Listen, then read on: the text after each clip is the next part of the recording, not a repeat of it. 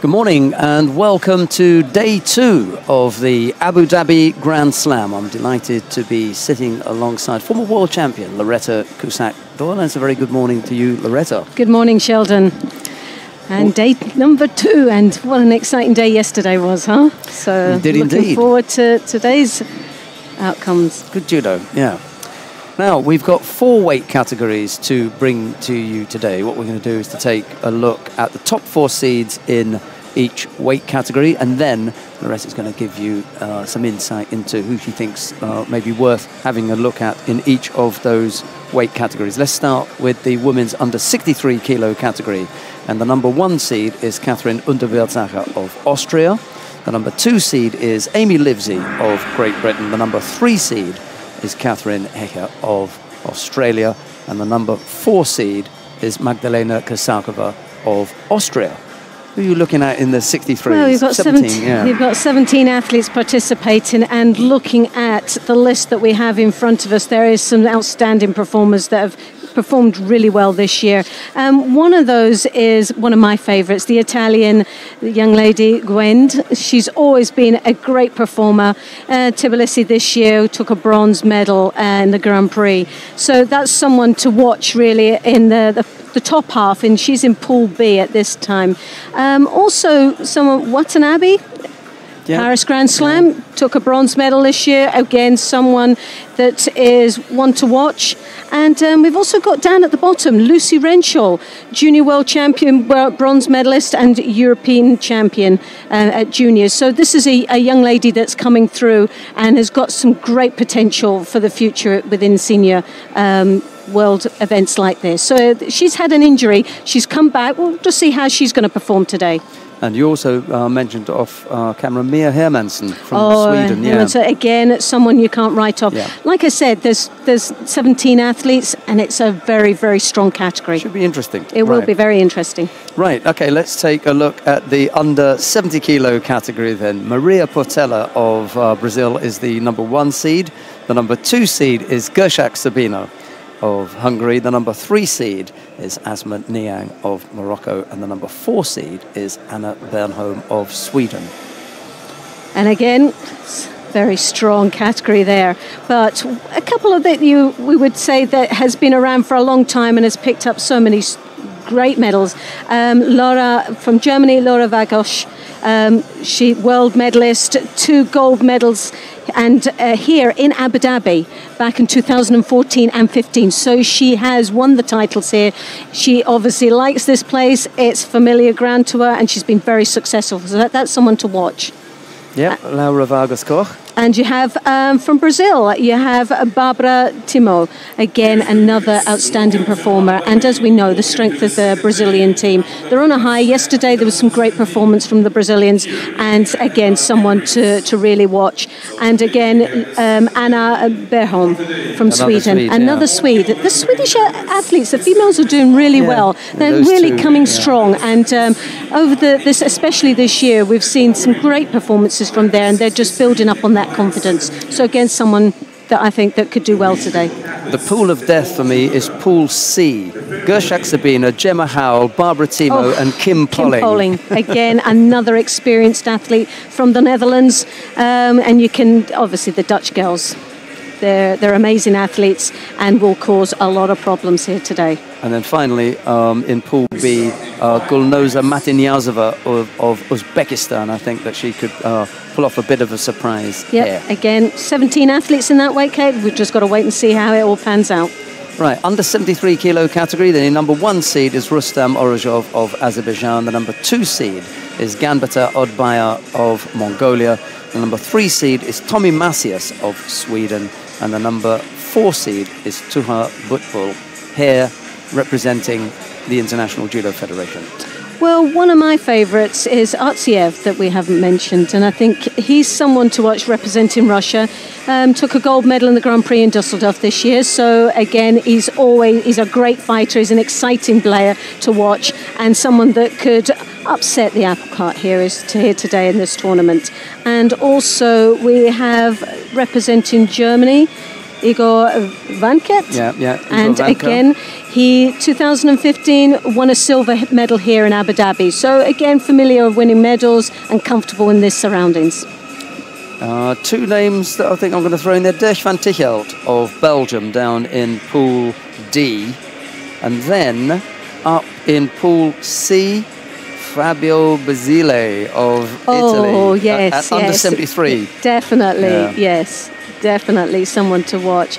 But Alexander Turner from the USA, again, he's actually quite a nifty little player there, and someone that could really... Nick Del Popolo as well. And Popolo as well, who's more experienced and has been around a little while, and again, he's got lovely judo. So when they've got skills like that, who knows what can happen. And Musa Magushkov of Russia as well, he's up there in the under 73 kilo category in Pool A. We've got one more weight category to go through. That's the under 81 kilo category. The number 1 seed there is Ungvari Attila of Hungary. The number 2 seed is Saeed Molali of Iran. The number 3 seed is Frank de Witt of the Netherlands. And the number 4 seed is Alan Kubetsov of Russia. Well, again, it's a very strong weight category. There's a lot of exciting athletes out there. One I just put out there is Mukai Sagi. Sagi and Muki. Again, there'll be a few people out there European Championships back in 2015 took a gold medal, and this year has got a Grand Slam and a Grand Prix gold medal. So he's up there, and he's done extremely well this year. He's on form, and it's someone that could really upset, especially in this Pool D, where you've got Frank de Witt as well as one of the seeds. That's one of the major contenders he has to get through to the next rounds. The Russian in that pool is pretty good as well. Murat Khabachirov down there in Pool D. Jonathan Aladon of France up in Pool C, along with Zabeda Rekviashvili of Georgia. Serdan Mavaljevic of Montenegro is in there as well. That's beginning to look like a tough one. It's definitely looking like the competition is on. You've got Eduardo Santos as well from Brazil. And again, lovely judo, capable of upsetting a few people out there. Sami Chuchi as well. I like him, the Belgian, in Pool B. And then Damian Shvanovitsky of Poland. He's not a bad lad. I saw him at the Europeans. Well, it's looking like we should mention everybody really on that list. It's going to be a really 30, tough... Yeah, 30 athletes. We lost Dominik Druzeta of Croatia. I'm not sure why that is, but I shall message someone in Croatia where we spent a little bit of time recently, and I'll ask them what's happened to Dominik. Why is it that he pulled out? And speaking of Dominik, it would have been a head-to-head between the two Dominiks in round one. Dominik Druzeta against Dominik Ressel. Yes, well, Dominik Ressel, as you know, the European silver medalist, and Tokyo Grand Slam last year took a silver medal. So again, he's quite a competent player.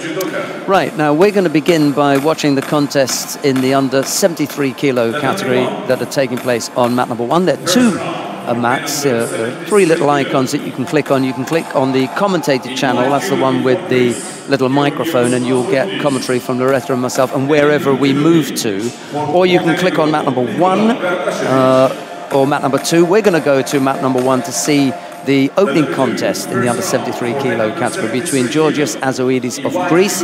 He faces Nikola Gardasevic of Montenegro. It'll be Azoidis in the white judogi, Gardasevic in blue. And if you want to see the contest between Lincoln Neves of Brazil and Mr. Turayev of Uzbekistan, just click on 2. Right, good morning, welcome everyone. The action is about to get underway. Who is it that's on mat number 1 in the middle there? Roland Poiger of Austria is taking charge of our opening contest, and here is Loretta. Thank you very much, Sheldon. And here we get started in the under 73 kilo category first round. And this is going to be quite a challenging match for both these athletes. Good run in for the first round. As we say, 34 athletes participating in this weight category. It's a large category, maybe one of the largest we have here in this competition.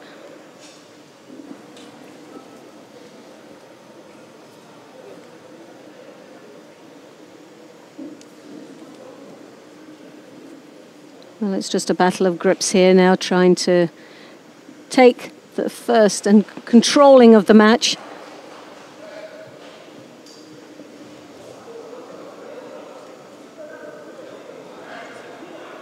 Judo is there, as you can see, with the arm over the top, that right arm trying to go deep into the back, trying to draw his opponent onto the hips.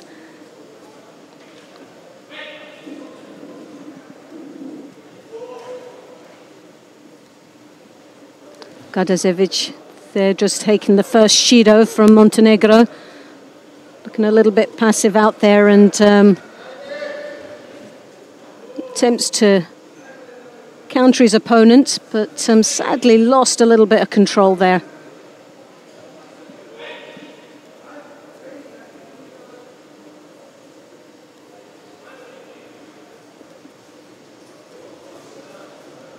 Well, lovely takedown there.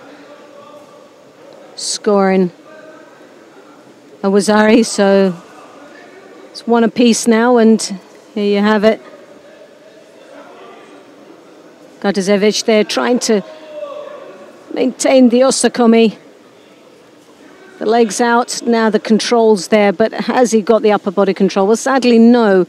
A lot of effort was put into that little bit of niwaza, but upper body control just wasn't secured enough.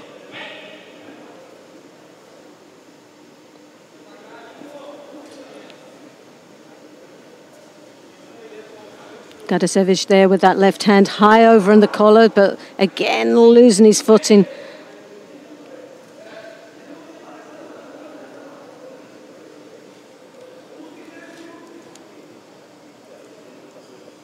Azod is there taking the second Wazari, but it's just been upgraded to Ippon. So sadly for Gardasevic, goes out of the tournament. Gave a good performance out there. Sadly, a little bit too short, most probably for him. But for Greece, it's a place in the second round of the under-73s. Just trying to think how many people they've got on the team. It's not a big team. The Montenegrins I'm talking about. Maybe Serdan Mavaljevic, just the two of them. The next contest on Tatami 2 is the first round for men under 81 kilos. Azodis then will go on to compete against the American Del Popolo a little bit later on in the second round. Right, well, we just had the one contest in the opening round of the under 73 kilo category. We're going to have the opening round in the under 81 kilo category now. Otgun Bata of Mongolia takes to the mat. He's in the white judogi. He faces Kazimukan Otiluyev of Kazakhstan. It's Otgun Bata in the white judogi. Ote Uliev in blue.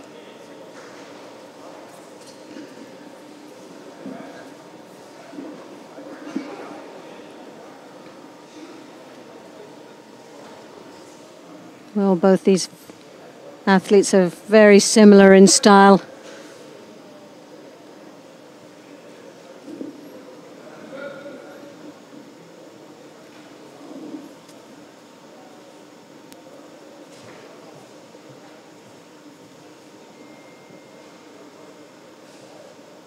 Otko Bata there trying to control the right sleeve of his opponent.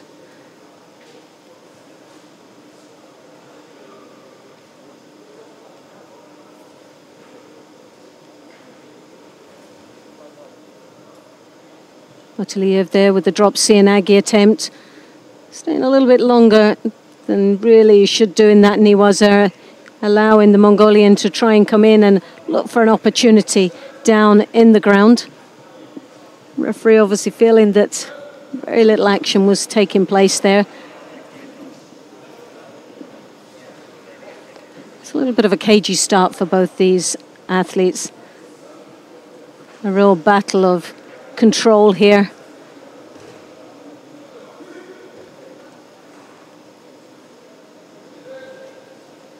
Onko Bata there looking for that Juji Gatami.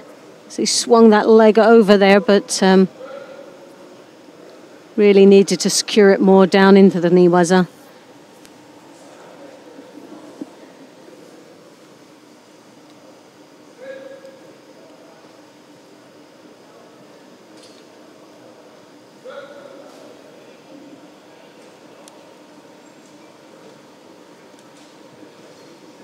Once more, Ongopata taking the first grip. Right hand on the lapel. He's now got his head caught up and he needs to release that. Get his head upright. Now working his way down into the Niwaza. He tries to hook through with that arm and get the rotation. Kazakhstan looking very strong.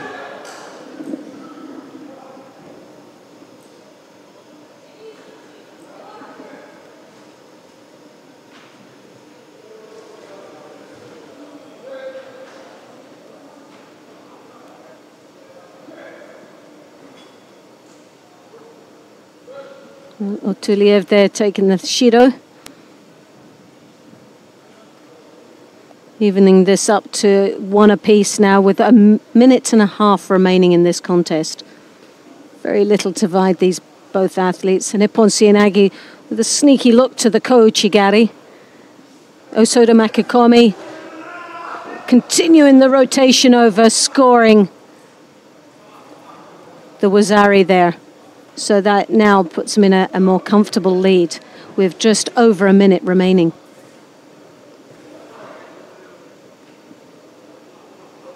Otgon Patel now looking for the Jujikatami. The arm is out and he's bracing there. And there you have it, the submission and the win for the Mongolian.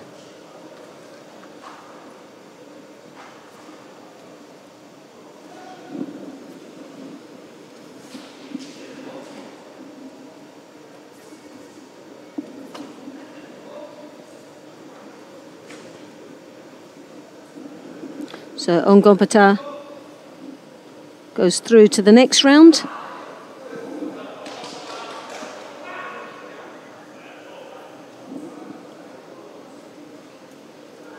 And he'll be up against the decider of the next round, the next match that's coming up very shortly. Right, who have we got coming up next? First round contest in the under 81 kilo category. Antonio Esposito of Italy takes to the mat now. He's up against Thomas Morales Martinato of Argentina. I think we'll just go with Morales, shall I? Morales, yes. Esposito in the white judogi, Morales in blue. Well, neither of these athletes have competed against each other.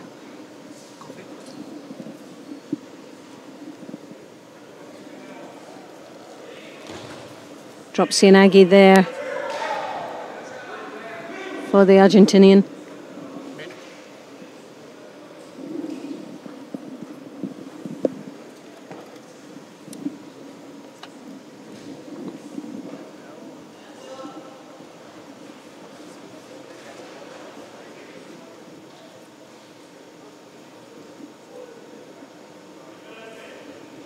Esposito there looking for the Kouchigari, overstretched himself a little bit there.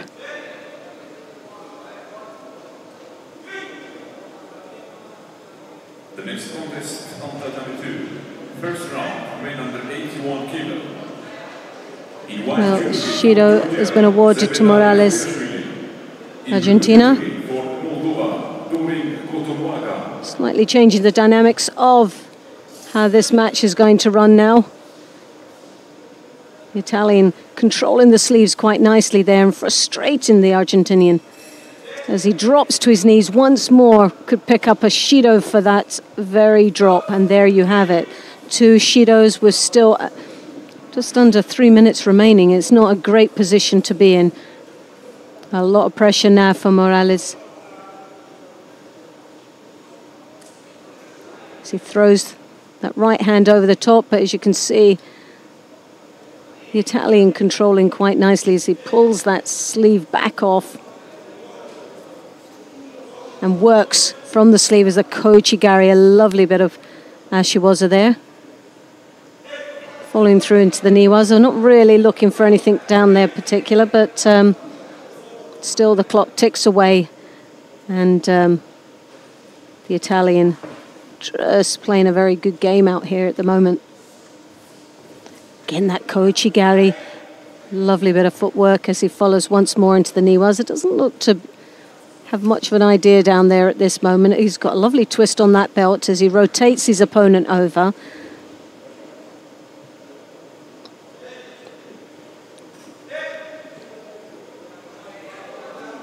Very unusual turnover as he hooks under the belt, winding himself into that belt to get the rotation. Good bit of leverage against his opponent. Morales there now into the Niwaza himself, using those feet to try to turn his opponent over.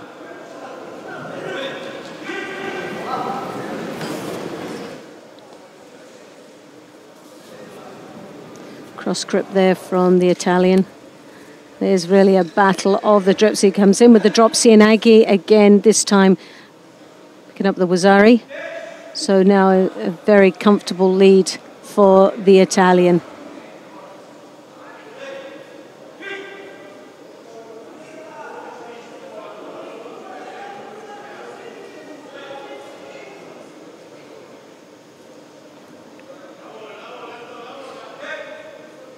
Esposito there blocks quite nicely with the drop Cianagi, making his opponent look very passive indeed. And with two Shidos on the board, the Argentinian really has to do something special. Once more, you can see that hand going through under the belt, winding to make it tighter around the waist and rotating to get the turn. So nice bit of movement there from the Italian. Really able to secure his opponent onto his back, but nevertheless it looks very uncomfortable for the Argentinian Morales.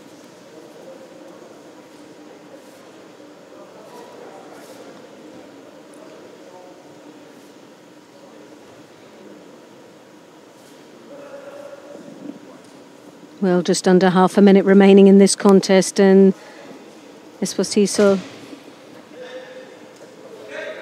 in a very comfortable lead, and I don't think there's going to be much change in the last seconds of this contest.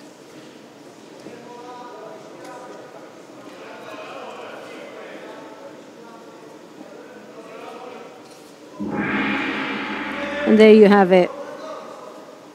Esposito goes through to the next round for Italy in the under 81 kilos. Otgon Bata will be his next opponent in that round, so I look forward to seeing that match coming up very shortly.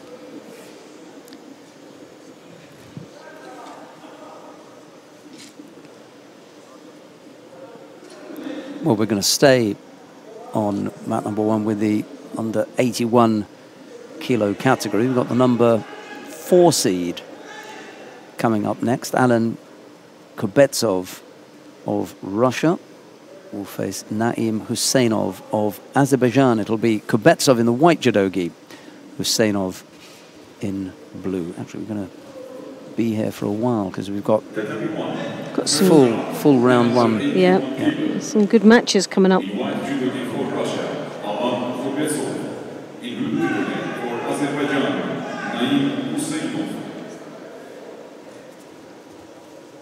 Well, there you have it.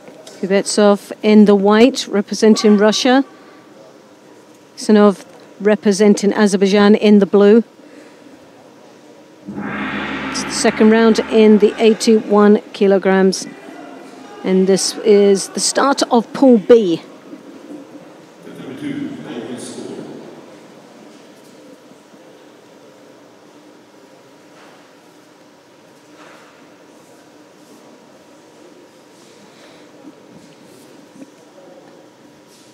Husseinov, as you can see, trying to throw that left hand high over on the collar.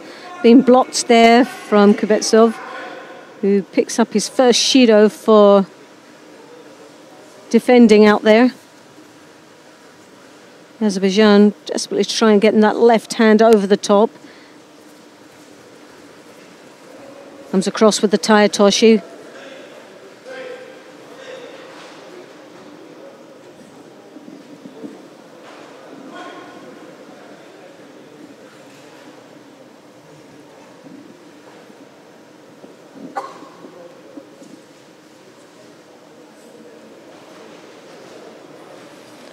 Leo Sotogari there. Kubetsov there in the knee was it. The head just slips out there, lost that control, but he had a great opportunity there that was sadly missed. Not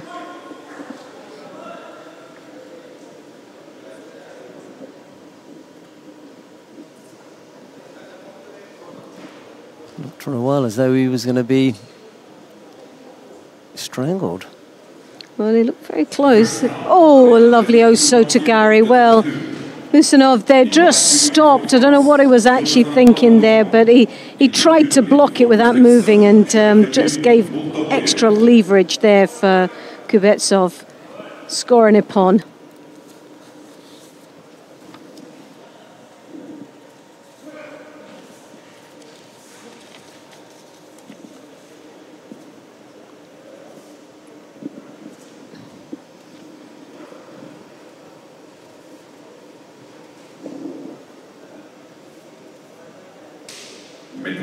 First round, men under 81 kilo.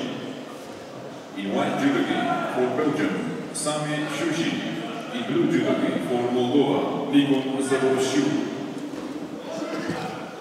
Right, who have we got coming on to mat number 1 now? Sami Chuchi, we mentioned him right at the top of the program as someone to watch. Well, I did anyway, and we'll see how he gets on. He's up against Nikon Zaboroshiu of Moldova. It's Chuchi in the white judogi, Zaboroshiu in blue.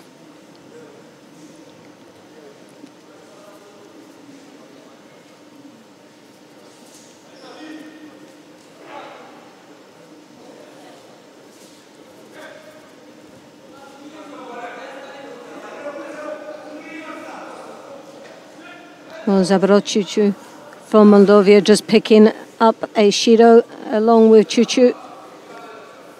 Both very strong grip styles there, trying to dominate. Both of them taking for the sleeve option there. Be very careful as Chuchu could pick up his second Shido there as it draws that hand down. Needs to start using it a little bit better than what he is at the moment. Looking quite negative out there, but Moldovan advancing more onto his opponent. Looking more wanting to engage in this contest, and Chuchu there from Belgium backing out a little bit and finds himself on the edge of the mat there. Uchimata, oh yes, and what a lovely finish there. Played that edge so well. Almost looked like the mate, and I think the Moldovan just thought that was coming, but instead of a mate, the Uchimata came first.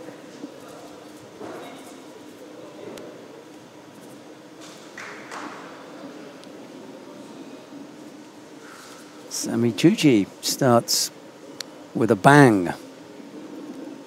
It definitely was a bang. Whoa. Yeah, he doesn't Superb. Zaboroshiu doesn't like where Chuchi is when this technique starts. However, it's not where Chuchi is, it's where Zaboroshiu is. And look where his feet are. There you go. It's in. So It is. Yep. Can't complain about that one. Lovely technique. On mat number 1, Nyamsuren Dagvasuren of Mongolia faces Ivan Petr of the Czech Republic. It's Nyamsuren in the white judogi, Petr in blue.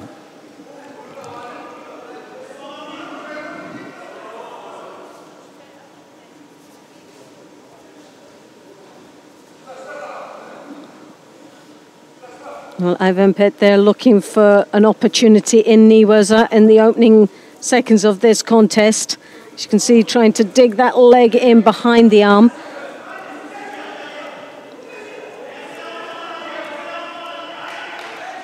Naman Suren there keeping it very tight indeed. Very compact little fighter.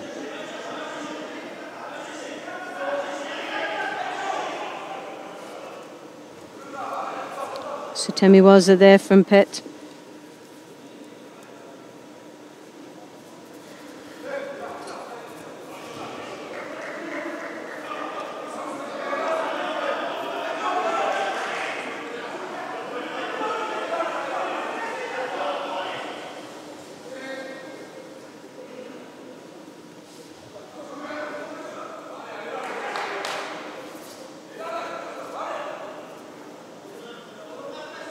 Well, a real battle's going on here, and neither one of them have got the upper hand at this particular moment, but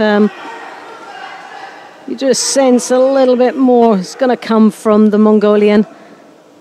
He's taking his time a little bit more and being a bit more precise in the entry.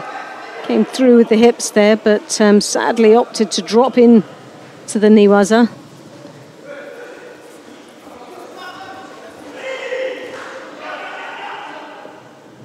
Namsaren going with that right hand onto the lapel. Secures it. Now he's got that sleeve. An attempt to build up to his attack. Hips out a little bit too far at this moment, but comes in for the drop Seoinage. Pulled back from Pet.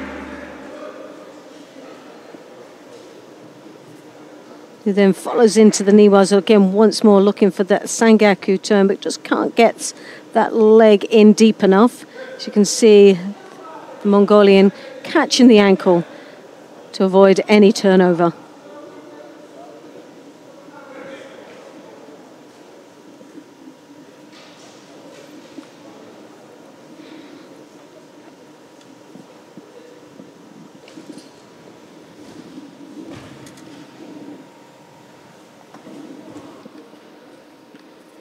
Well, there's a real battle going on between these athletes. Still, for me, the Mongolian is sending out the biggest threat here. Very powerful looking athlete. And the danger of coming under his opponent. The right size here, as you can see, hooks him with the Ouchigari. Yet they're just avoiding that. Those long legs.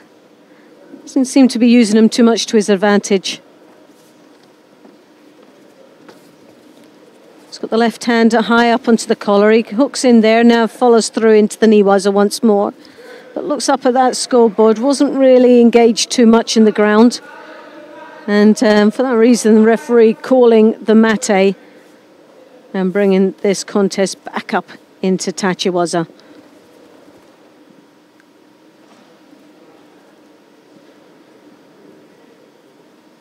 Piet there once more, throwing that left hand, trying to get connection there, but isn't controlling as well as he would hope for. And Namsaren there doing extremely well.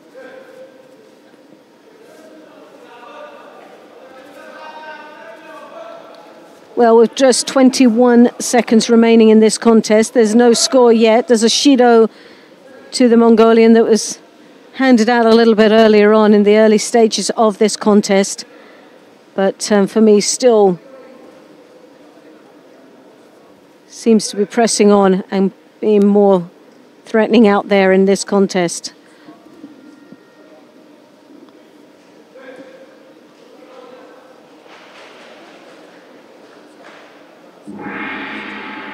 Well, now you have it. We're into the golden score now. And what we've seen on previous occasions here, especially yesterday in the tournament, there was quite a few golden scores, but didn't go any more than a minute into the golden score.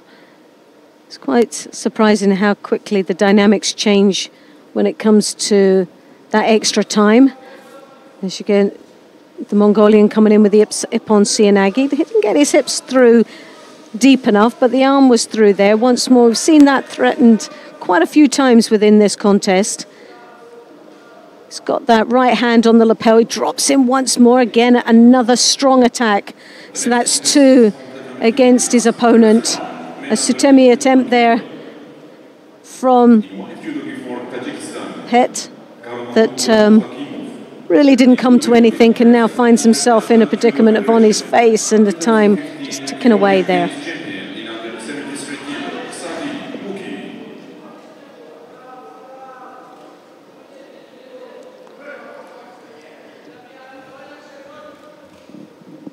So Namsaren still driving forward once more. The hips come through, but an attempt there will look like a bit of a Makukomi, Uchi Makukomi. Hips once more, left himself half in, half out. That could have cost him dearly there as he lost his balance. But Ivan didn't really capitalise on that too much, but was trying to work his magic down in the Niwaza with that Sangaku turn. But as you can see, the legs are not really tied up very well, and it needs to tidy up and be a little bit stronger there before rotation.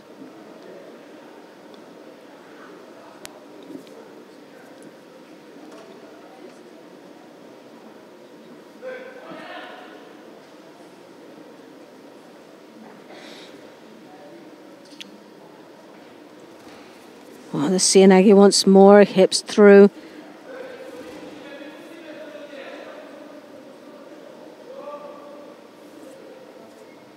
Namsaren there looking to have done all the work so far. As far as the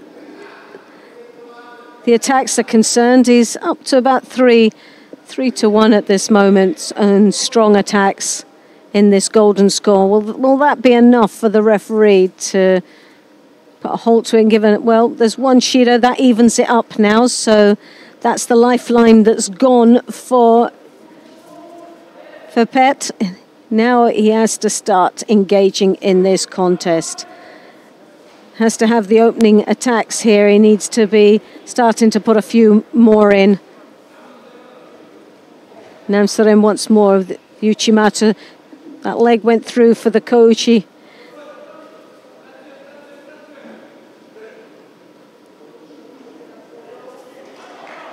So it's been a real battle between both these athletes.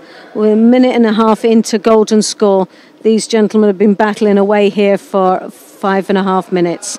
And once again, said it before, the Mongolian seems to have the edge at this moment, but there's a lovely takedown from Pet. They're working away, looking for that arm lock.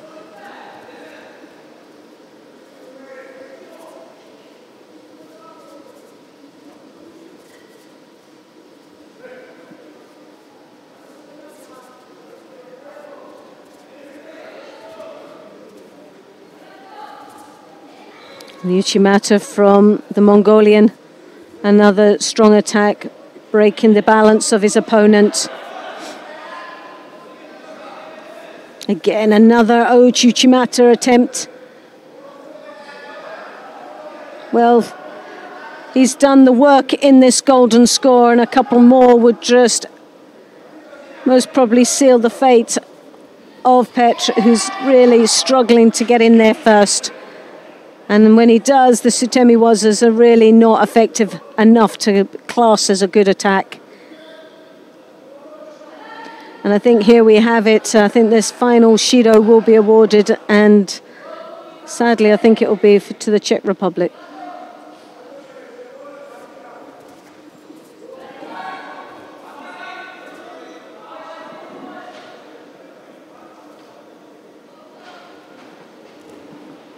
And there you have it.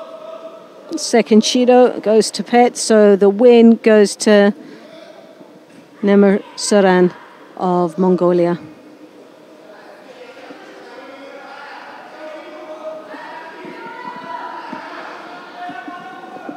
Dhabi won. First round, men under 81 kilo. He won judo for Poland. In blue judo. Right, coming up next, Damian Shvanovitsky of Poland is up against Eduardo Santos of Brazil.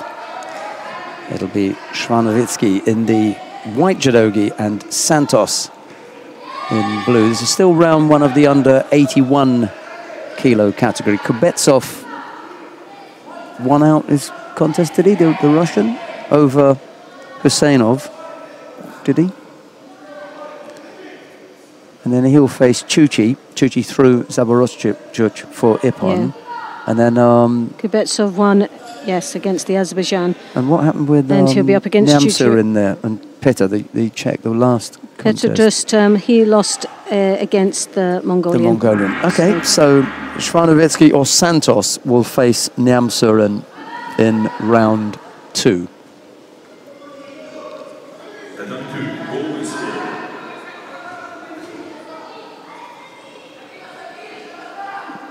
We've got round 2 of the under 73 kilo category beginning on this mat immediately after this this contest. Well, Shawarovski, they're looking, as we know, the Polish athletes are very tasty down in the Niwaza. They know exactly what they're doing. Got some nice moves, very clever Niwaza fighters. So Santos has to be very careful in the ground.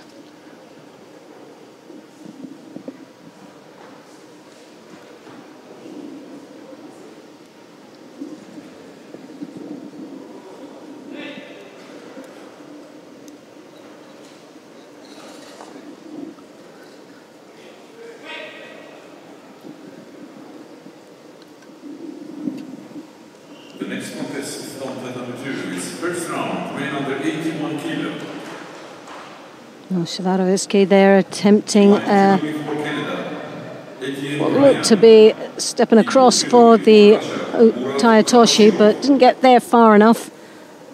Overstretched himself, but finds himself now in a bit of a predicament in the Niwaza.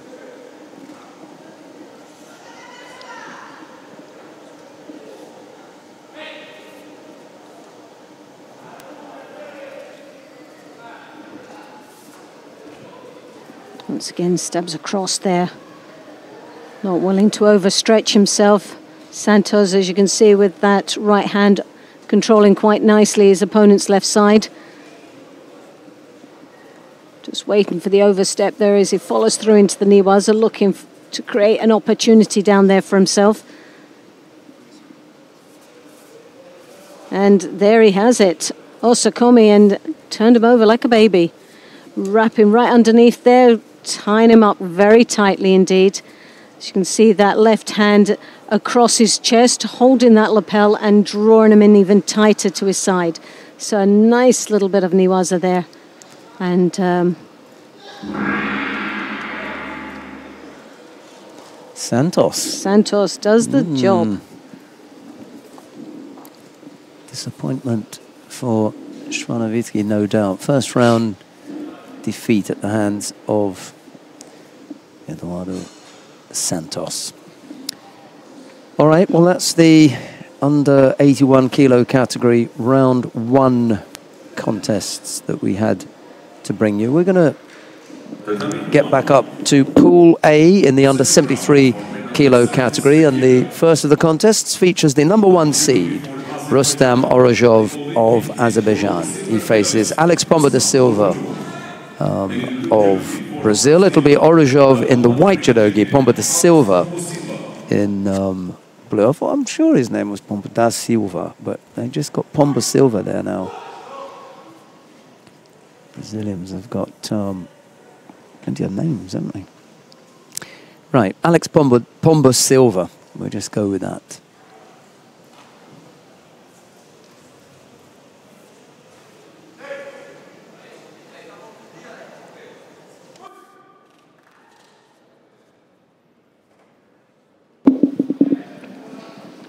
Well, as we have this Orozhov there representing Azerbaijan in the white. The World Championships this year took the silver medal on form.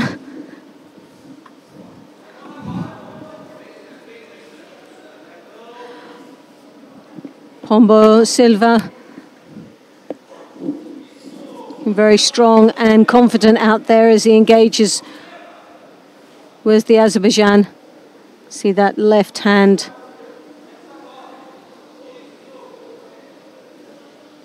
from the Azerbaijan, controlling in the inside on the lapel. Pombo with the right over the top. Not really doing too much to block it, and it turns his back, and that's an ultimate mistake there. Loses control and balance. First Wazari there, and upgraded to an Ippon, so sadly a massive big mistake there for the Brazilian. Turned to avoid, but left himself very vulnerable.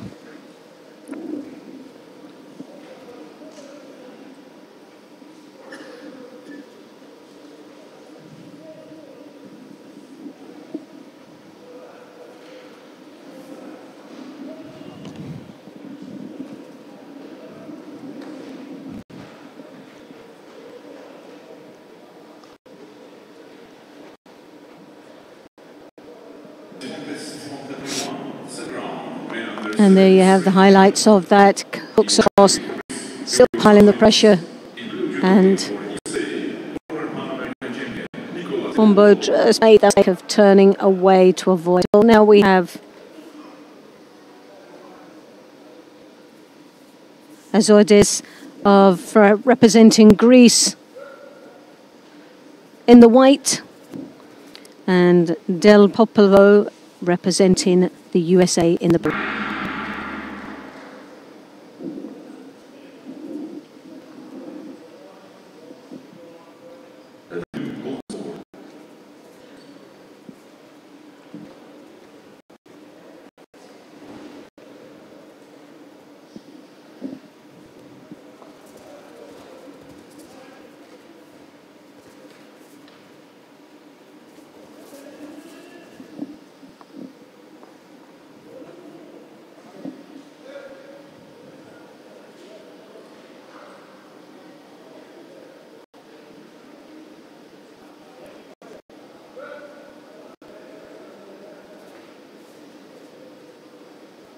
Well, Del Popolo, General's a really exciting athlete to watch, got some great skills, very confident athlete. We've opted for similar grips there, but it is really who's about being gutsy enough to step across. Well, Del Popolo was there looking for that counter. Maybe played a little bit more of a waiting game and maybe more than he should. Got to be very careful. Azordis very competent when it comes to the big sacrifice techniques, those hips, the Tanio touches, very strong indeed. And now working away in the Niwaza.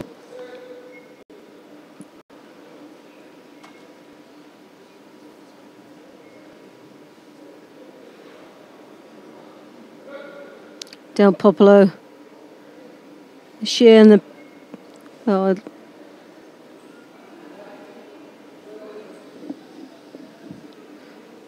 over his time has had some very impressive medals. Olympian in his own right, representing the USA. Best results we've had from there is the Pan American Championships back in 2013. Took the gold medal. The style of judo that he has is always a major threat out there on the tatami.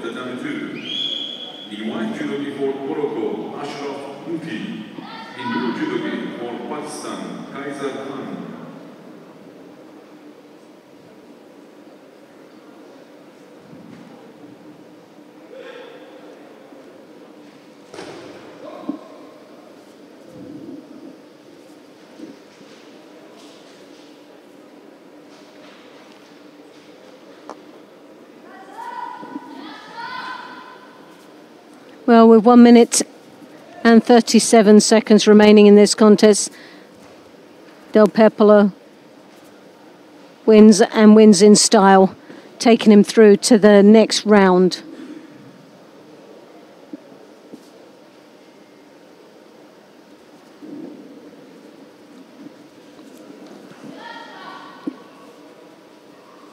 The next contest from Dhabi 1, second round, men under 73 kilos.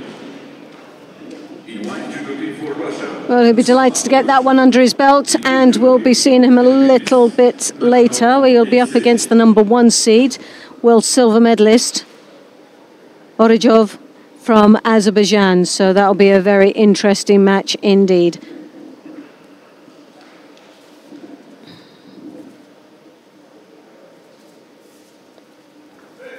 And now we have Mogushkov of Russia in the white gi, representing the Philippines, Nakano in the blue.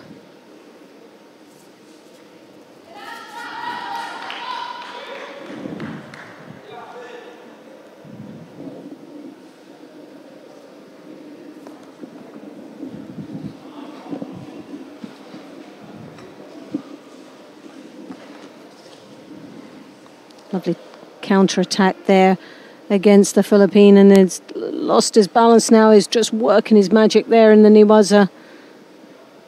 Mokushkov there turning attempting to turn him over, but he's got his leg caught up there.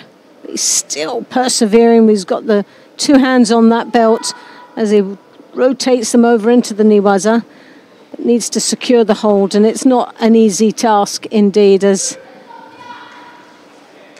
Nakano did extremely well under a lot of pressure there. The next contest from Tournament 2 is the first round, women under 63 kilo. In white judogi for Germany, Nadia Basinski. In blue judogi for Morocco, this year African champion, Sofia Belatar.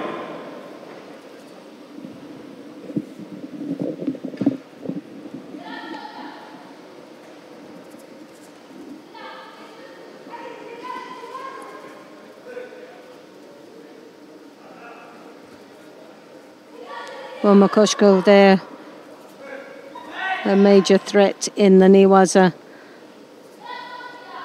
Obviously liking it down there, but two Wazaris, and he's really taking the lead here and controlling this match quite nicely. Doesn't seem to be two-phased, taking his time.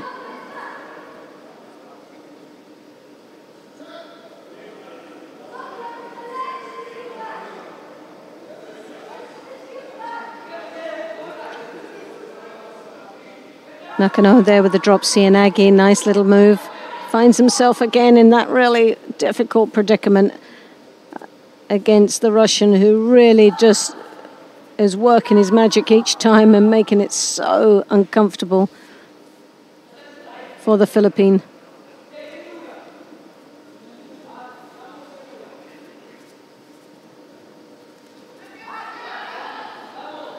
And there you have it there. It's got to be the Osakomi. I think he's secured it now. That head comes in close to the head, restricting the rotation that Nakano has. It's working away, trying to desperately get out, but Makushkov there secured that very nicely, and a very convincing win indeed takes him through to the next round of this under 73 kilo category.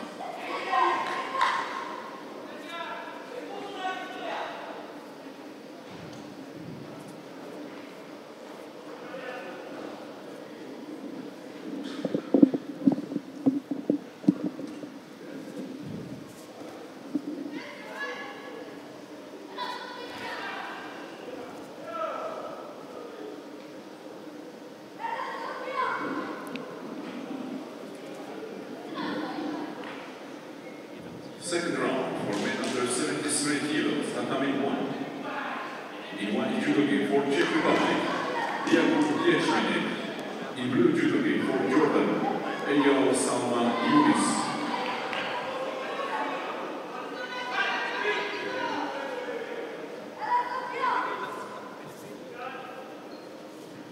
Well, we have Jeminek here representing the Czech Republic in the white, and representing Georgian Yunis in the blue.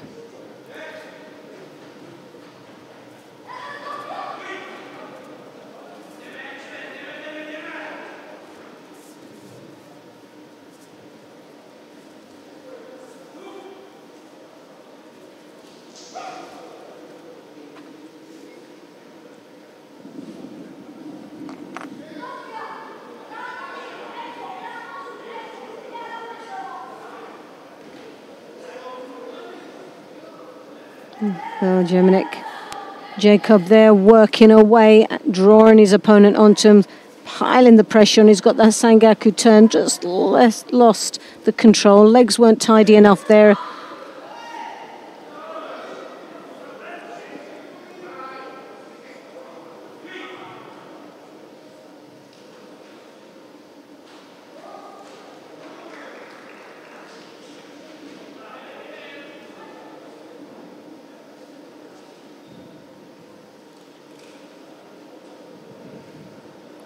Well, the Koshiguruma there attempt, but dropped the hand down under a little bit of pressure from feeling of being countered from Yunis.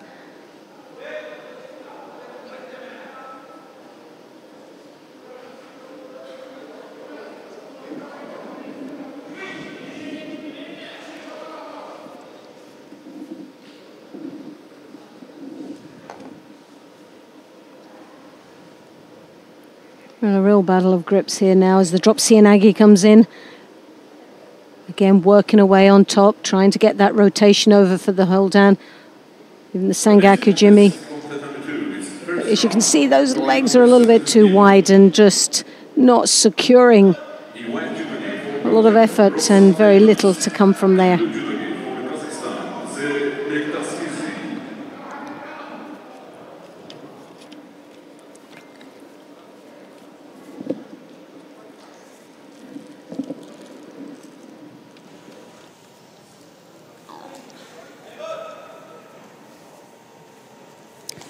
No scorers yet, looking to just go over low on that left side, but it wasn't really determined. Jordanian struggling a bit with the grips here.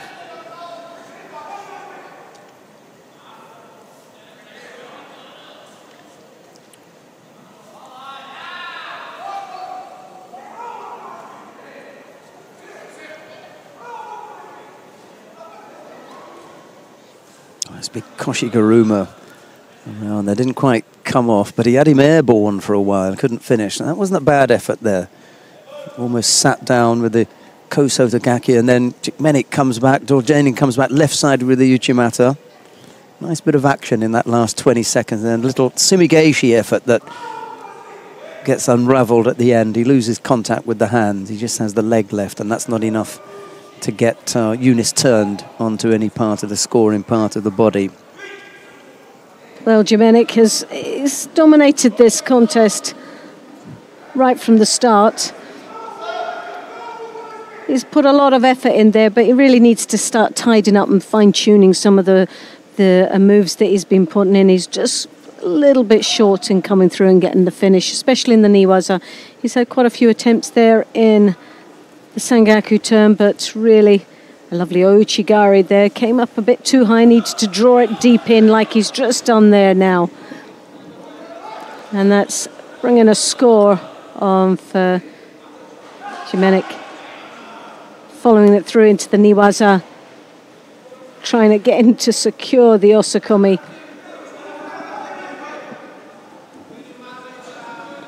But Owazari on the ball with 11 seconds to go. The timing couldn't have been better. So now the clock will just tick away tactically. He's in a very good position.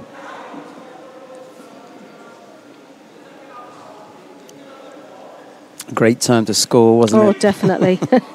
He's had a real battle, but he's been always on the...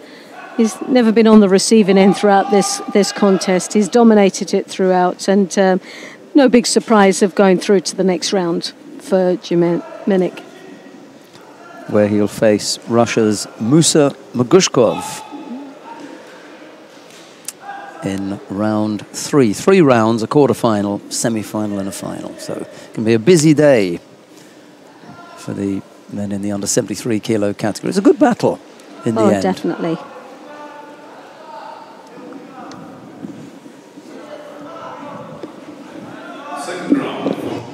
Right, who have we got coming up next here then on mat number 1?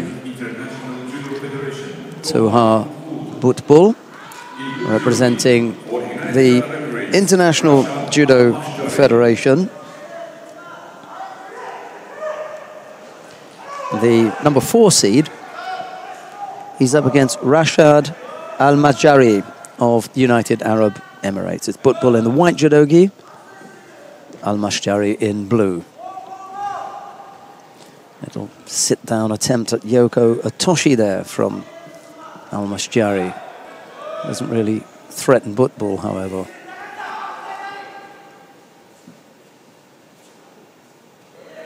You have to watch the edge here. You can already see him backing up in that direction.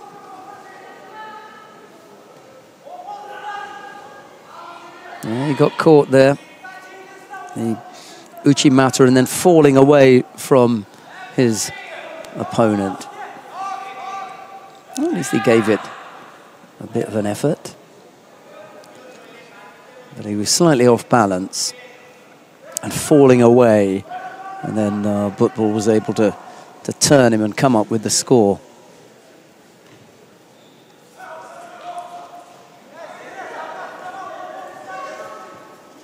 He's going to have to get to grips with football a little bit quicker and not hang around, because he already looks, one, overly defensive, and two, overpowered, just physically. Football appears to be able to pull him around at will.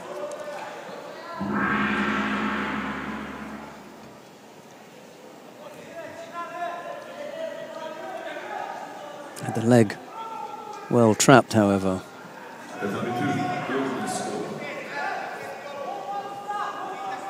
He's just done the right thing there, Al-Mashjari. Just take a little bit of time, gather yourself.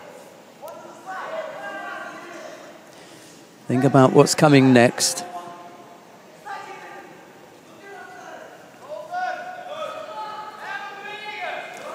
And he's already picked up one penalty, and he'll pick up another now.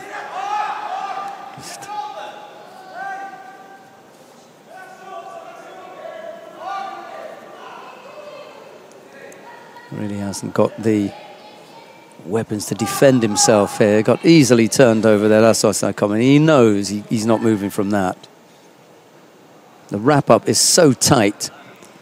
He'll know that there's no way out of that one.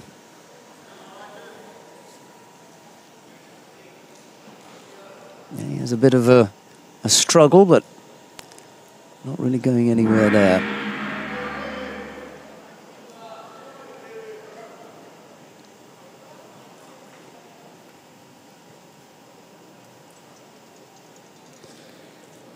So football goes through to round 3 now, having defeated Rashad Al-Madrashi of the United Arab Emirates.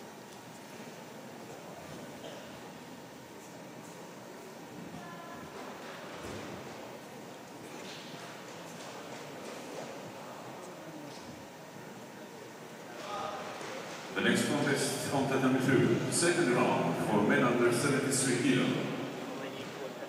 In white judo gi for Mongolia, the world bronze medalist, Kanbatar Otbayar, and in blue judo gi for France, Benjamin Axus.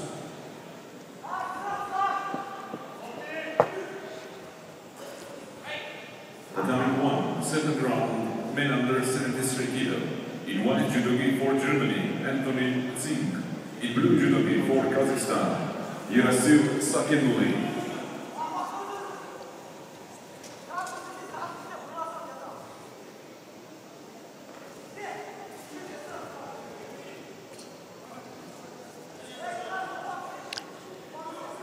Right, who've we got on mat number 1 now? Anthony Zing of Germany has taken to the mat. So round 2 contest. He's up against Yerasil Sakenuli of Kazakhstan. It's Zing in the white judogi, Sakenuli in blue.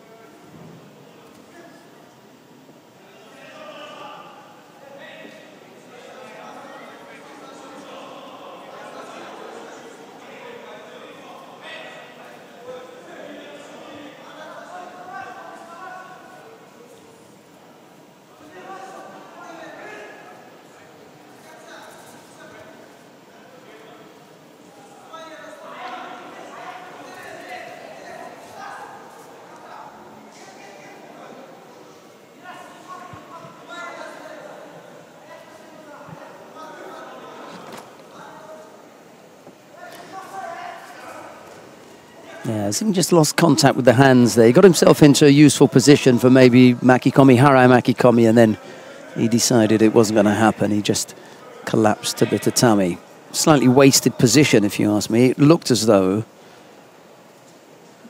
he could have come up with a stronger attack. Put the arm over there, the Kazakh fighter didn't come up with the attack. He's playing with fire here because he can't set up. Now, for me, that's should be Shido there. He's gone over there. He's holding on. He's taking too long. There you go. Oh.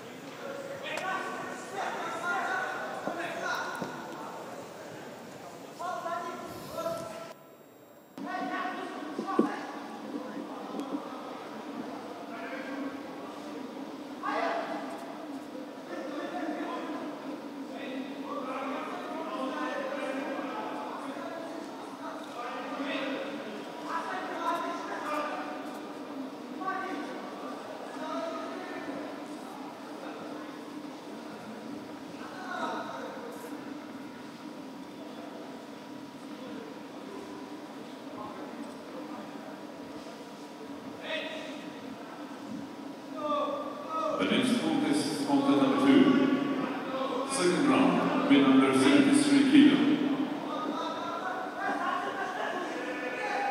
In white judo for Morocco, Ahmed El Mesiati. In blue judo for Germany, Igor Wandke.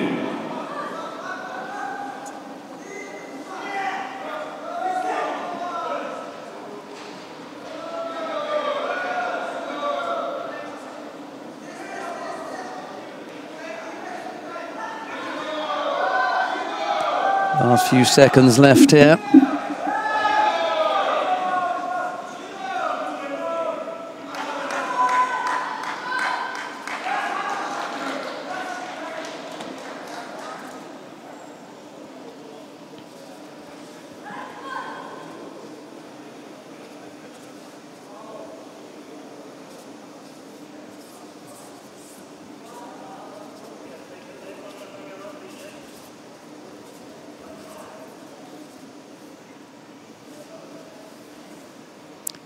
Zing could be in trouble here.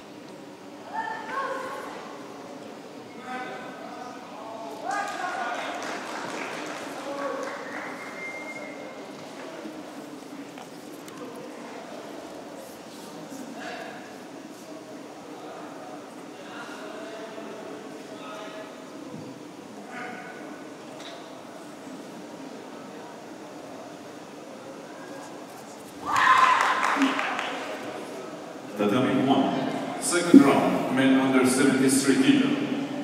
In white judogi for Russia, Denis Yartsev. In blue judogi for Islamic Republic of Iran, Mehdi Pathipuradal. Right, let's see who we've got coming up next.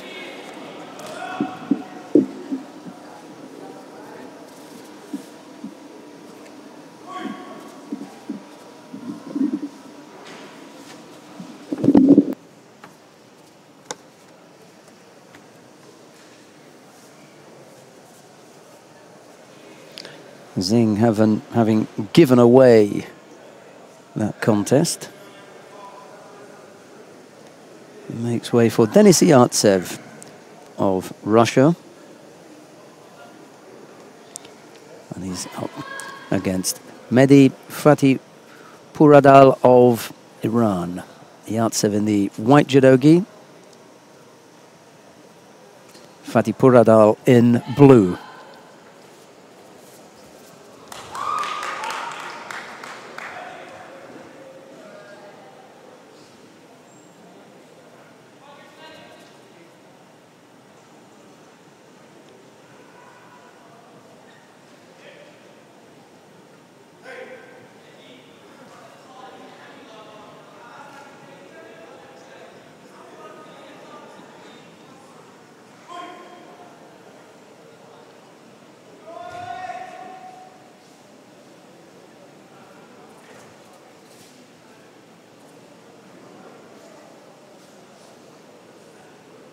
The next contest is contest number 2. It's second round, men under 73 kilo.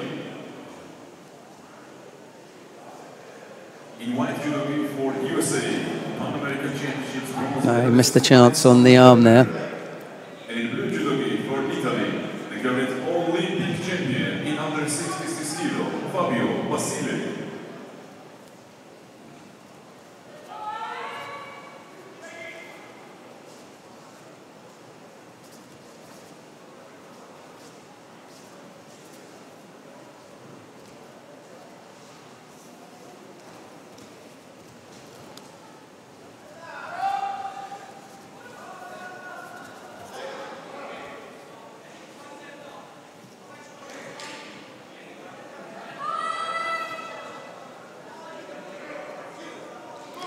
Yartsev picks up a Shido for passivity.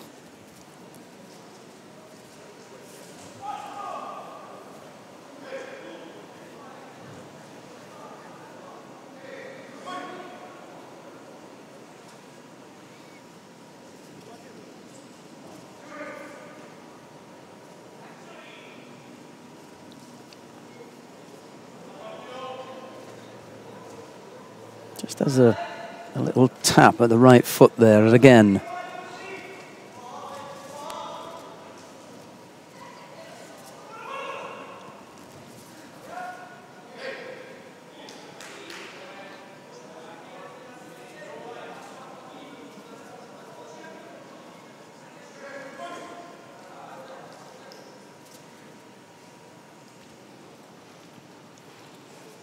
No score as yet here, just a single Shido against Yartsev.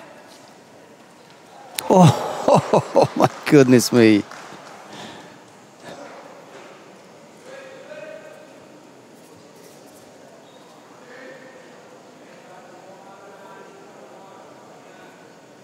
Yartsev must be the best in the world at that. It's such a beautiful finish. It really is. Completely sold on the movement.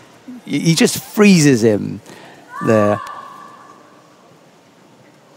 Just that move at the back, and then over he goes. It's absolutely super.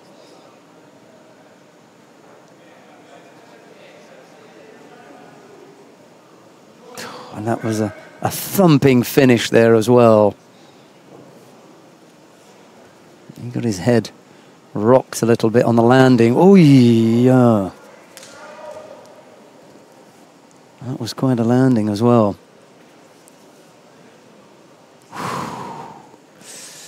Well, you know, when the first thing that you learn as a child when you're learning break falls, when you're going over, tuck your chin on your chest. He was nowhere near that. That was beautiful. Absolutely beautiful, Denis Yartsev.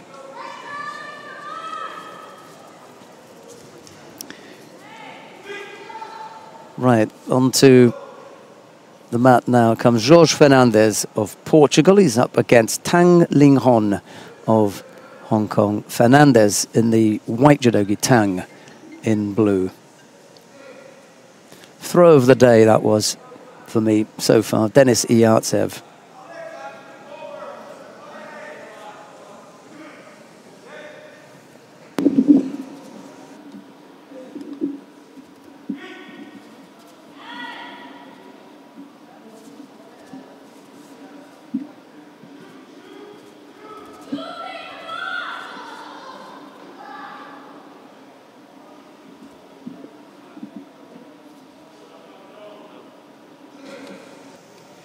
Down on mat number 2, Fabio Basile has scored once in his contest against Alexander Turner of the United States of America. He leads down there with a little over half a minute left to go.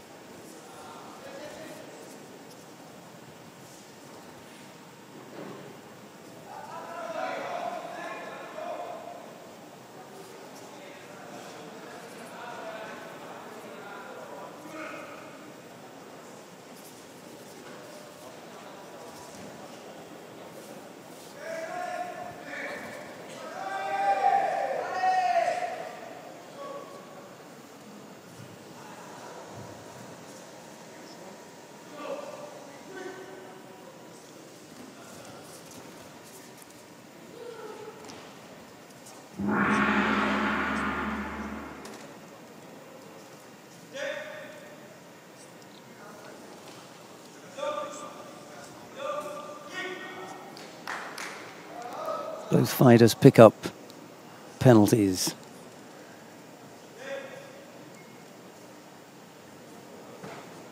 But the referee decides that Jorge Fernandez is to remain penalty-free, so he cancels that one.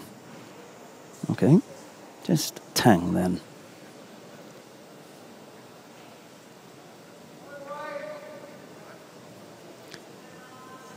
I'll give you the round 3 lineup, I suppose, for the under 73 kilo category. That's going along nicely. Maybe that's a little bit too much to go through. I'll wait until we get to the quarter-final stage.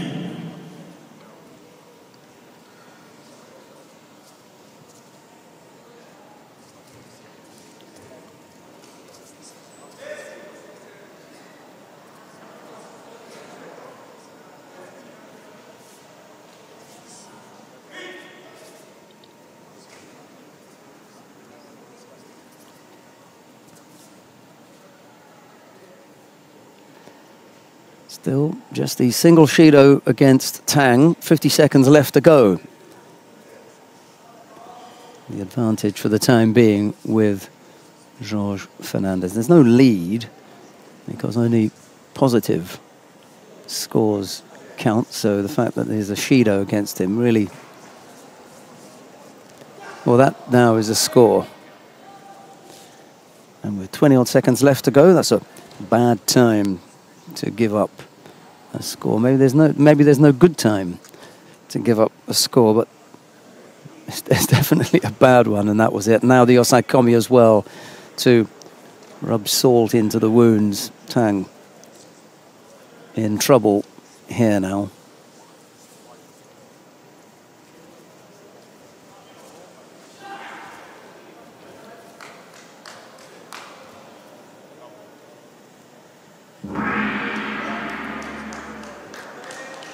Jorge Fernandez, it is, in the under 73 kilo category, who moves into round 3. He'll face Denis Iyatsev of Russia.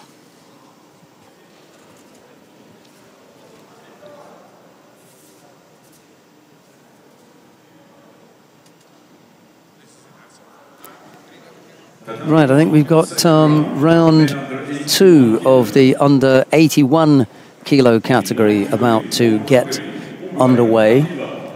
And we've got the number 1 seed coming onto the mat now. Ungvari Attila of Hungary faces Dominic Ressel of Germany. It's Ungvari in the white judogi, Ressel in blue.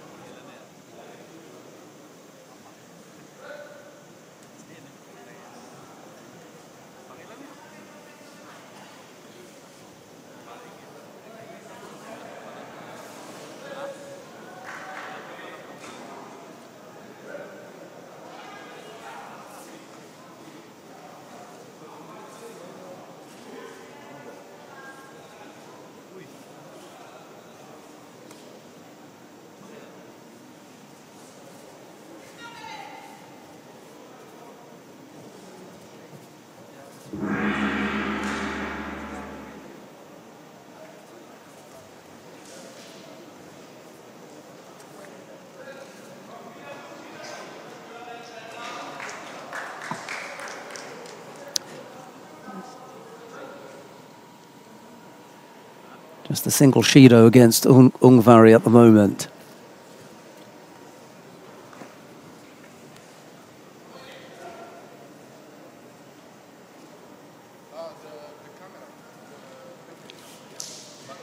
Backed up into this near left corner. He tries the little sit-down Kosotogaki, but doesn't come off. So there's another go.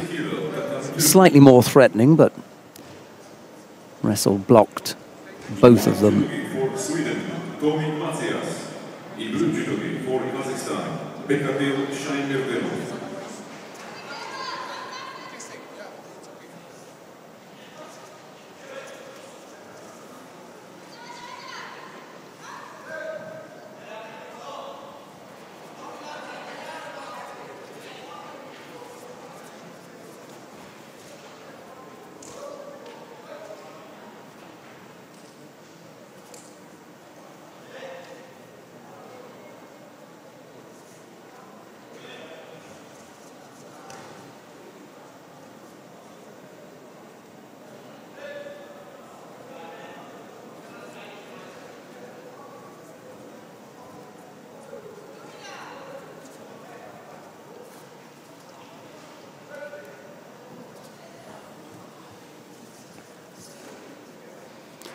Slightly untidy looking contest here.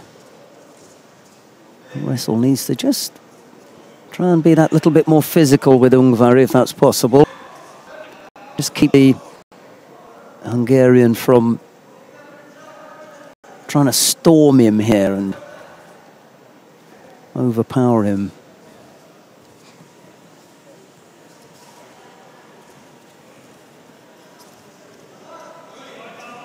Just trying to be busy here to draw a second Shido for Wrestle. Wrestle has to see that coming. Step up the tempo here. Be first to the attack.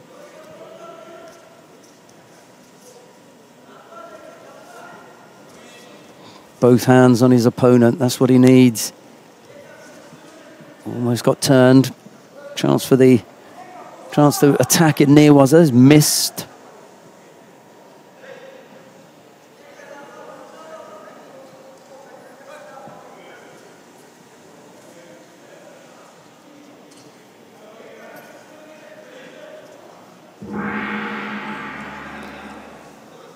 Well, we're going to need a little bit of extra time here. Dominic Wrestle and Ungvari Attila. Second penalty to Wrestle would keep him in the, would still leave him in the contest. A third, however, against Ungvari would put him out.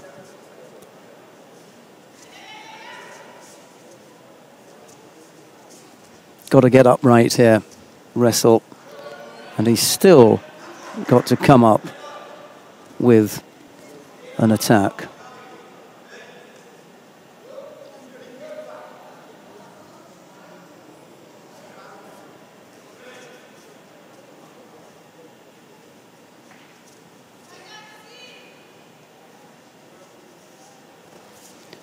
Wrestle gave up that Shido.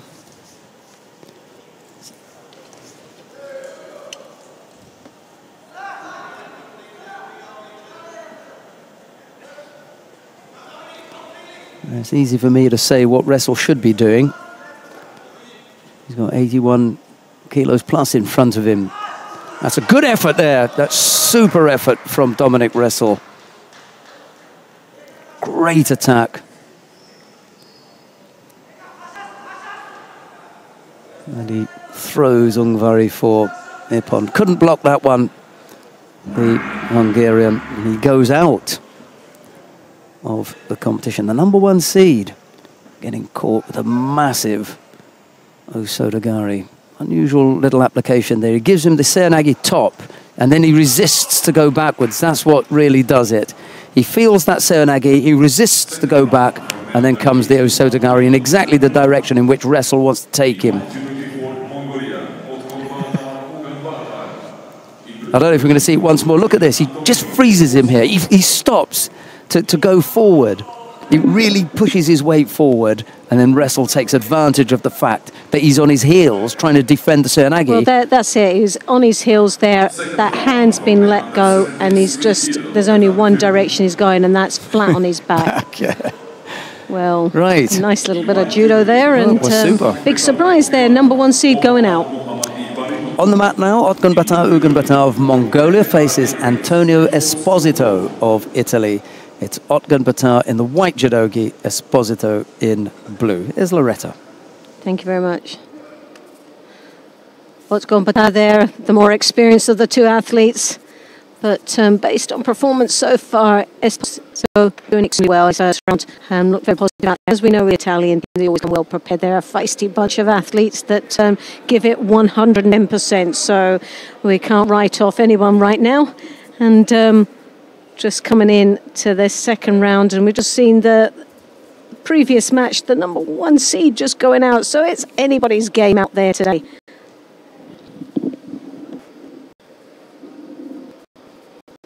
Well, Esposito there coming in with the Seoinage, defending there in the Newaza. Otgun Bata looking for an opportunity in the ground as he tries to rotate his opponent over. He's hook on that arm, but he really is a little bit wide there, and not much controlling going on. And very little creating of space other than piling the pressure on, but Esposito there doing extremely well in defending.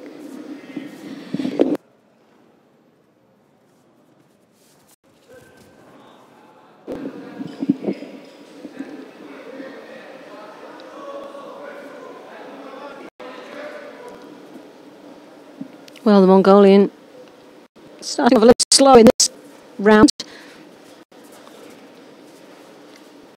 Esposito there again, got a strong grip. That right hand on the lapel, comes in with the Ochigari. And she was overstretched himself, finding himself once more into his knees.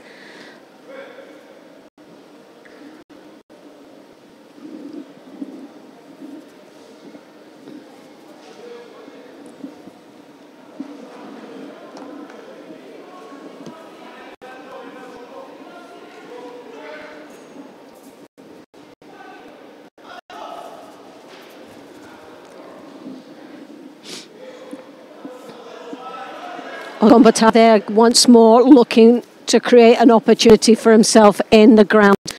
He's digging away deep in there, but Esposito really not looking that bothered. As you can see, he's just at the corner there on our screen that he's caught that hand to avoid him slipping in deep enough to get that rotation.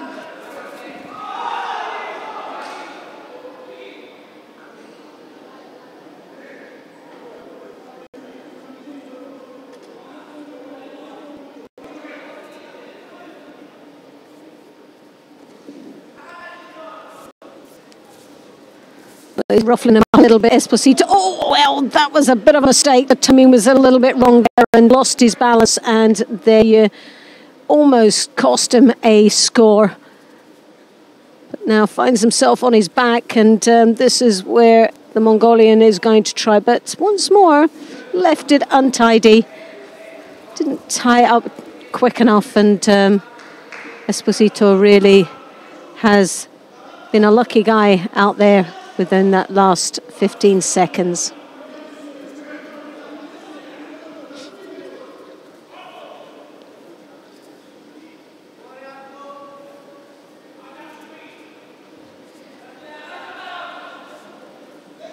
Otgun Bata with the drop. Seoinage comes up once more, didn't really commit right through into that attack. Well, so far for me, Esposito really looks to be the more dominant out there.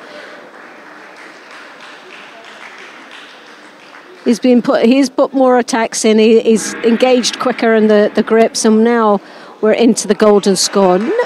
What's refreshing here is no shidos at all, but sadly no scores. So it really is who's gutsy enough to just step up to the next level, who's going to accelerate themselves in this golden score to take full advantage and a place in the next round. Well, the gutsy person was the Italian, but Otgombata, it might be his moment to just show what he's capable of doing, and was just coasting his way through into this golden score.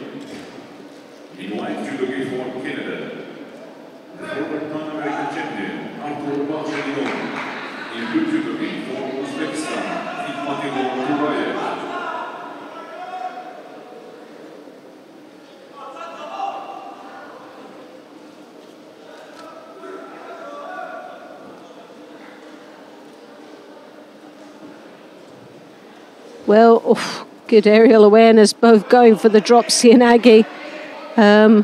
One was better than the other, and this time it was Otgombata that had the deeper attack. Oh, right, well, that was a Kosota.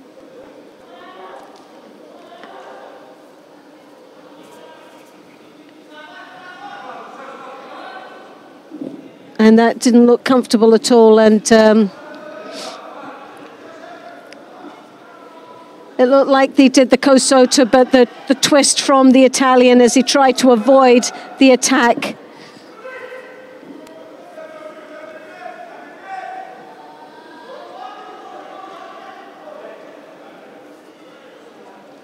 Well, for those that are out there watching, the Italian is seeking medical attention, and he's going to be well looked after. And for those that are concerned, we'll keep you updated. But I think we'll just move across swiftly to the other mat. Well,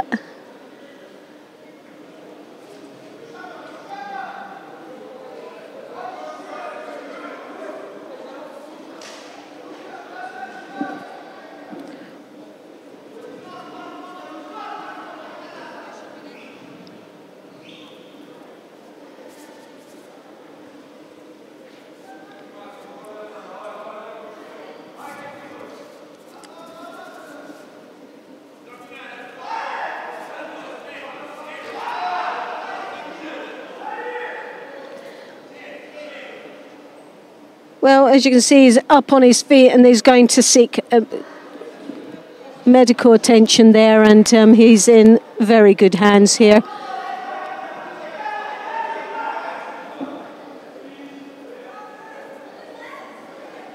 And we'll keep you up to date on what's happening a little bit later.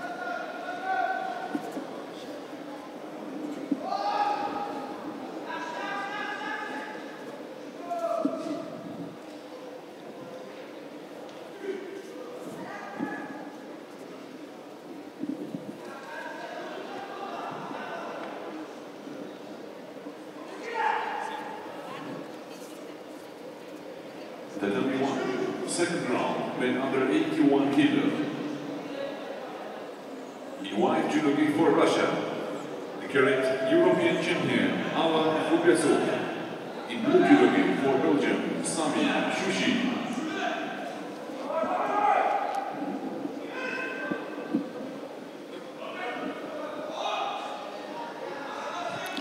And now we come on to the next round, next match of the 81 kilos, second round.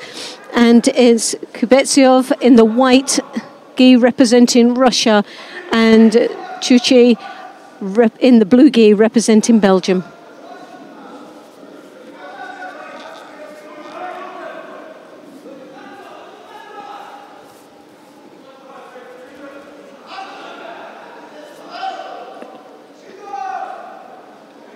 Well, a real battle of grips here at this moment, with both these athletes trying to settle into the dominant position. Chochi there, stepping across for that Taitoshi.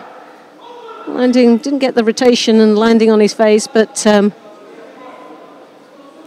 Kubetsyov just taking his time in this round.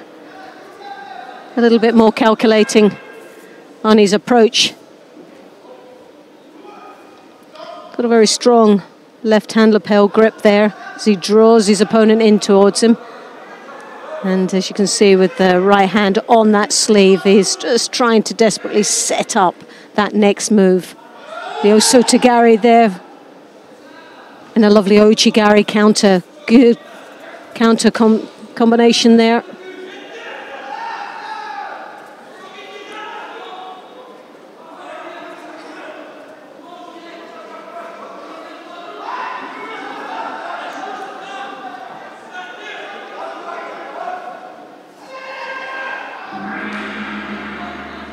Oh, Chichi there.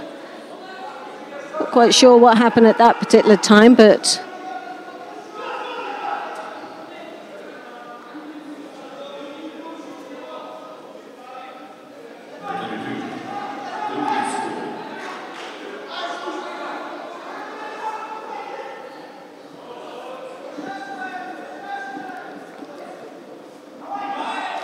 well, an Uchimata attempt there from Chuchi.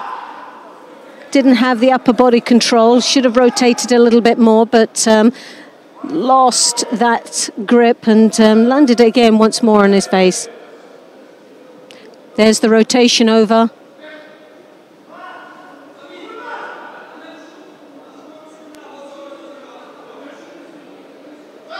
Kubetsov starting to look a little bit stronger out there and a little bit more.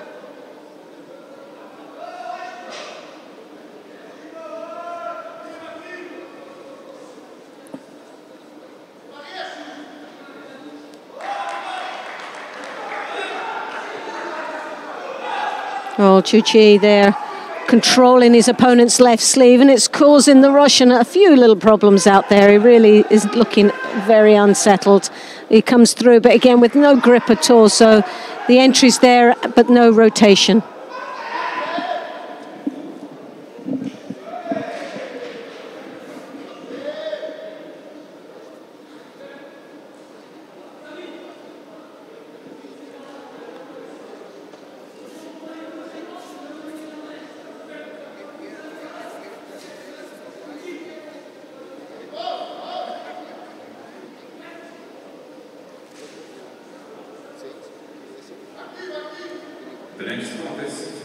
Well, the cross grip coming across, and Chuchi looking very dominant out there with a minute remaining in this contest. Kubetsov leading with the Wazari.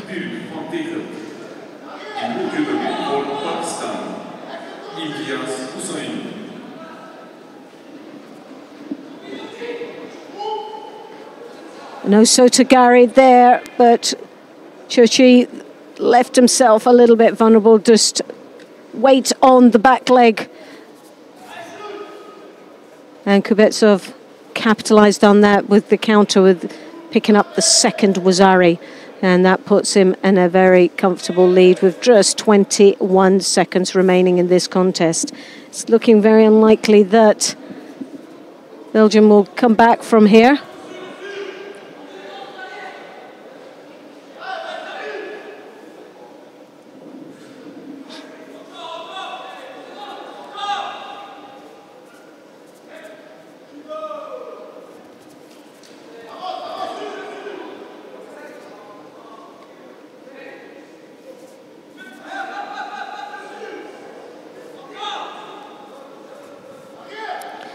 Uchimata, the Ouchigari, a good combination. Well, it's a real desperate attempt to come back in, but Kubetsov goes through to the next round for Russia with a very impressive 2 Wazaris. And he's a good boy, isn't he, Sami Chuchi? He's got nice movement, nice upright judo. He's very positive out there, and he's got a lot of confidence, and that comes through in his approach to every match. His first round was excellent, and but he was up against a very strong opponent there. But he did manage to ruffle his, as they would say, ruffle his feathers a little bit out there for those 4 minutes. Kubetsov into the quarter-final now. I'd had a word in the corridor with the German coach Richard Trautmann and Dominic Ressel after that Seonagio Sotogari little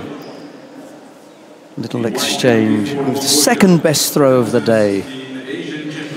The first was Denis Yartsev. You missed that one. Yes. It was an absolute spanker.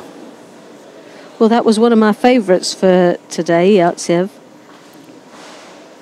Okay. So we'll just see how he performs. Who else is it that we wanted to have a chat with? He's from the UAE, but can't remember his name. I think he's in the under 73 kilo category. United Arab Emirates. So the 81s, we got to the next round, second round of this weight category.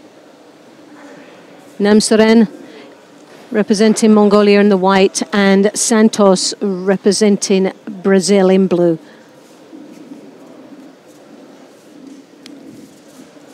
And the winner of this match will be up against Kuznetsov of Russia.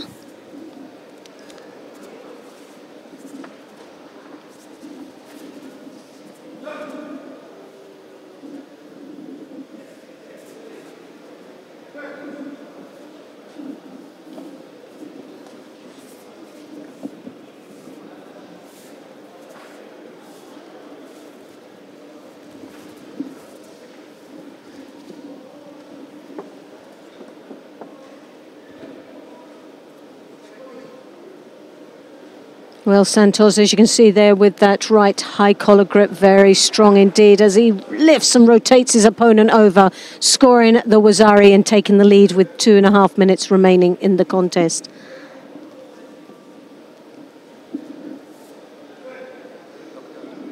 Well, the winner of this match will meet Kuznetsov of Russia. And that will be a very tough match for a place in the semi-final.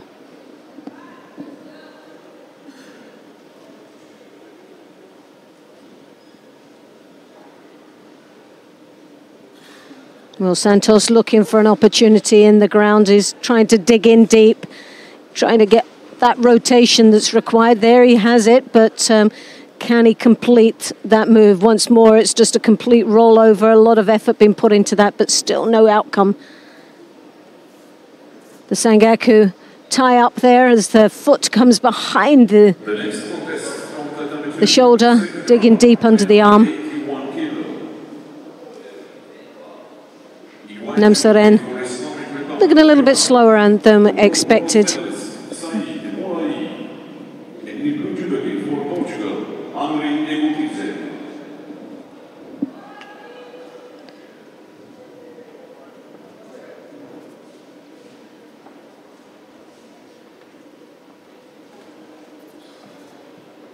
Eduardo Santos looking very strong and positive, taking that lead with 1 minute and 10 seconds remaining in the contest. Namsoren trying to draw his opponent down, but as you can see, by doing that in a negative position, has given him a Shido.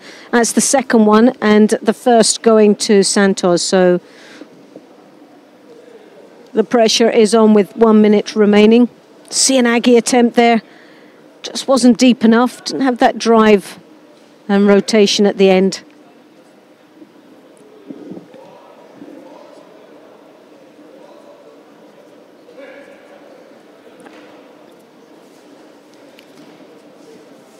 Well, Santos, the defences are up now, knowing that he's got under a minute to survive out there, and the Osotogari switching through to the Siotoshi, and there you have it. A lovely score, evening this up to a Wazari apiece. So half a minute remaining, but there's 2 Shidos to 1. That's the only thing that divides both these athletes.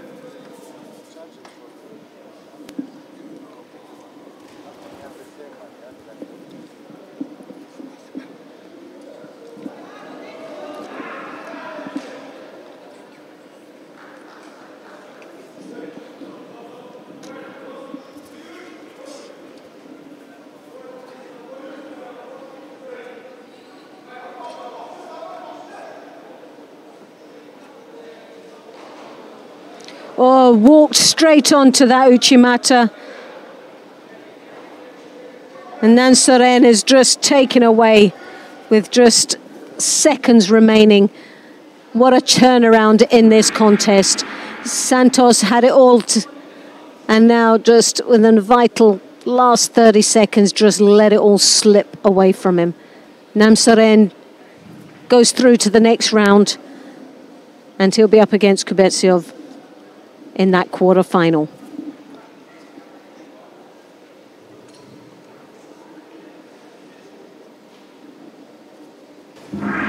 Was Ari down at one stage, wasn't he? It looked like it was all over and done with. I was surprised the last 30 seconds, and Namsarendra dug in deep and came back out. We'd almost dug him in under the mat and buried him, but no.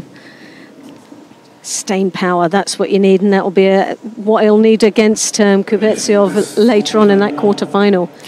Right, we've got the first look at the number one seed in the under 63 kilo category here, Katrin Unterwürzacher of Austria. She's up against Karolina Talach of Poland. It's Unterwürzacher in the white judogi, Talach in blue.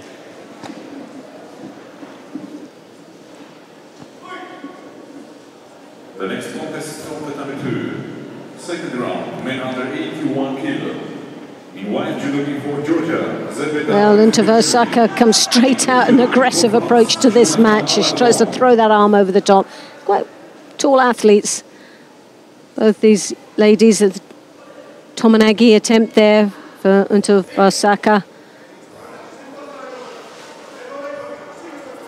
A great positive start for the Austrian.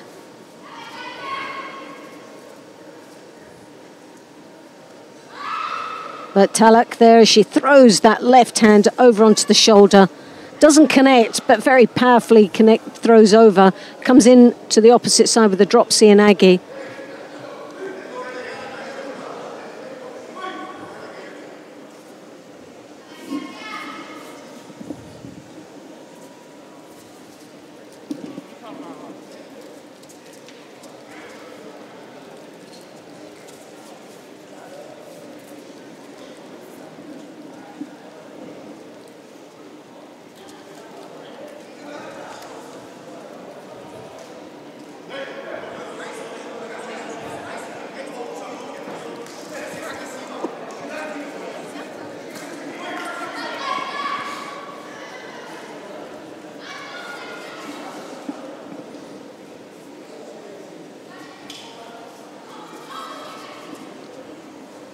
Two Austrians in this weight category and in this half of the draw.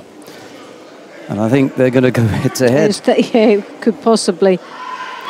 Magdalena Kosakova. And you know, there's that old saying, there's many a slip between cup and lip. A lot can happen in a short space of time. Oh, you know? Definitely. When you think that you've got it wrapped up as the number one, all of a sudden, unknown to you, your teammate sneaks up, and in 2 years' time. That's why keeping your eye on the ball, isn't it? Yep. And it's not only you have to look in front of you and what's there, that you have to make sure that the person behind you is not just right behind you, digging away and chewing at your ankles. And but that's what keeps the strength and the results flowing, because that competition in-house before they even get outside their own country is quite healthy.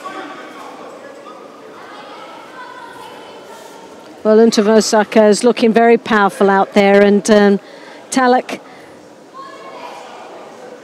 however hard she's trying, is starting to really suffer out there. Really doesn't seem to have a lot to offer. She's throwing that each time, that left hand high on the collar. It's getting there, but it's not connecting. She doesn't seem to be able to secure it. And really, that's what she needs to do against this experienced Austrian athlete, who's very powerful now. She's got that lapel and sleeve. She's working away on the feet to break the balance, piling the pressure there on the edge of the tatami.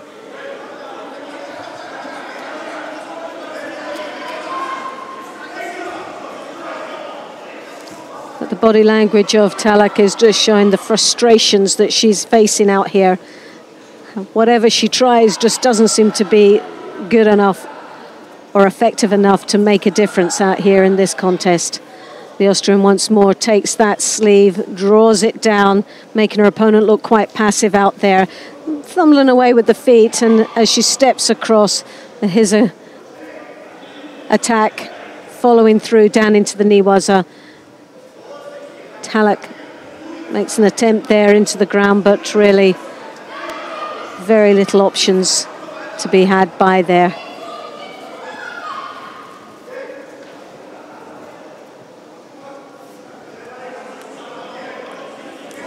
Well, the referee there's just calling for a video analysis, finding out what's going on. There was something that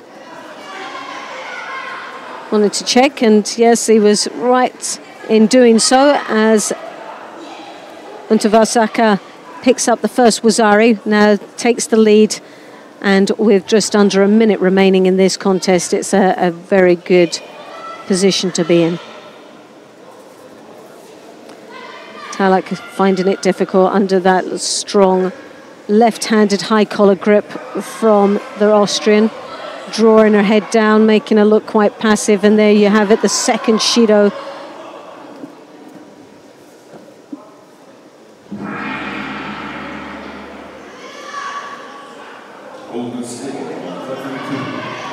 Well, a gutsy performance here from Talak, who's desperately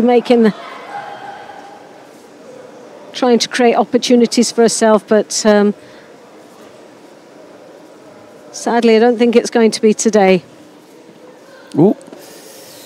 And there you have Look out. A lovely bit of Newaza there, creating that turnover into the Osakomi. Not the strongest, you know. She's got the shoulder closest to her, you know, rather than the arm further away. Yeah. Oh well. It worked for her. Well, it did what she was actually doing. She went, instead of staying on the same side, she crossed over the body. So she overstretched herself, which meant that she was levering on that shoulder out rather than squeezing it in. So still managed to tie her up, didn't she? She tied her up very nicely indeed. Well, Untavasaka goes through to the next round. That's the quarterfinals of the under-63s.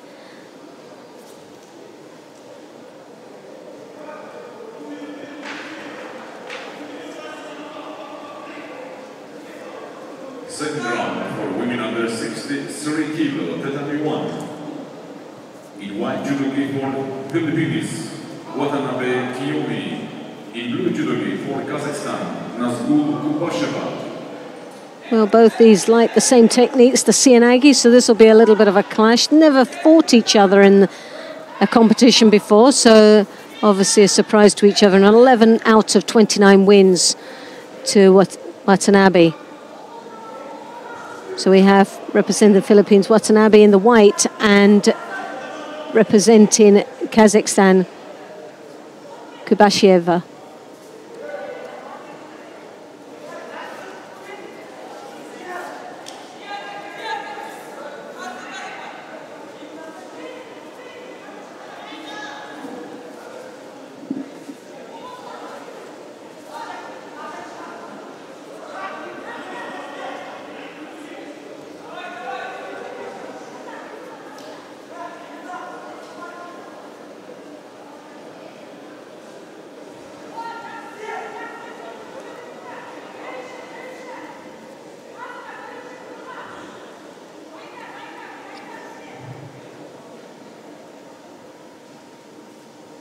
Well, just a settling process here as both desperately making an attempt to grip up and control.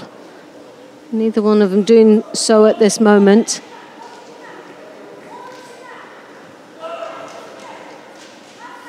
Kubashieva there looking for the Osakomi, but still between the legs, needs to get past those legs first. But opts to try and lift up, but as she does, a turn through for the arm lock. Well, that was a surprise because there was a lift and I thought it was a mate, but no, as she lifted her arm and the arm lock was there, and Watanabe capitalised on that.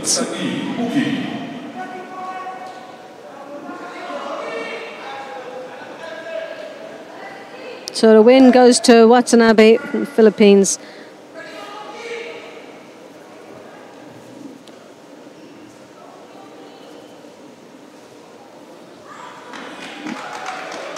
Well, that was very quickly done. We mentioned Magdalena Kosakova a moment ago. Didn't take that long for her to come to the mat, because here she is now in the white judogi. She faces Emily Burt of Canada. It's Kosakova of Austria to take on the Canadian Emily Burt.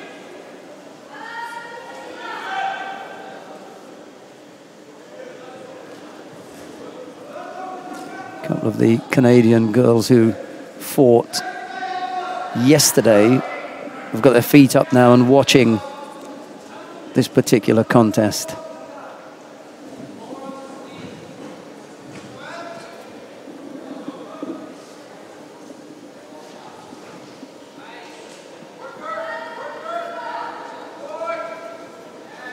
Well, Emily Burt there too, as you can see, trying to get that rotation in the Niwaza.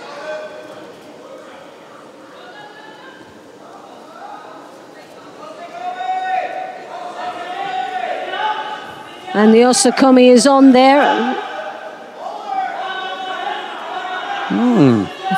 Once again, a very unusual Osakomi, but flexibility in the range of that arm, as you can see, it goes under and over and still has enough power to generate the hold.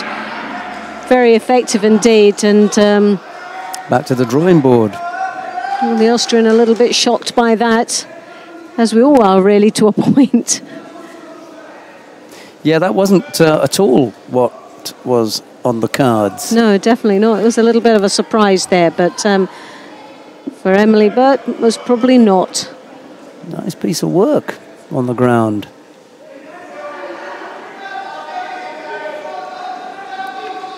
Well, coming up very shortly is one of my favourites.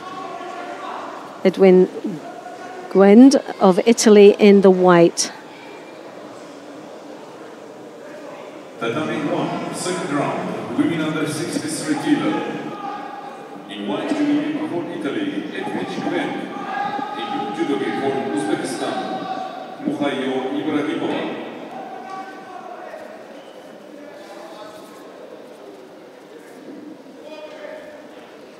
So Ibrahimova of Uzbekistan in the blue and Gwend of Italy in the white.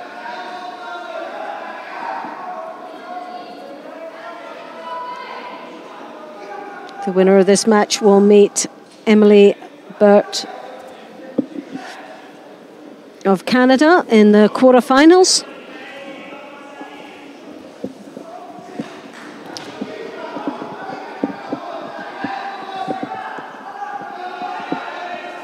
Gwen there as she ties up with the Sangaku turn, looks to come on top. She's got that leg secure in that as she comes over, squeezing in nice and tight.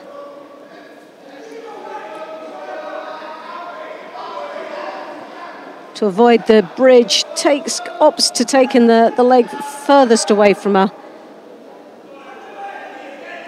But picks up a Wazari for that effort and a comfortable lead with 2 minutes and 55. But she's still not given up there.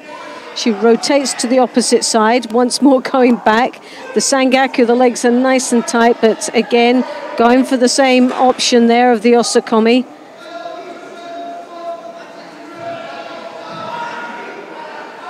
But still bearing in mind, the Sangaku Jimmy is most probably taking its toll.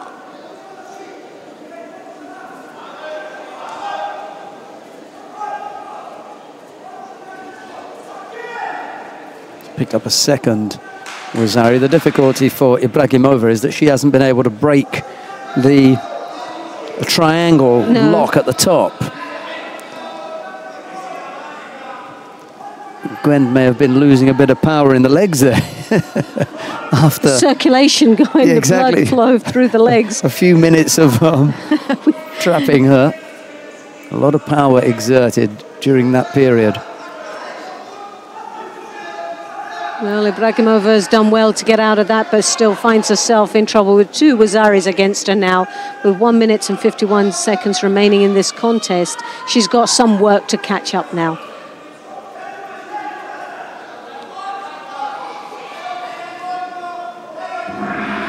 Gwend opting for that right-hand high collar grip, drawing on the sleeve, left sleeve of her opponent.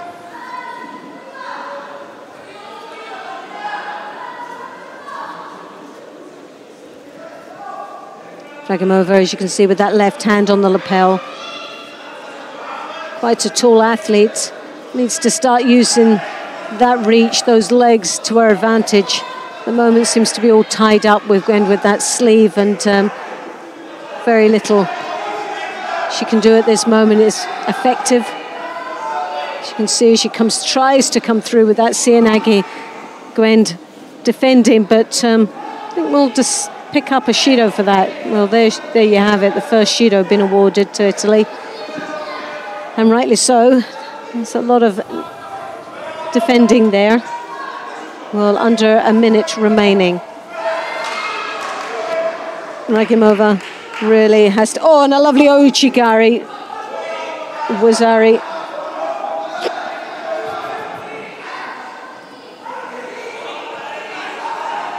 And now we have the Osakomi.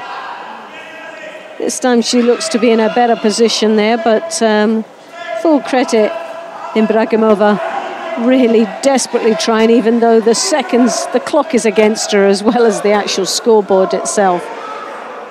But it hasn't stopped her for just giving it her all. 4 Wazaris on the board there for Italy. 3 of which have come from Osakomi, yeah.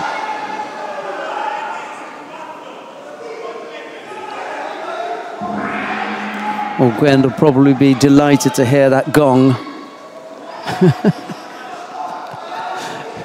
She feels as though she was on the mat for a hell of a lot longer than 4 minutes. Oh yeah, it was a long time out there.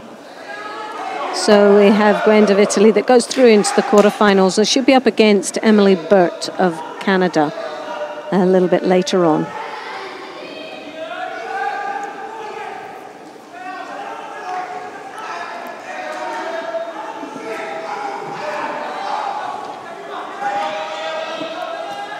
Right, who have we got coming onto the mat now? Maria Portela of Brazil faces Valentina Maltseva of Russia. It's Portela in the white judogi, Maltseva in blue. A few Russians up on my left-hand side here watching on. Irina Dolgova and... who else is up there? Some of the Russian men, Albert Ogazov, Robert Shvidabadze, Murat Khabachirov, Abdullah Abdul-Jalilov. There's a whole group of them up there. And Daria Mezhetskaya. Pretty much the whole team, isn't it? I think it is the whole team. Watching on. A tough one, however. Well, it was never going to be an easy end. The #1 seed, Portela. This year alone. Last year in the Abu Dhabi Grand Slam, Portela took the silver medal. She'll be wanting to go one better this year. And she had a good performance leading up to this competition. Tbilisi Grand Prix gold medal under her belt. Very consistent athlete. A major contender in most competitions that she competes in.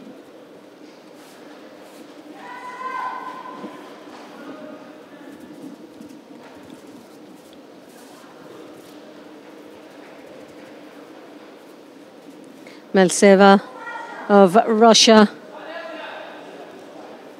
trying to break up that strong, potentially threatening grip that Portela has, that's driving her towards the edge of the mat.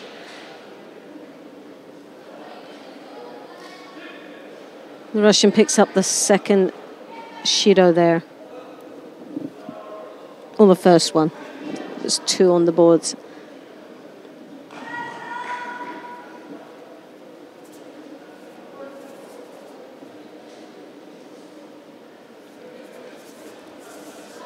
Portela there, as you can see, with that right hand on the lapel, nicely controlling her opponent, and she has that sleeve as well. Very compact little fighter there. She works her way using her ashiwazas, which are always very effective, to create that opportunity to come right underneath the balance of her opponent.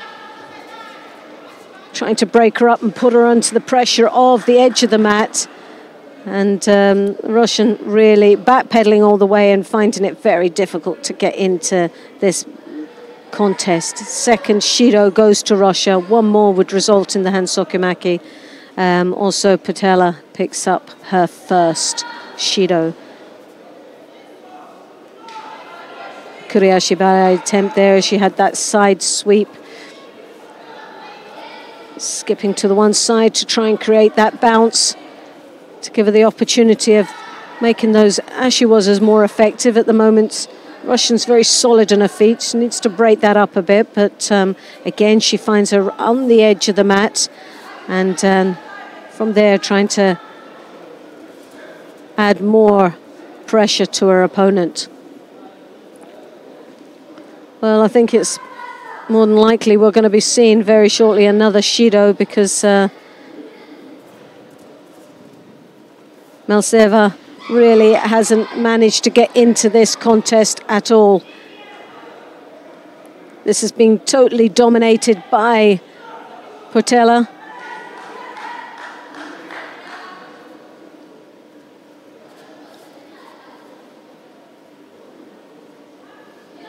She's been driving here in this match and dictating the pace of how she wants to fight this match. And there we have the Osakomi. She steps over, literally hasn't even sat in, that she drives all her power into that arm, keeping her head up. But that's, as you can see there, the legs come up, but she's looking at the scoreboard, and as you can see, very powerful young lady. As the clock ticks away quite nicely, and the Osakomi brings her up to Ippon with 22 seconds remaining in the contest. Portela goes through to the quarterfinals of this under 70 kilo category.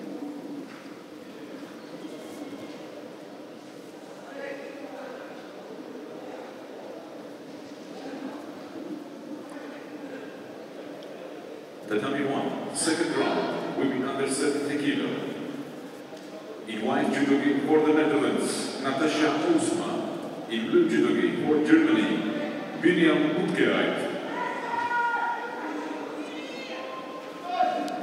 So coming up now, we have Natasha Oosma of the Netherlands in the white, and she's up against Bukia, representing Germany, in the blue. Netherlands in the white, Germany in blue. This is for a place in the quarterfinal, where they will be up against Portela for a place in the semi.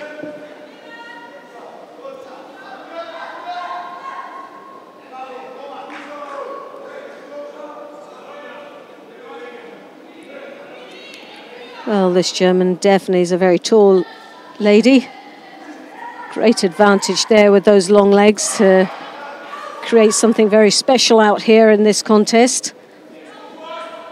Hopefully she'll use those long limbs to her advantage.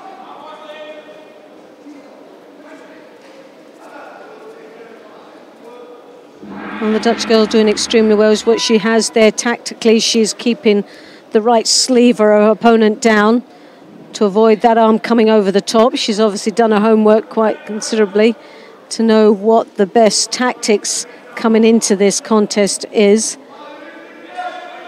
And the first Shido is awarded to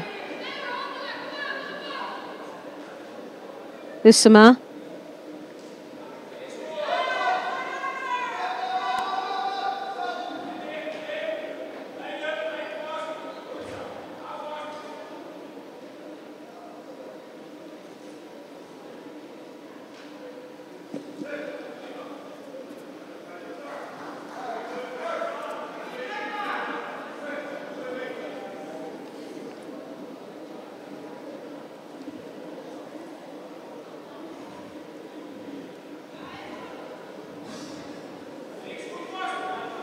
Second round for women under 16. Well, Bukria has the advantage at this moment with the one Shido's against her opponent. As that long arm comes over the top, she hooks in with the Ouchi, switching for a forward attack, dropping the leg down. But you'd like to see a lot more leverage with the Uchimata, or driving off that back leg. She's definitely got the height and the range to get in.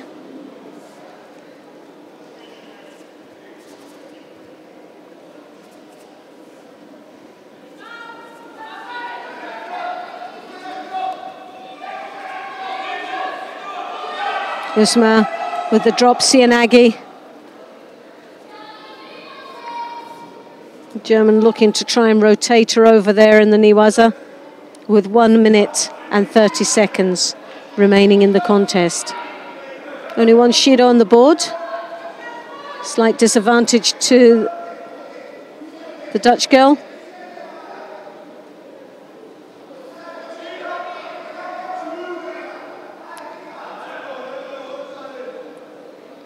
As the German throws that arm over the top, really wasn't effective. Needs to just have the confidence to throw it and hit with it. At the moment, she's planted the arm over the top, but doesn't follow through with the attack. There she has once more the arm trying to come over, and she does connect, but doesn't seem to be much following after it.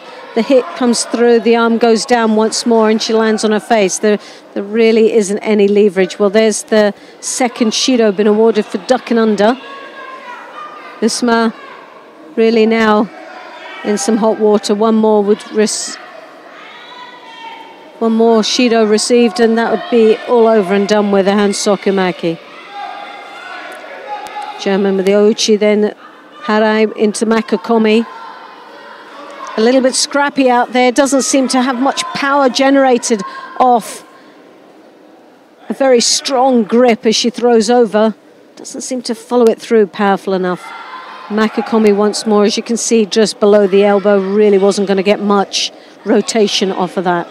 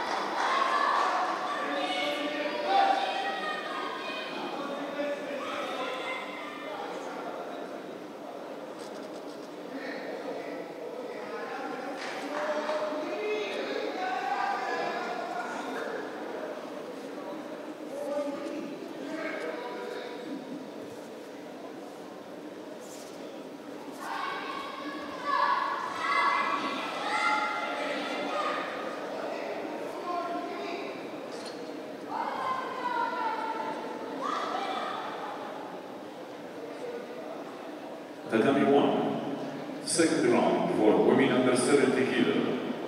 In white judogi for Sweden, Anna Berholm. In blue judogi for Ireland, Megan Fletcher.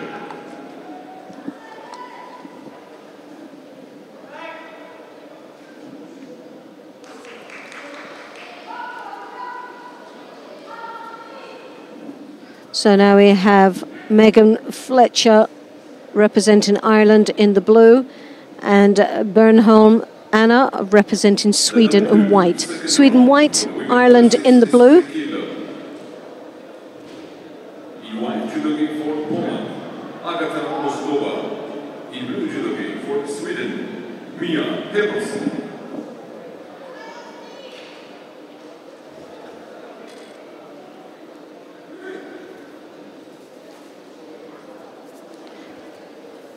Well, Bernholm hooking in with the Ouchi, combination of the Uchimata, still staying in there, driving across. Megan Fletcher just bouncing back to avoid that attack as she throws her own arm, right arm over the top. Nice strong grip there, overreaching herself at this moment. Just the one hand needs to secure that sleeve grip as she comes in very deep. The Kochi, she drives off the back.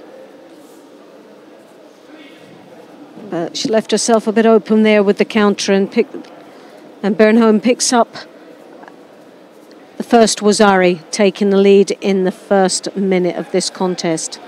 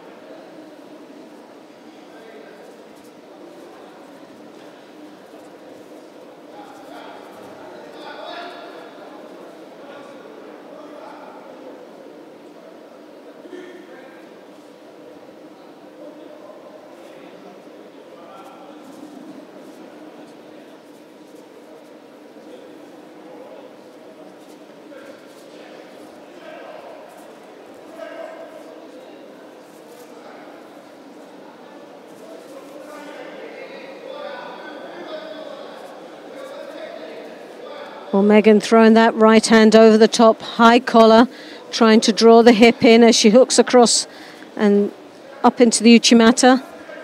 Bernholm dives onto the back there, again trying to create an opportunity into the Niwaza. As Fletcher defends down there quite comfortably, but now the pressure is on that arm. Doesn't seem to be too phased. Just wanting a mate to be called.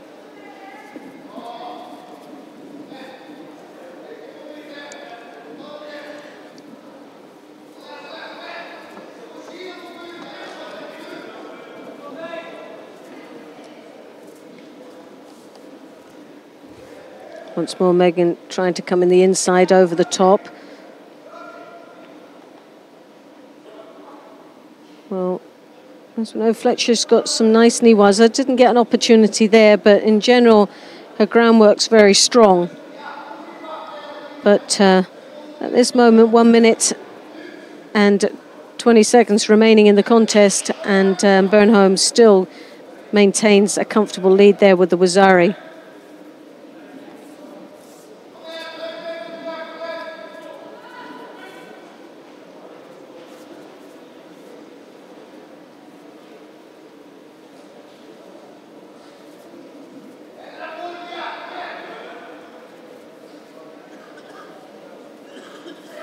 A Sumigashi attempt there, and lovely execution of that attack, scoring a Wazari. Almost the Osakomi was at the end of that. And with just 40 seconds remaining, Fletcher has really got her work cut out for her now.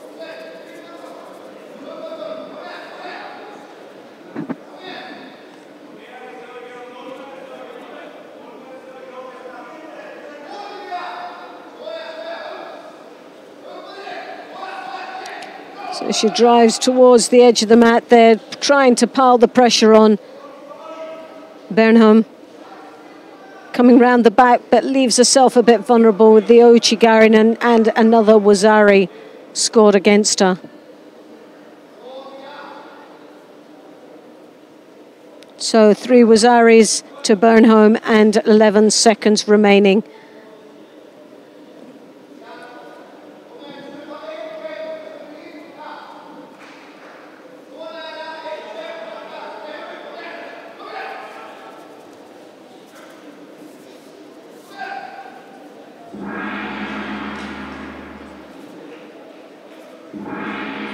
So that was a very convincing win there for Bernholm from representing Sweden. And that takes her into the quarterfinals.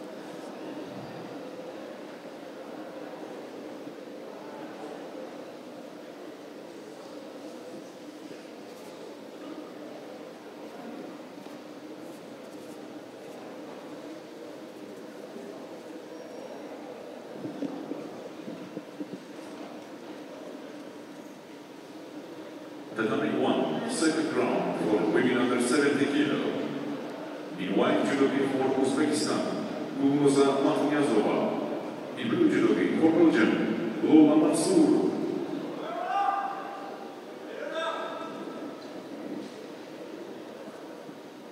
Second round for now we have the under 70 kilos.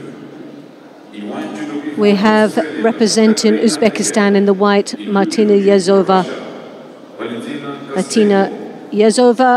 In the white, and Mansour representing Belgium in the blue. Uzbekistan white, Belgium blue. Again, this for a place in the quarterfinals, and the winner of this will be up against Bernholm from Sweden a little bit later on.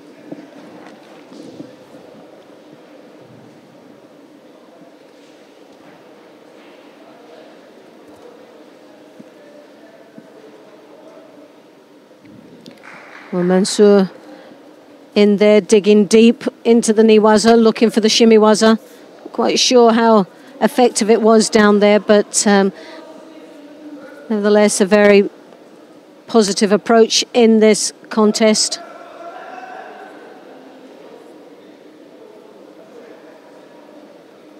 Mansour opting for the right hand on the lapel that's crossing there. Martina Yazova, very strong, but needs to, and she's got one Shido on the board at this moment. At such an early stage, needs to start taking control of this contest once more. Straight down into there. That was a very obvious move of a drop to draw her opponent into ground, and she will pick up a Shido for that. That was a very blatant drop and a ploy to get her opponent into groundwork. And paid the penalty for that, picking up the second Shido. Now, this puts her under a lot of pressure. A minute, 2.5 minutes remaining in the contest.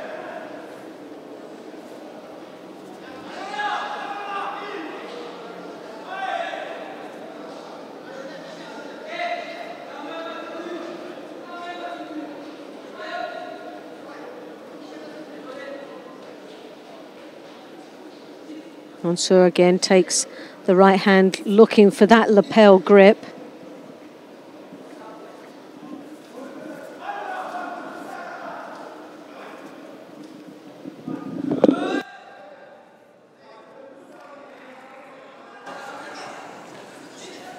Two penalties picked up by Martina Yazova, and there's plenty of time left to go. That's the difficulty for the Uzbek here. She needs to come up with a score, or she's going to be on her way out, be an early exit. Didn't expect that from Gulnoza this morning.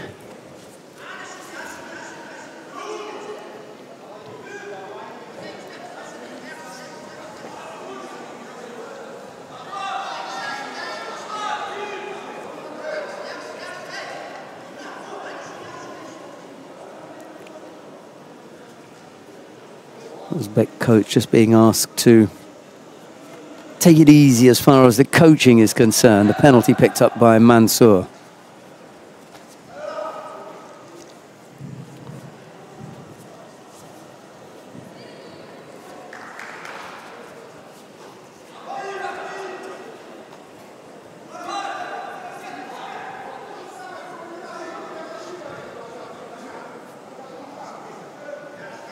Simultaneous attack there that negated any effort from Martina Yazova.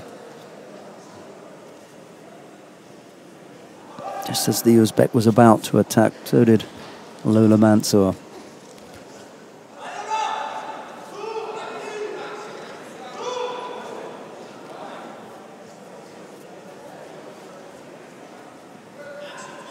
Forty-odd seconds left to go. This is the pressure period then for the Belgian here, because Martina Yazova looks hungry, looks as though she could come up with a score.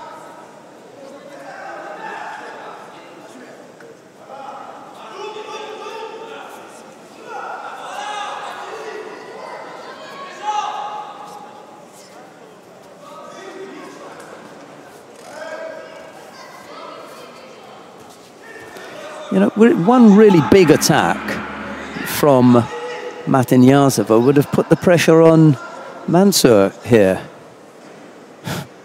You know, you have to be aware of what the timing is and what the referee is likely to come up with. And yeah, but this was a situation that Mansour, right from the beginning, has dominated this whole contest. It has been the flow of contest that she's wanted within this match.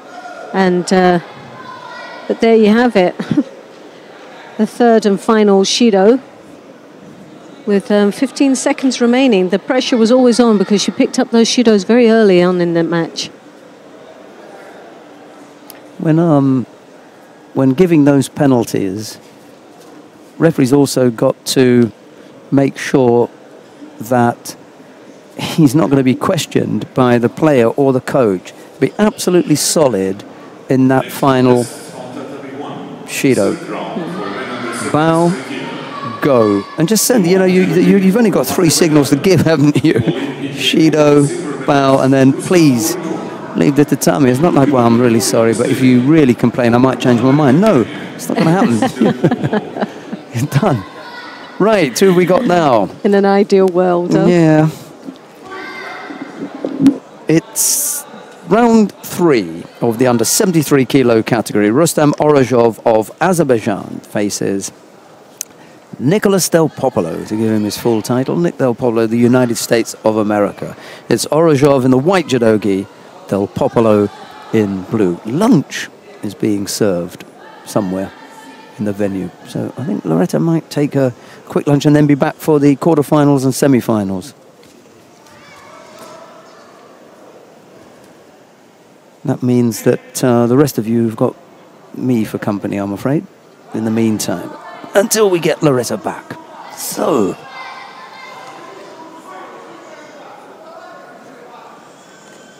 the unfortunate thing here is that one of these is going home, either Orozhov or Del Popolo. That's the nature of where we are in the competition at the moment. Quarterfinal slightly different. You've got a route back through the repechage, but we haven't quite got that far as yet, I'm afraid.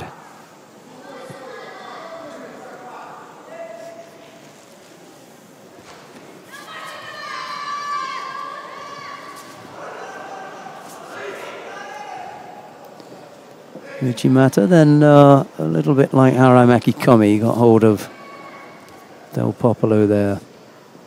Bit of tape coming off the hands.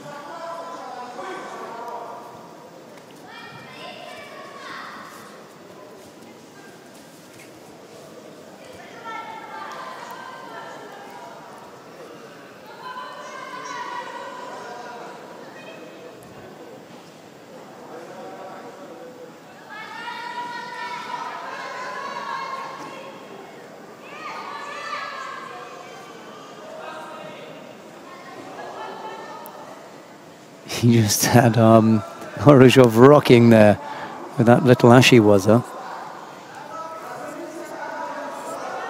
Sumigeshi effort from Orozhov, but as he turns Del Popolo lands on his feet and there's no score.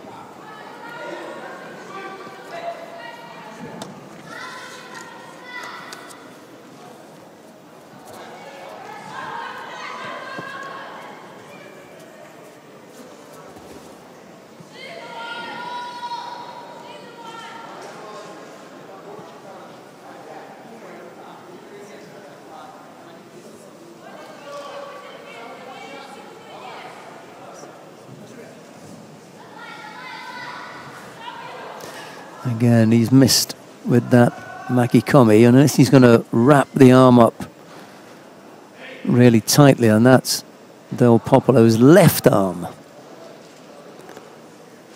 He's not going to have much chance of bringing that off.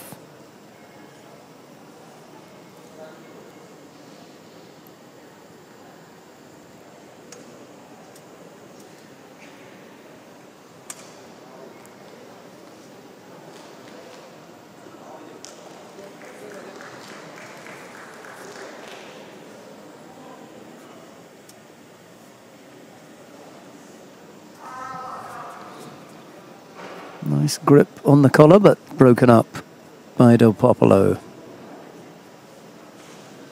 The next contest from the Dhabi 2, second round for women under 63 kg.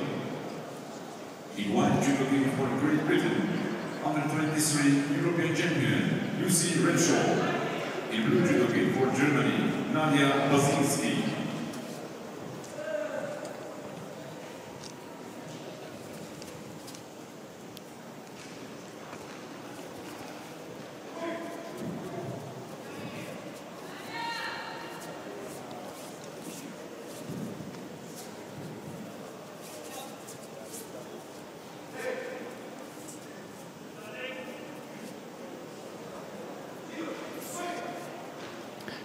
Judo picked up by Orozhov for just holding onto the wrist.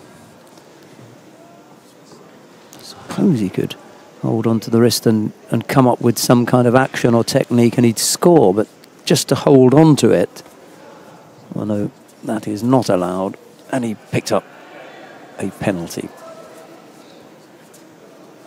It doesn't really look as though he's forcing that Tati Shiogatami, not with only a couple of seconds left to go, and the clock ticks away. And it's Orozhov who makes his way into the quarterfinal. Nick Del Popolo has a look at his right wrist, which is causing him some problems.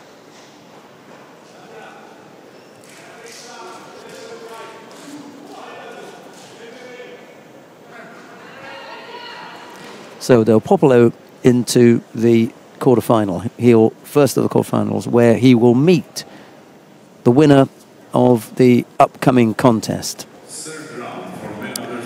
And that's between Musa Magushkov of Russia and Jakub Czechminek of the Czech Republic. It's Magushkov in the white judogi, Czechminek in blue.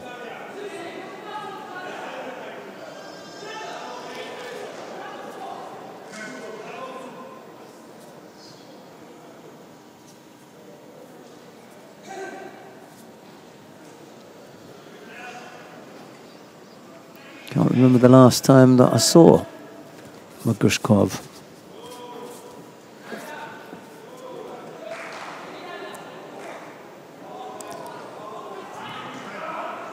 Comes from Ingushetia.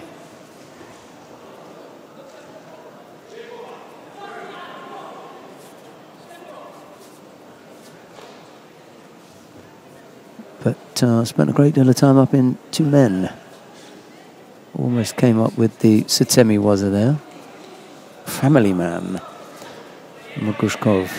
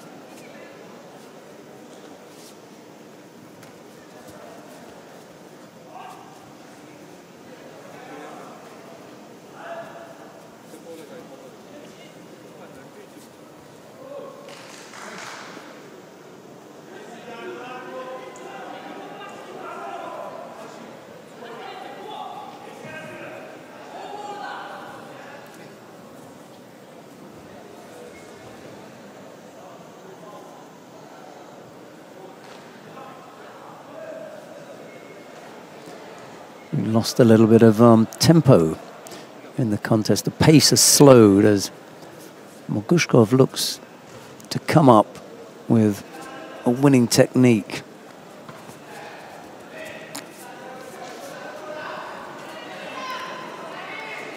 Czechminek, for his part, hasn't really threatened as yet. He's got a minute and 50 odd seconds left to go.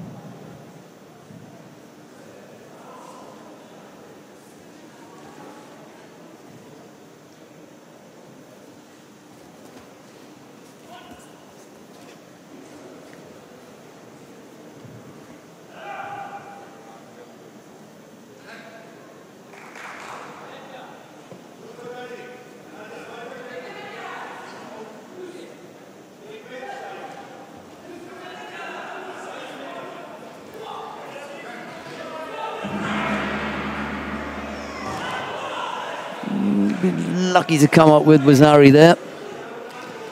Just moving away from Mogushkov. Just caught the side there.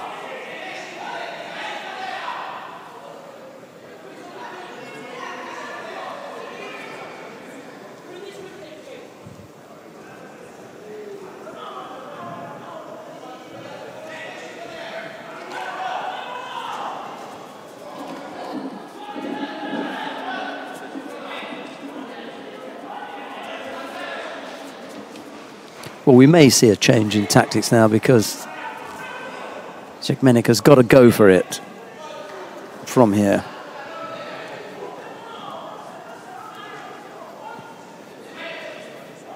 Penalty picked up by Mogushkov.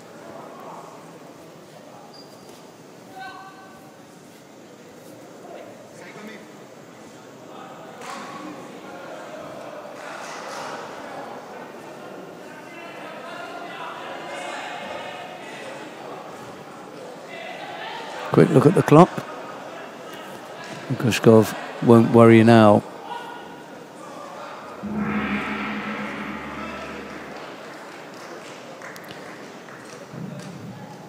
Well, the Czech player there, Cekmenik, not able to come up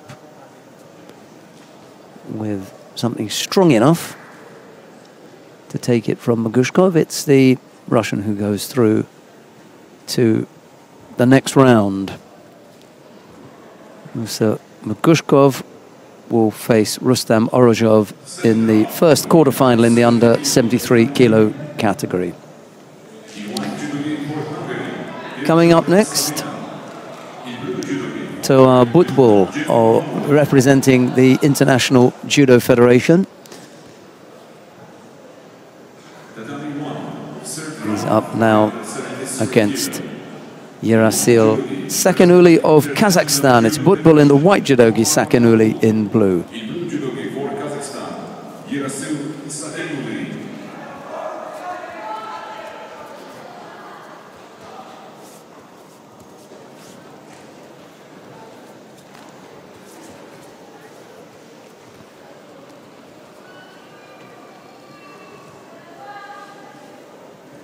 This for a place in the second of the quarterfinals.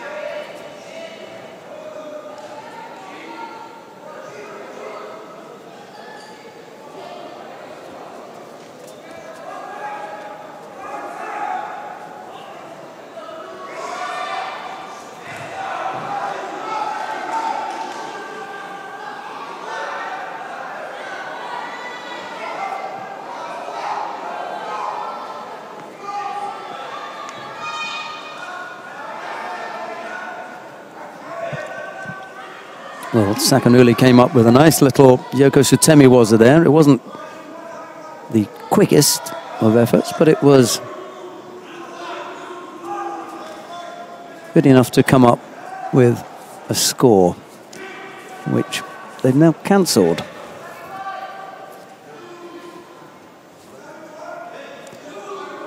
Well, the score, there's no way that it was a score to Butbul. Any score should have been to Sakanuli. They have, however, taken it off.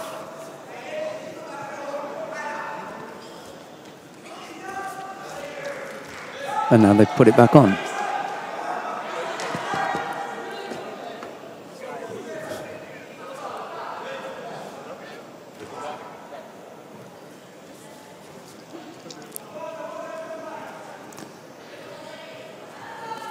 Sakanuli leads by Wazari with 1 minute and 40 odd left to go.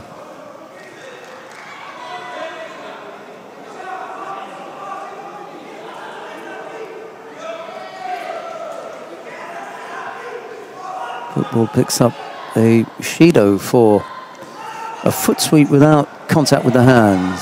So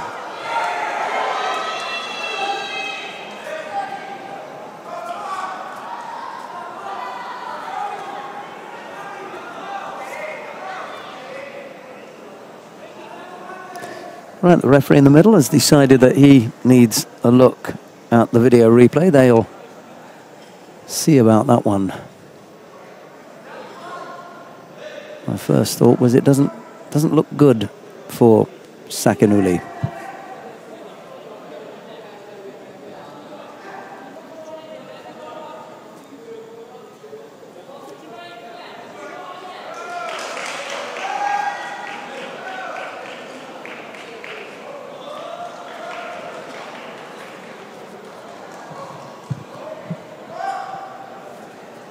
And indeed, Sakanuli was adjudged to have bridged, and as a result of that, he was given Hansokumake. Right, coming up next, it'll be Jorge Fernandez up against Denis Iyatsev. It'll be Iyatsev of Russia in the white judogi, and Fernandez of Portugal in blue.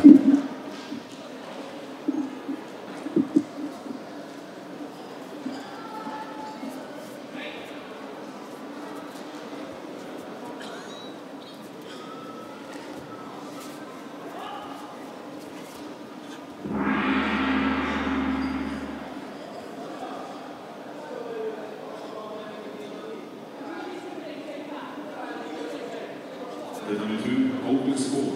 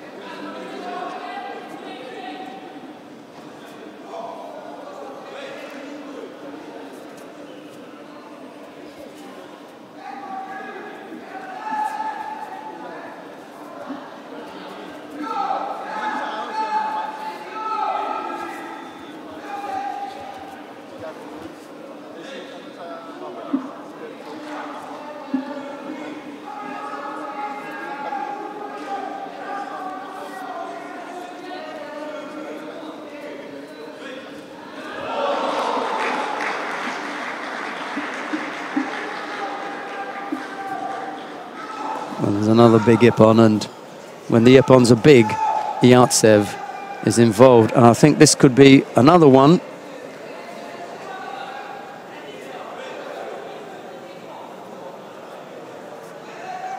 Yeah, Yartsev knows that he's in trouble. He's going to take care of him as well, Yartsev. Well done, referee. Just leave it to him. Yeah, absolutely. He needs some help here.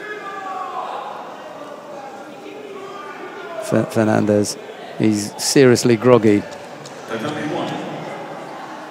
quarter-final for the men under 81 kilo. In white judo for Germany, Dominic Resel. In blue judo for Mongolia, Ukanbatar.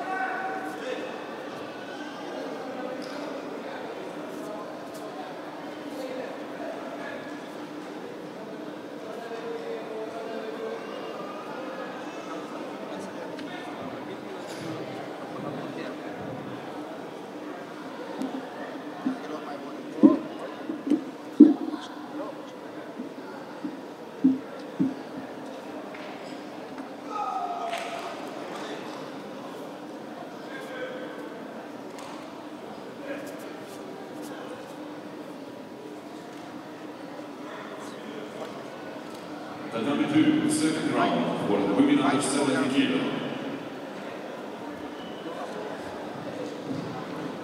In white judo for Brazil, Barbara Timo. In blue judo for the Netherlands, the triple European champion, Kim Boy.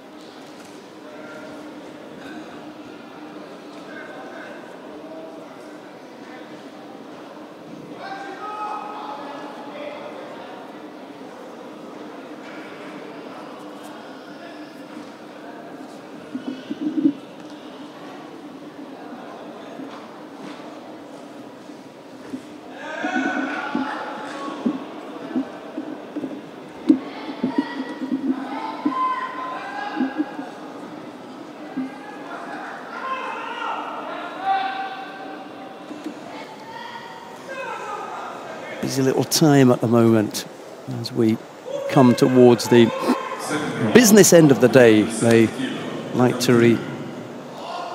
refer to.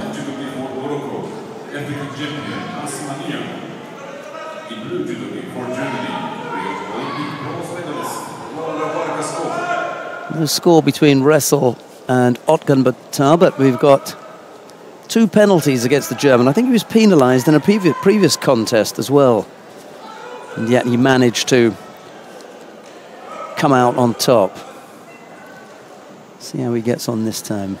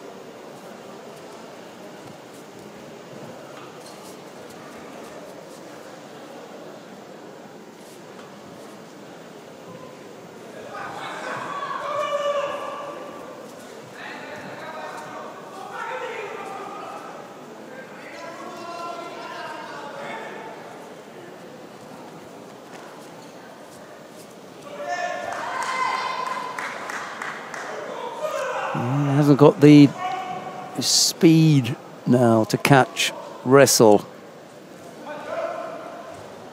Wrestle not quite with the Uchimata, or not Gunbata, not quite with that little Yoko Gake attempt.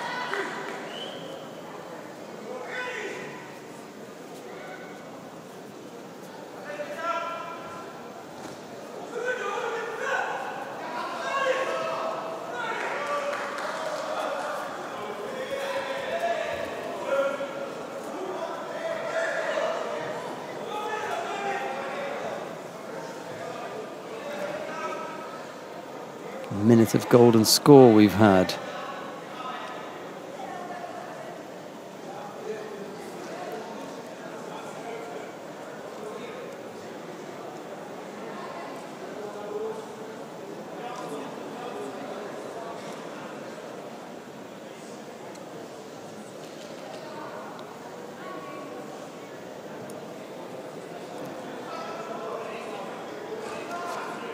Possible that they may be reviewing this one.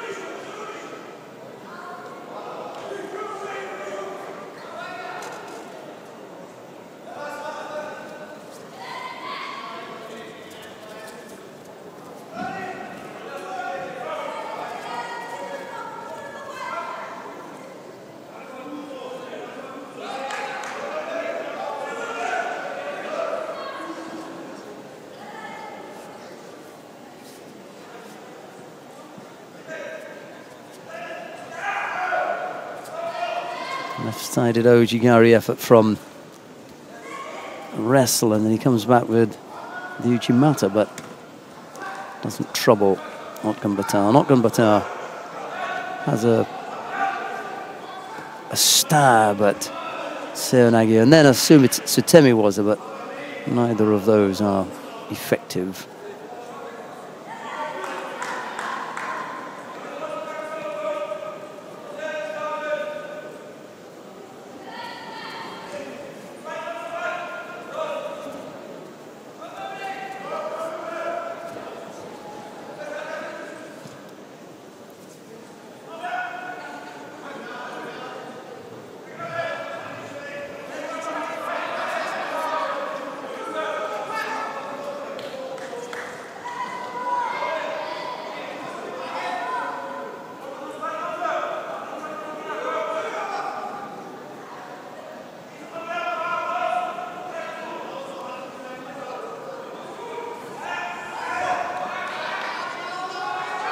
Good little tussle, this one.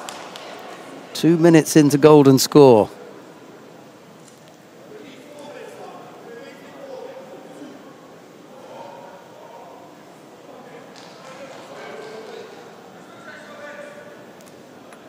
But unfortunately for Wrestle, it's Gunbata who is adjudged to have been the more active of the two. Wrestle has to bow out at the quarterfinal stage. You'll go down into the repechage and we'll see him there next. Okay, we've got another quarterfinal coming up, and it features another Mongolian. Nyamsuren Dagvasuren is up against Alan Kubetsov of Russia. It's Kubetsov in the white judogi, Nyamsuren in blue.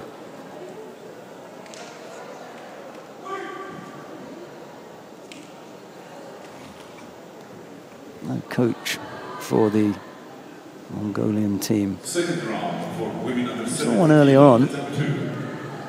One of the women, I think. Yeah, but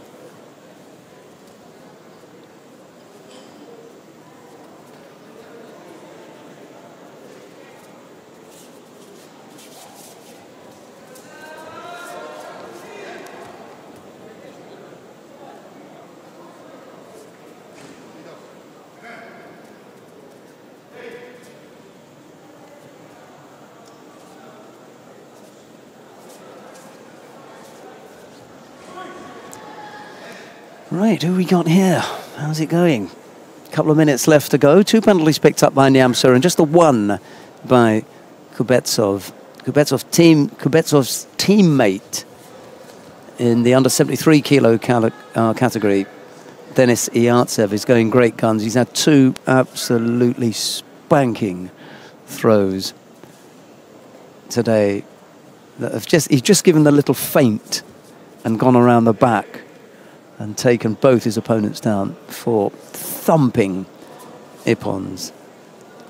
Neither of his opponents have been able to get in any kind of ukemi. They've just been flattened.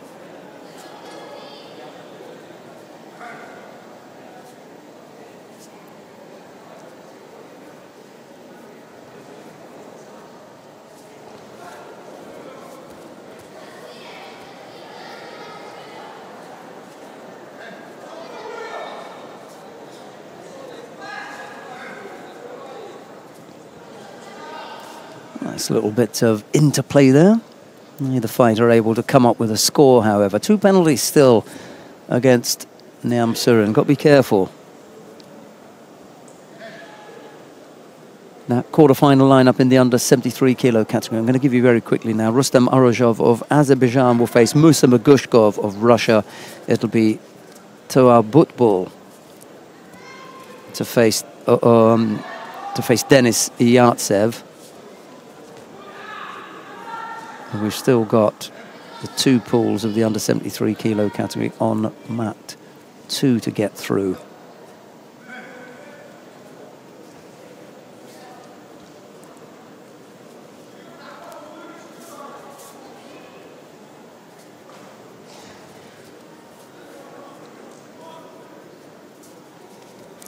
This is proving to be pretty tricky for both these fighters.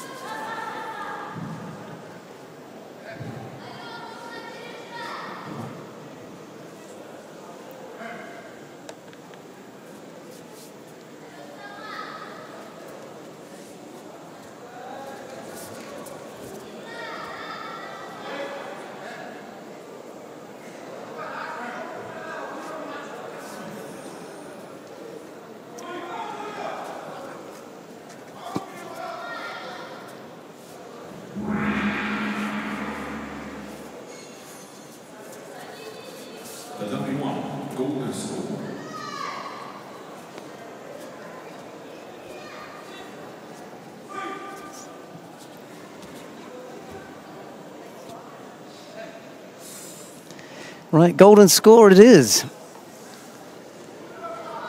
Surin and Kubetsov taking their time over this one.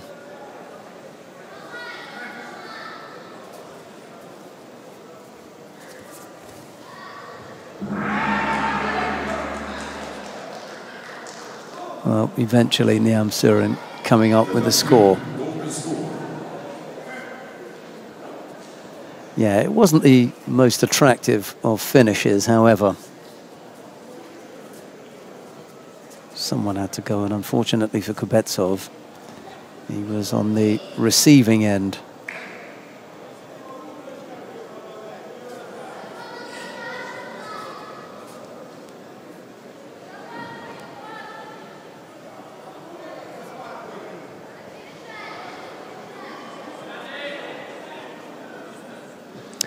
Yeah, Kubetsov was thinking about the Uranagi, but Niam Surin Dagvasurin got the little Koichi stab in and brought Kubetsov down onto his back. He looked pretty tired in the end, if truth be told, did Kubetsov. And then went over, unfortunately, fairly tamely.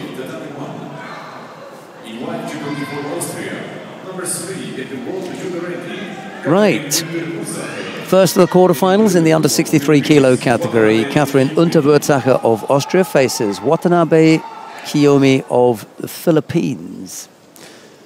Unterwürzacher in the white judogi, Watanabe in blue. I think we'll just go back to Kiyomi Watanabe.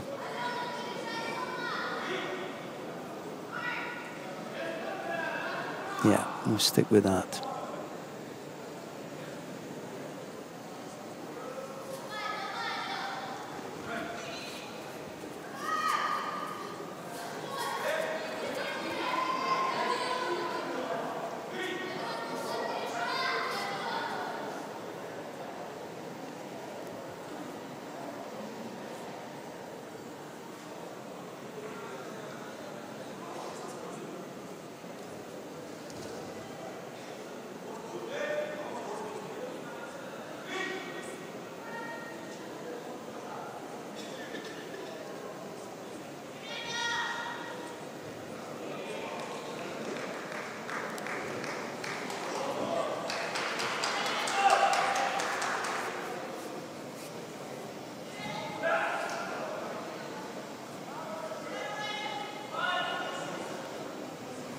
Third round for men under 73 kilo, Tetan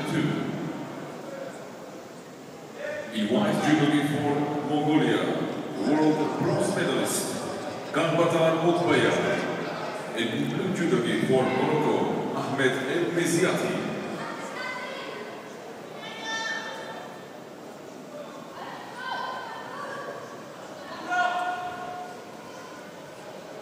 Well, there was no movement there from Watanabe.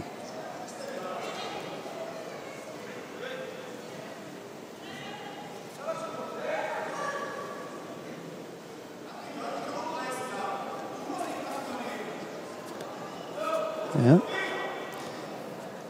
Might want to tell Marco Spitka that Shido was coming for the false attack. Oh, that was great. Oh, that's another one.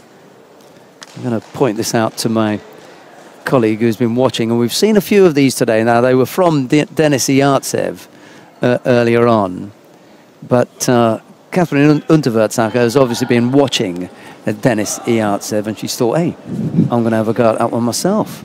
I like that. Let's see if our chief can bring this up. Have a look at this. Well, superb. She doesn't give her the feint. She doesn't, yes, yeah, she doesn't actually just... Straight to it. Straight in. Yeah. Right around the back. And she, as you can see, that right hand clocks right across the top of the head as well, which is getting the head in the right direction to break the balance. So that's where the effectiveness comes from, that upper body. That is control. Thumping, isn't it? Yeah. Thumping finish, look. It's what they call clotheslining. Right then, I'll let you get back to, to your sheets. Right, Emily Burt of Canada faces Edwige Gwend of Italy It's Bert in the white judogi, Gwend in blue. Let's see how she gets on here. We lost the Canadian support group, unless they've gone to another part of the venue to do their chairing. It's perfectly possible. It's quite a sizable venue. They may have found another vantage point. I thought you'd be back for Gwend. Oh, yeah, one of my favourites. Definitely. She's quite an exciting athlete to watch. The Canadians, this Emily Burt, she's been quite an interesting athlete to watch in the progress up here. But also, yesterday we had the Canadians. They seem to have quite a strong team in. I think I saw Emily when she was a cadet, if I'm not mistaken. I think she may have a family member who's also involved in judo. I think his name is Zachary, but I'm just guessing. That seems to... Well, I'm going to Google that. I'm going to look that check up. That. Yeah. Well, Gwenda's obviously got the upper hand in this match, and she's already up a Wazari with 2 minutes and 47 seconds remaining. So great start for the Italian. No real surprises there.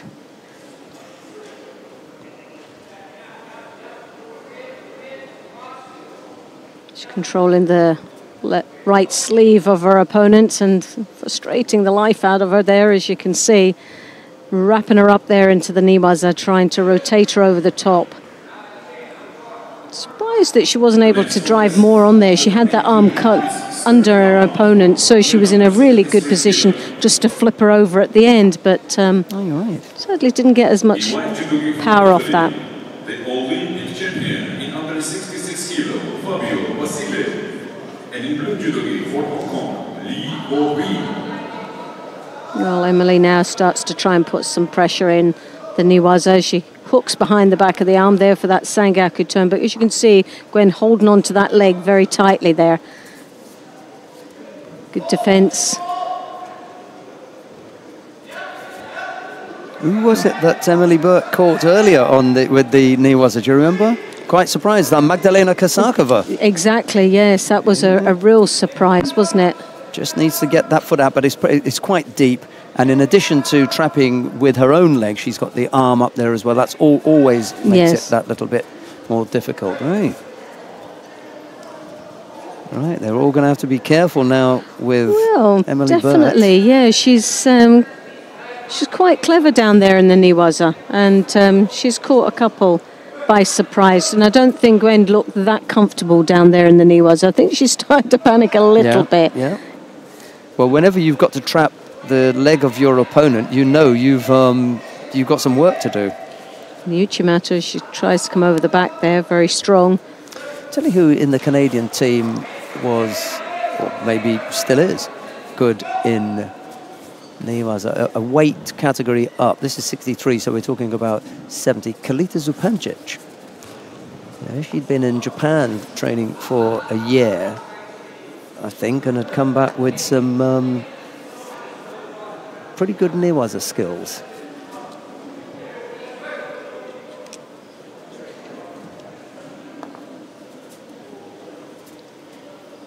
As you can see, Emily reaching forward that left hand, and when quickly taking control of that sleeve as she opts then for the lapel, drops underneath, breaking her opponent up and drawing her down into the ground. Time running out here. So just half a minute remaining in the contest. Gwen in a comfortable position here with that lead of a Wazari. Now Emily Burt on a chasing game, really trying to get back into this contest, looking a little bit frustrated, as you could see the sort of body language to the referee. She's got her sleeve, and this is the thing that's been causing her all the problems, where Gwen controls that sleeve, and as you can see, very negative from Gwen. She's keeping out, and she will pick up a Shido, but with 14 seconds to go, she can afford to tactically. A little bit of needle there, Loretta. Just throws that arm over, yeah. Those long legs are quite a danger there. Brenda's got to be careful. But the seconds are ticking away, and that is a win for Gwen that goes through to the semi-finals, the 63s.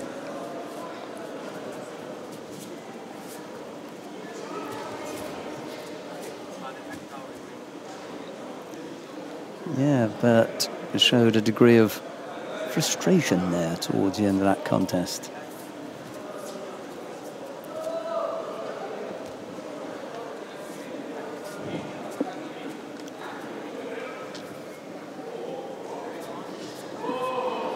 The winner in blue for Italy. And Gwend will be up against Unterwersaka representing Austria in that semi-finals. That'll be a very interesting match.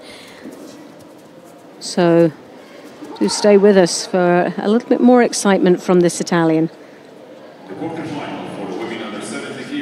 Portela now coming up with Bucret of Germany in the blue. So Brazil white, Germany in the blue.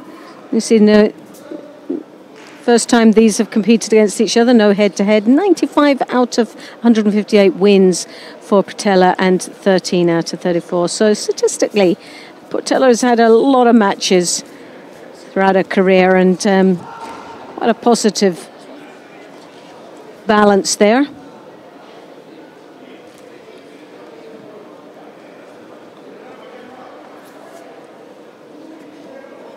But quite a big difference in height here, as you can see. And then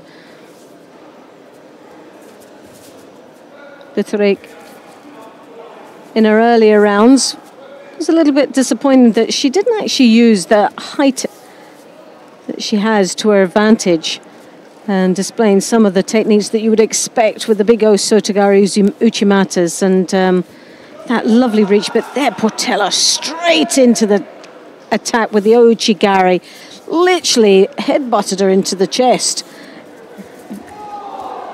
Direct through the body, the Ouchigari scoring a fabulous Wazari there. So close of being upon. Now for Portela, the danger is that long arm coming over the top, making her look very passive, and as you can see, dismisses it straight away by holding on to that sleeve and keeping it down as she works with the ashiwazas to break her opponent's balance. And obviously to frustrate the German just that a little bit more.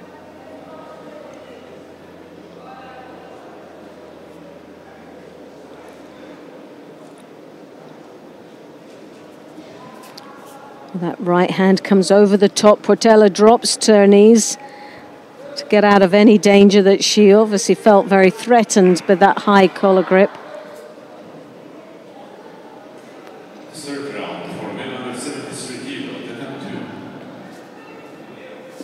and this is a place, this is for a place in this semi-final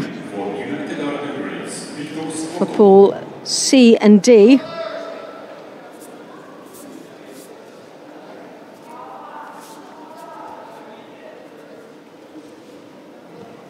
Portela there, as you can see, getting a little bit tied up by the German. But now looking for an opportunity down in the ground as she draws out off that arm. The referee obviously feeling there isn't much to follow through there, and the mate is called. One Shido goes to Portela.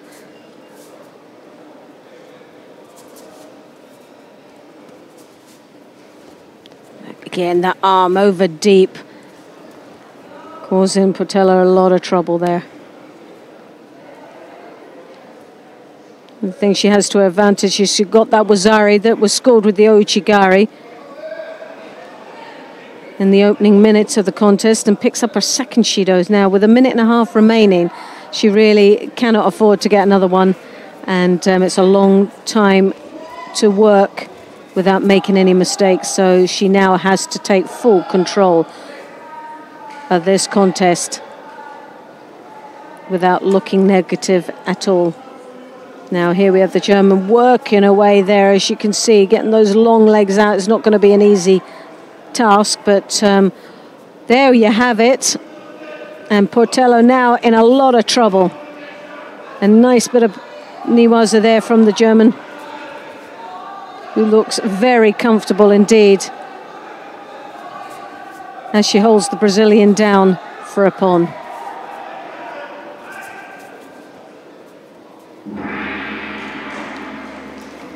Well, that was a nice bit of work there.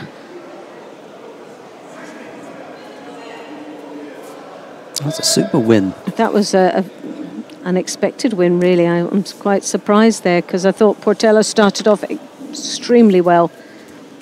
Miriam Boutkereit of Germany takes that contest over the number 1 seed, Maria Portela. It puts Boutkereit into the semi-final. They were at opposite ends of the size scale for that weight category, height, yes, reach, length, that sort of stuff. Maria Portela, one of the shortest in the weight category, if not the shortest. And then you've got Miriam Boutkereit, probably the tallest in that weight category. That was sort of size mismatch, if you like. Anyway, coming up next, Anna Bernholm of Sweden faces Lola Mansour of Belgium. It's Bernholm in the white judo gi, Mansour in blue. Bernholm seeded in this competition, number 4, the number 4 seed, and she's about to get underway with her assault on the semi-final.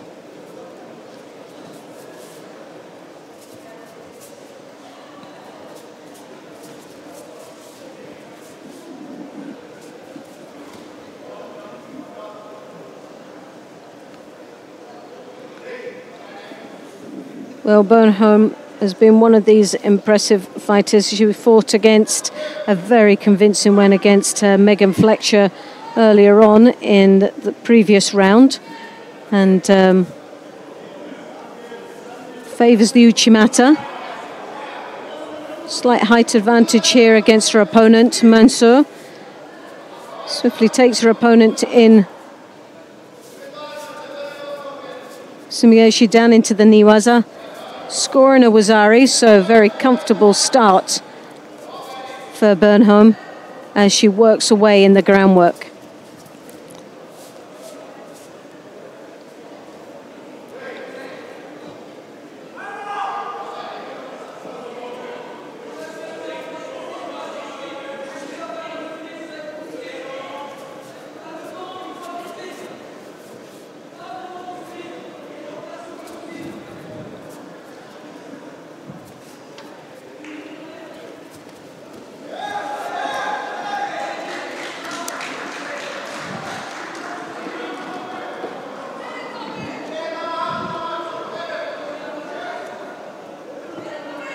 Well, a little bit of a tidy up there. To the frustration of Mansour.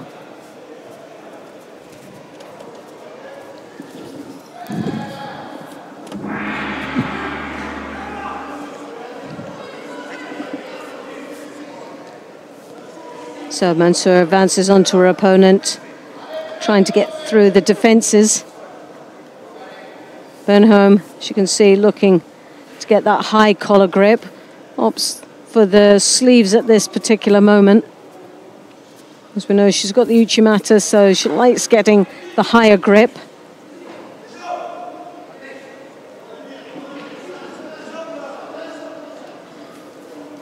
And here we have it. She creeps around the back there on the left side.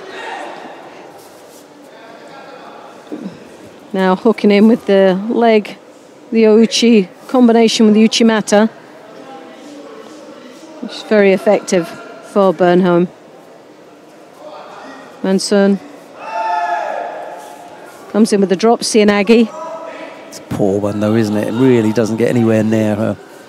She's going off to one side, just falls flat on her front. Never really troubled her. Well, Bernholm picks up the first Shido now with just under 2 minutes remaining in the contest. Too long to rest on that single score. Really needs to keep the tempo up and avoid picking up those unnecessary penalties. Well, that left hand once more comes over the back, but Mansour feels the threat there, dropping to the knee. Was a nice turnover there, but just lost control.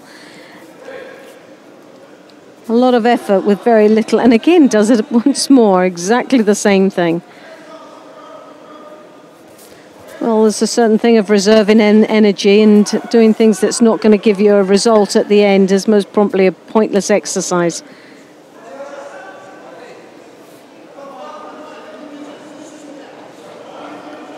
And so picks up the Judo, so it's one apiece. And we're coming up to the final minute of this contest with one Wazari on the board to Bernholm, so that puts her with the advantage, but as we've seen so many times, that could just all be turned around very quickly.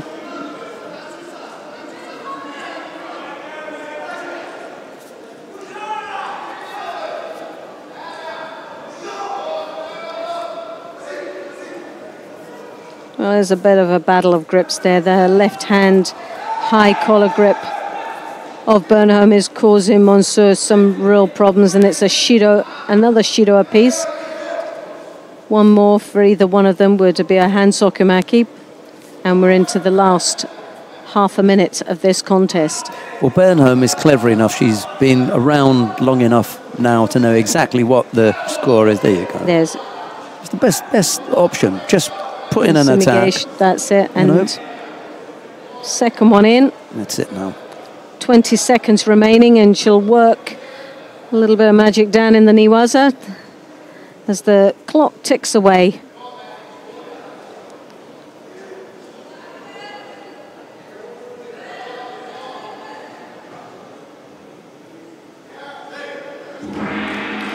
And that was a convincing win there for Bernholm, who goes into the semi-final. Top drawer effort from Anna Bernholm. Pick the right events, and when you get there, perform. All three things were in her favour here that you need. Yes. You pick the right event, you get the right draw, and then you perform. You've got to do all those three things, right. And to date, she's done them. Well, she'll be up against Burkhardt in that semi-final, and that will be maybe a real challenge for her. Especially when it comes to the height, because the German is also tall and quite a leggy. Opts for the Uchimata. She won't be able to have that same advantage as what she has had in the previous matches of being able to get that left hand high in the collar for the Uchimata. She'll be really challenged by the tall German in that semi-final. So it'll be interesting to see how that pans out a little bit later on today. On to the mat now, the quarter-final in the under 73 kilo category. The number one seed, Rustam Orozhov of Azerbaijan, faces Musa Magushkov of Russia. It's Orozhov in the white judogi, Magushkov in blue.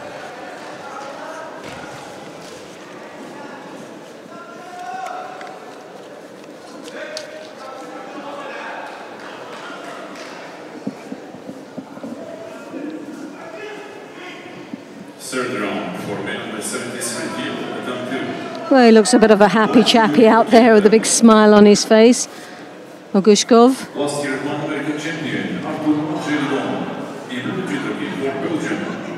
As we know, Orozhov, silver medalist in the World Championships this year, and number one seed coming into this competition.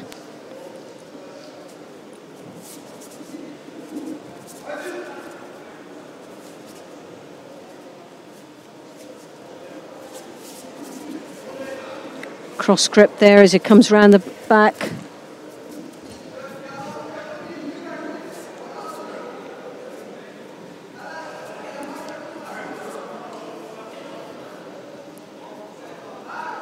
Magushkov there, as you see, with the left hand on the lapel. Opting for both hands now on the lapel. He's drawing his opponent in.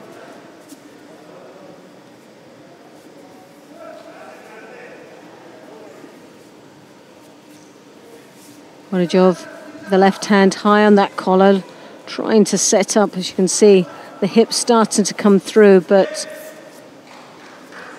Russian just working the feet to break the balance. But both of them picking up a Shido apiece now with just over 2 minutes remaining in this contest.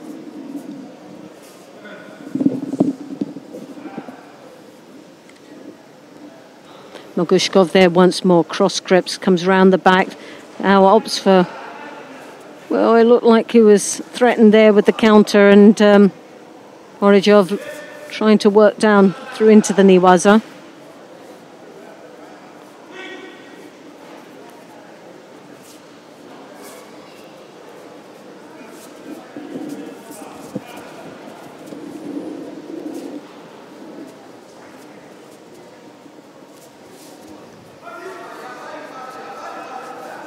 Oh, Koichigari, nicely executed.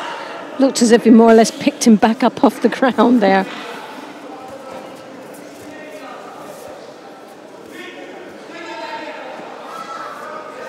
He looks cool, doesn't he? I was just about to say, well, he's just so cool and collective, and as if, I think, it's like a stroll in the park.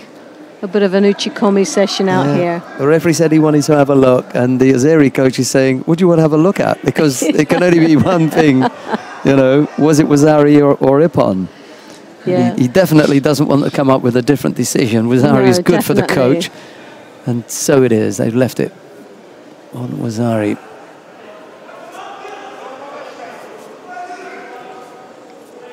Well, Mogushkov there just trying to settle his opponent down. He's a little bit all over the place at the moment. The arms and legs are all going at the same time. The Azerbaijan is really now trying to pile that pressure on. He's got 1 minute to come back into this contest. Well, the good thing for Mogushkov is that he's only picked up the 1 penalty.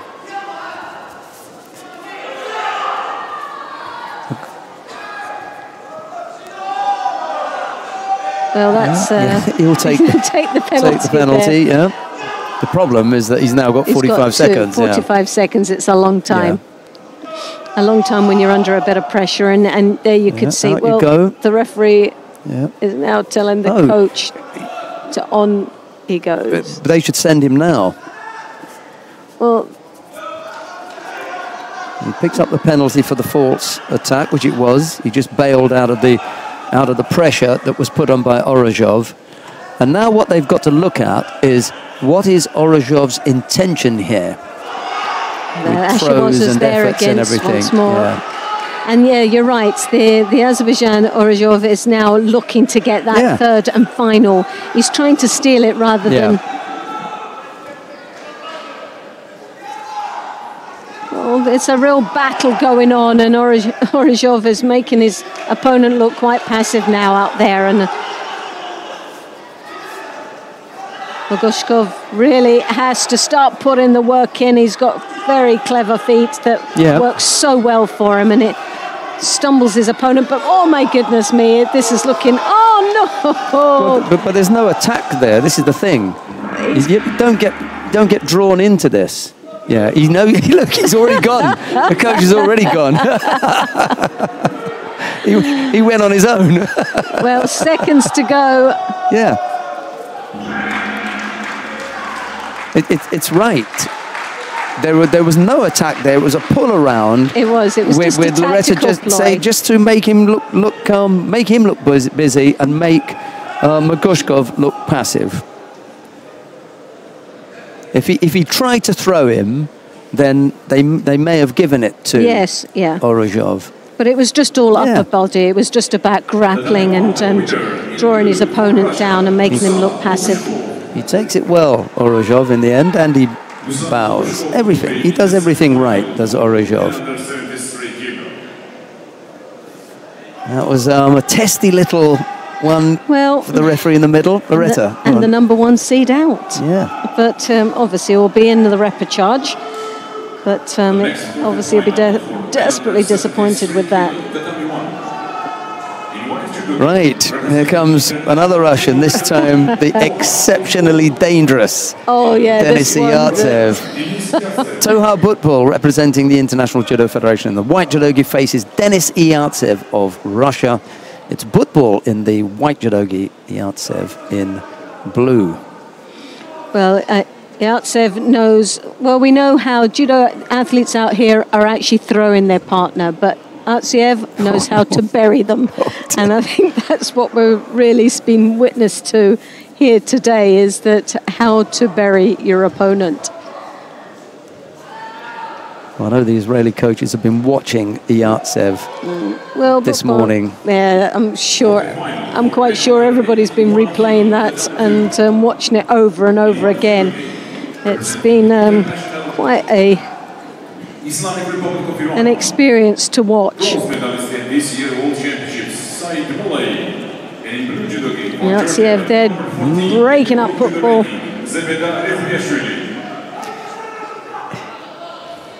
Unsettling his opponent quite considerably there. Frustrating the life. A little bit of movement and just not happy camper, is he, Butbul? Yartsev looks so strong, doesn't he? Yeah. He's upright, he's got very good posture. Moves quite nicely, flows around the mat. He doesn't want Yartsev to get two hands on him. Definitely not. That's a nice little shape and a good little koji effort from Butbul. But Yartsev is up to defending it.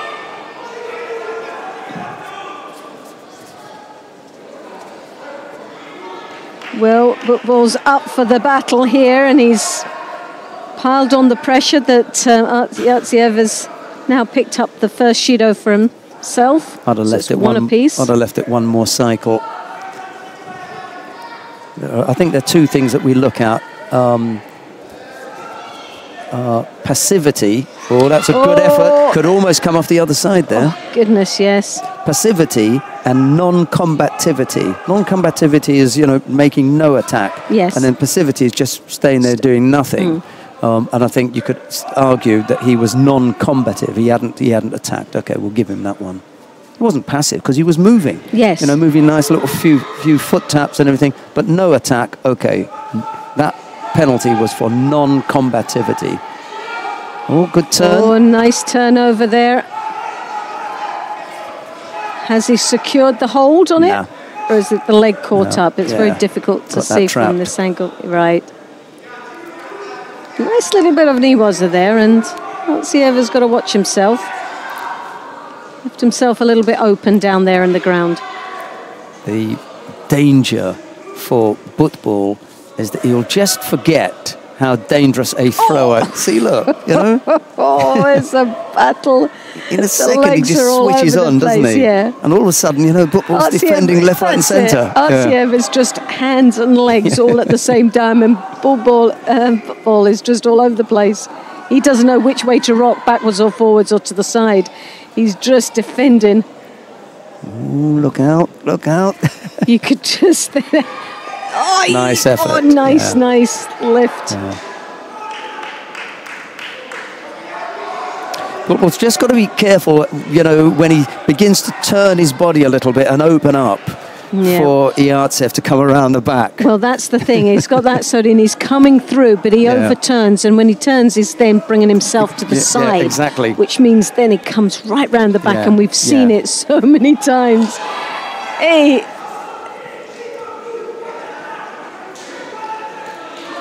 Well, Butbul is doing really well out there. He's given him an absolute match here. He's got the sleeves caught up there. He missed with that koji and then looked a little bit lame on the way down. Power draining here. 25 seconds left to go. No score at all, so just a Judo apiece. It's become a very interesting match indeed. At one stage I thought this was going to be all over and done with very quickly. That was a terrific score. That was a lovely koji. What a koji gaki that was. Trapped him, nowhere to go, over the back. And the timing couldn't have been better. Done. Well, Butbul deserved that win. He did give the fight to Tsiev. What an effort that was. Well, there was no time for resting in that match at all. When he hooks that leg in, there is nowhere for Yartsev to go. Sometimes if it's a gari, then you can lift your leg up, you're stepping off, and then you can plant the leg and you go back off that. But when it was trapped and he was pushed over, that trapped leg, nowhere to go. Beautifully done by Toha Budbul. Well, that was a very interesting but exciting match as well. A very exciting match. Especially when we've watched Otsiev and how he's been able to demolish most of these athletes that are still nursing some very sore heads indeed. Right, now we've got a repechage contest here on mat number 1, so why don't we go down to mat number 2 to take a look at Saeed Molai of Iran. He faces Zubaida Rekviashvili of Georgia. It's Molai in the white judogi, Rekviashvili in blue. There's no score in the contest. In fact, it's already gone into golden score. Both fighters have picked up a penalty apiece. And it's Molai in the white judogi, Rekviashvili in blue. I'm sure someone will be happy that we've gone down to mat number 2. I'm quite sure they are. It's first visit down there, I think.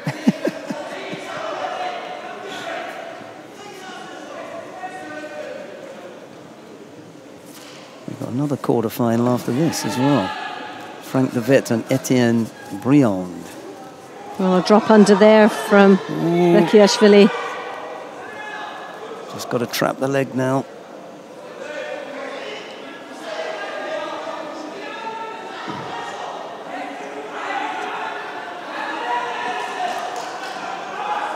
Oh, we're into the golden score here.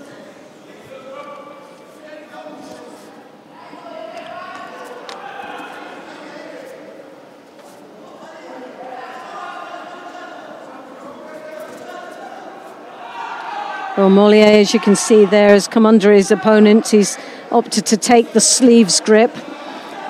Wasn't a very convincing takedown there, but he's got away with it this time with a Shido apiece on the scoreboard. It's 1.5 minutes remain that's into golden score.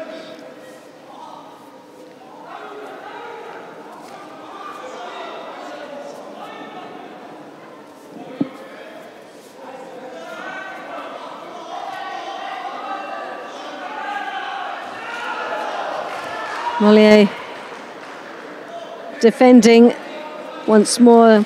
Looked to be a bit of a Kosota, but landed without any direction or force to his opponent. Nicely blocked by Mollier.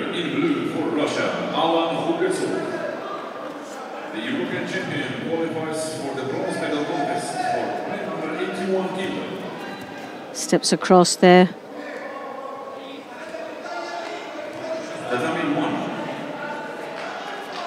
Well, we're coming up to 2 minutes and 17 seconds in golden score. These athletes have been out there for 6 minutes and 17. It's a long time. The quality of attacks are starting to become less.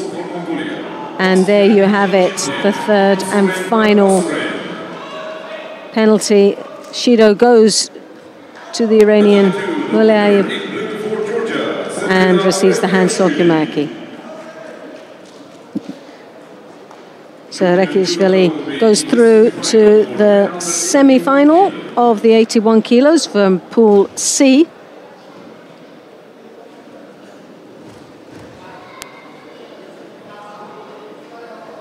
The next quarter-final for men under 81 kilos, Tatami 2.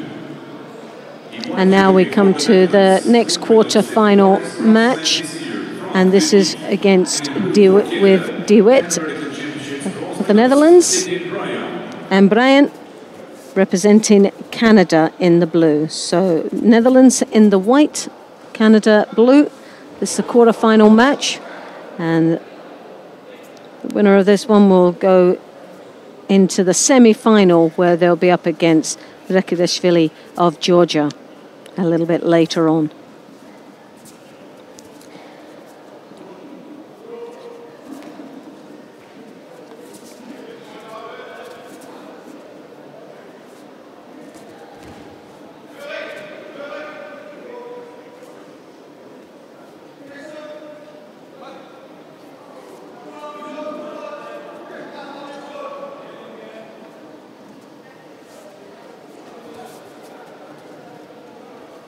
As we know, Frank de Witt won a gold medal in the Paris Grand Slam. The Junior World Championships back in 2015.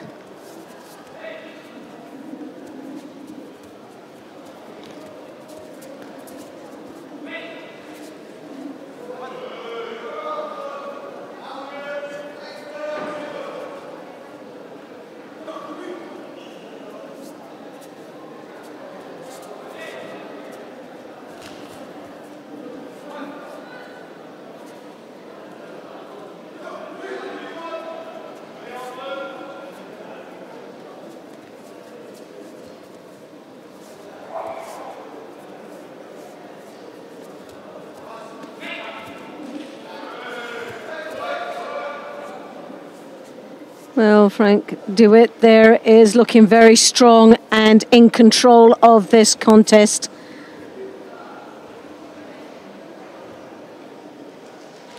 We have the second Shiro, but will Brian take the third and final one? And yes, he does. In the minute and a half it took to get the hand sokumaki. Frank de Witt goes through to the semi-finals of the men's 81s from Pool C. Sorry, from Pool D.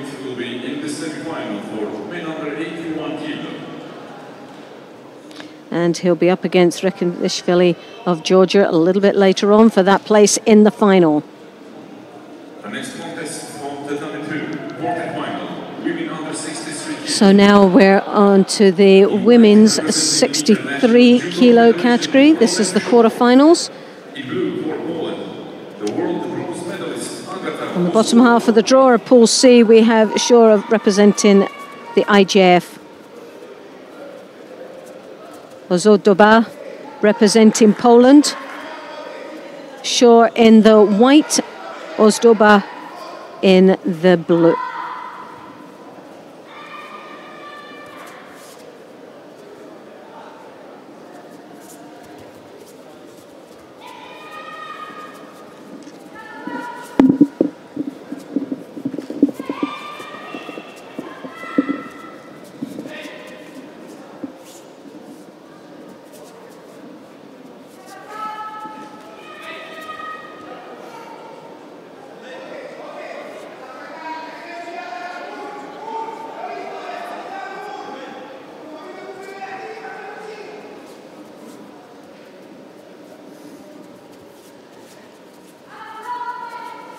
Well, Shaw desperately trying to get that right hand high up over the collar, as you can see.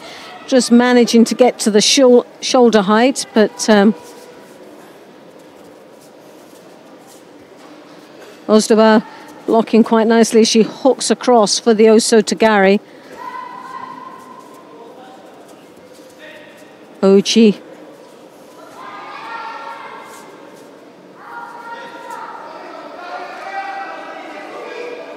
Well, Ozdoba looking a little bit more comfortable out there and looking slightly more threatening with her attacks. She's put in some good strong moves there, threatening all the time. Shaw just really battling to get a little bit of control and direction in this contest. As you can see, trying to get that arm over the top, and she's this time been successful, but sadly not following it through, considering the amount of time it's taken her to get to that grip. Ozdoba once more trying to desperately block that right and work off that defence. The Oso Tagari once more left herself a little bit vulnerable there as Shaw countered the Osota.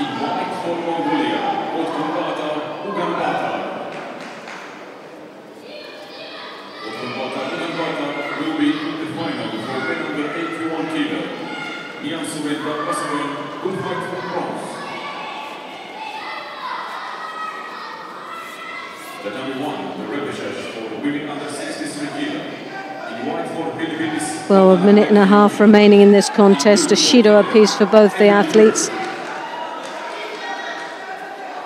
Ozdaba looking the stronger of the two out there at this particular moment. But there has been glimmers of control there from Shaw when she gets that arm over the top, which you can see right now, and then starts to draw her opponent's head in with the Oso to Gary. And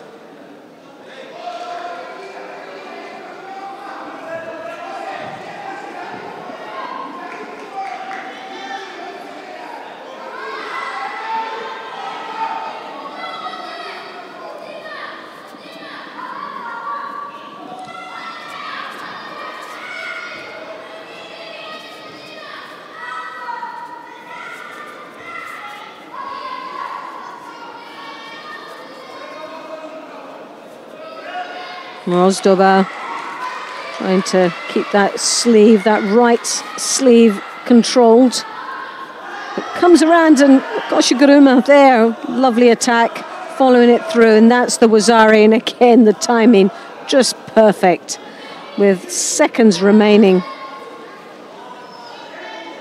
Just under half a minute left in this contest, and Ozdaba from Poland takes the lead and looks to go for that arm lock as well.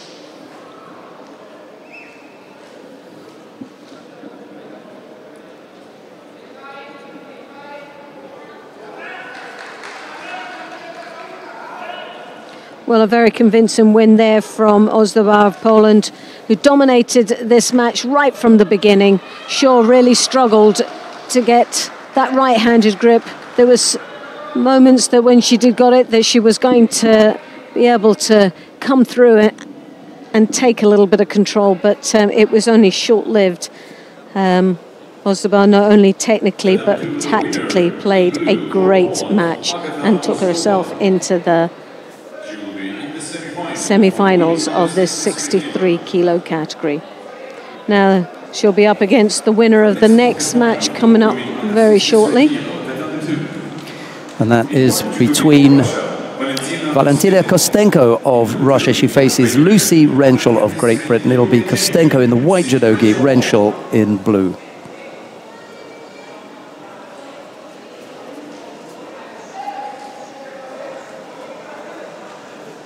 Well, both opting for the same, liking the same techniques, the Uchimata. A little bit of a clash of styles. Renshaw has defeated her opponent once, so has that advantage of knowing that she's capable of winning against her opponent.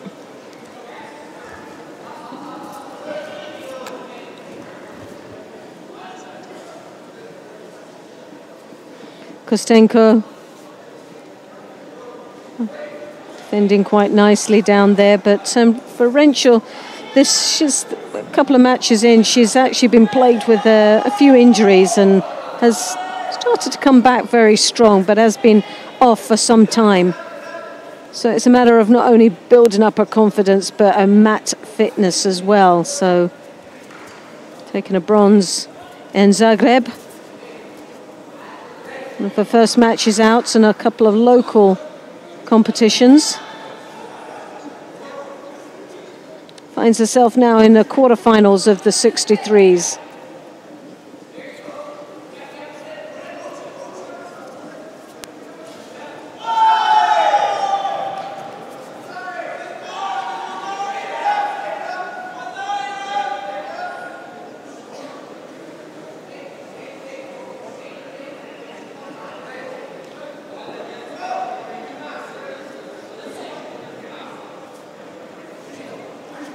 Well, Shido there being awarded to Kostenko of Russia.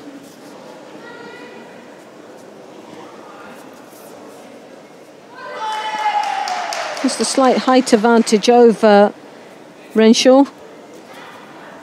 Attempts from Osoto, but the Makakomi was there for Renshaw.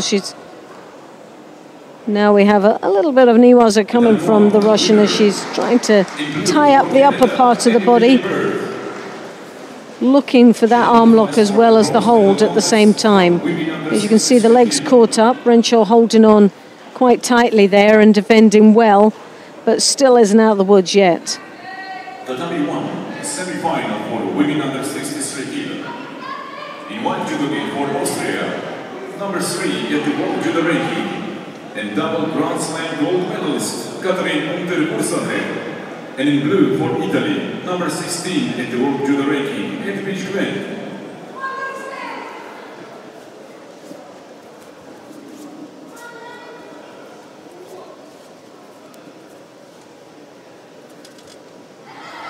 So Tagari there from Kostenko.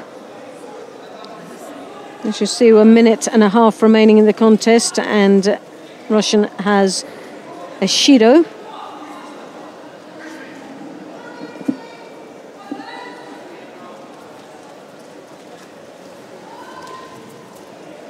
Now for Renshaw, this is going to be the real test, is mat fitness and condition out there.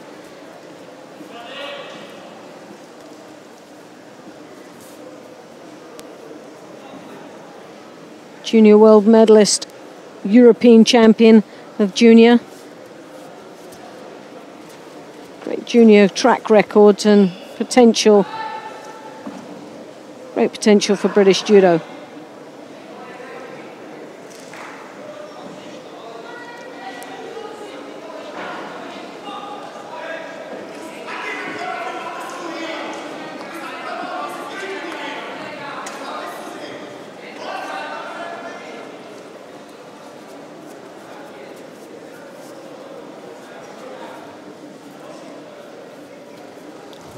It's a battle of grips here, and it's starting to look a little bit scrappy there. Needs to have much more control.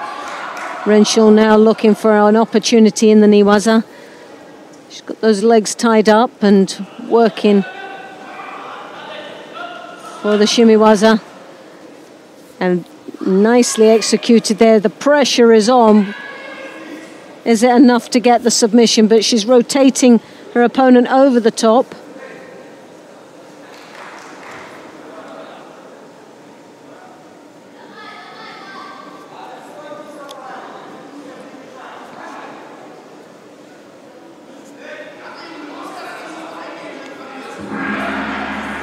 Well, we're now into the golden score.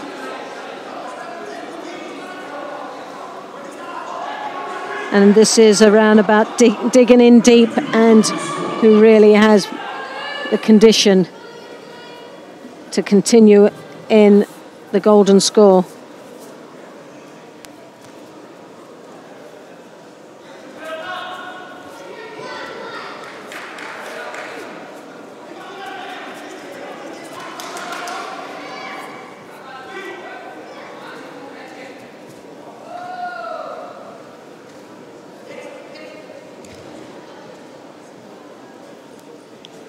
Well, Renshaw once more digging deep there, as you can see, trying to go for that arm, drawing it out, working on that elbow, switching both directions, and has the leverage as she works.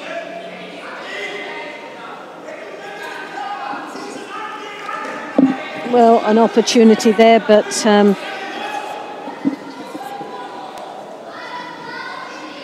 Kostenko doing extremely well there. Now Renshaw picking up the second Shido.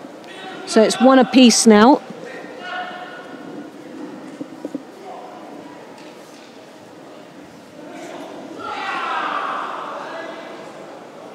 Well, I think it's looking like Kostenko will pick up possibly that second Shido.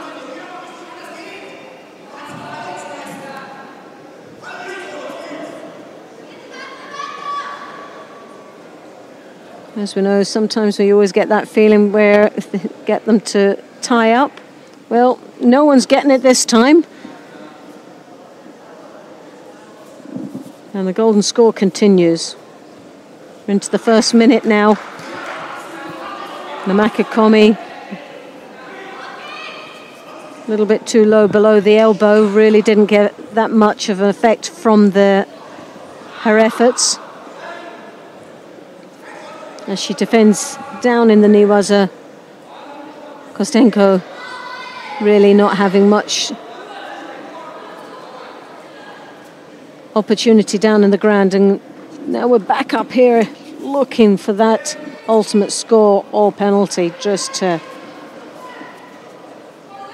get through to this semi-final. It's been a real tough battle between both these athletes.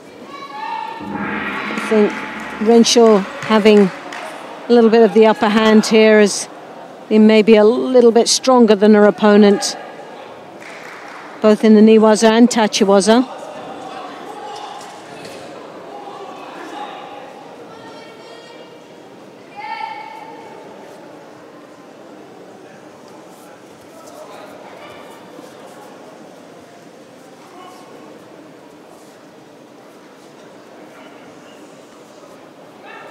Kostenko there, looking a little bit sharper in that opening seconds. Edwidge Wayne will be in the final for women under 63 kilo.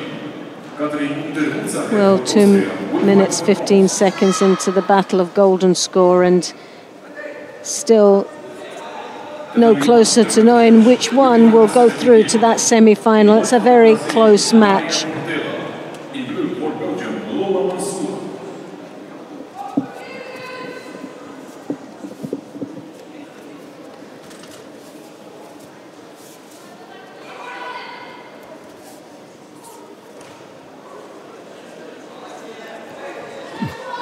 Two and a half minutes plus of golden score. Single Shido against the Russian Kostenko, but that's not going to make any difference now. There's the turn. Oh, yes. Just enough of the body? Well, just stopped short, Yeah. just slightly short of getting the score. I think he's given it. Yep, he's given that. Brought down onto a side, and just enough of the body for Everardo Garcia to decide, okay. Well, there was quite a few threats there in that golden score that Renshaw with that Makakomi, and enough work. I felt that she edged it throughout the whole contest.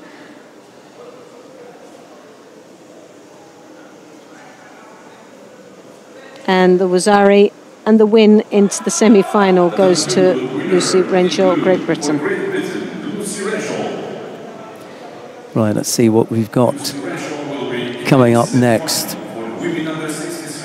We've got the quarter-final in the under 70 kilo category now between Gershak Sabina of Hungary and Kim Polling of the Netherlands. It's Gershak in the white judogi, Polling in blue.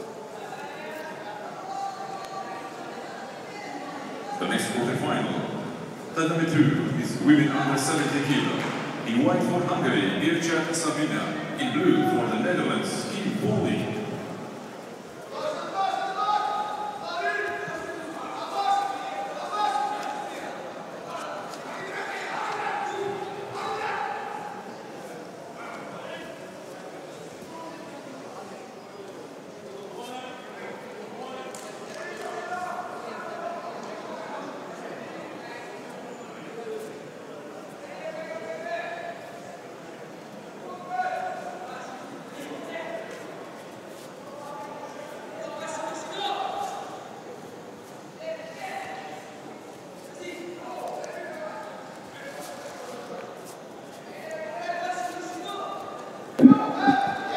Well, Gershak, as we know, number 2 seed coming into this competition.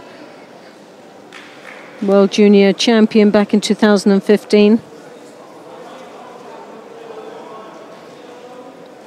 As well as this year picking up 2 Grand Prix medals in Tbilisi and Tashkent. So has had a great performance throughout this year.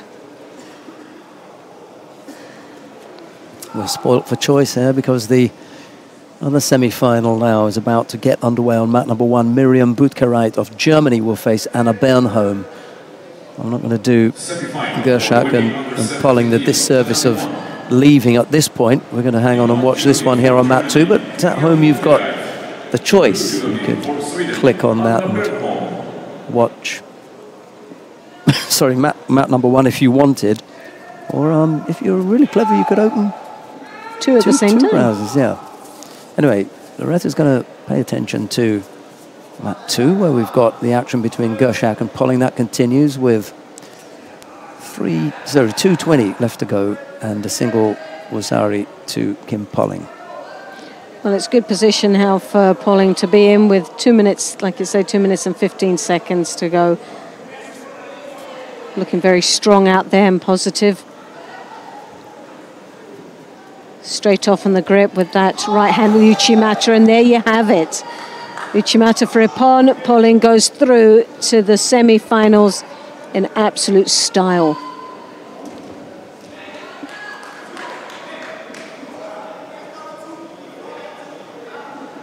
And thank you to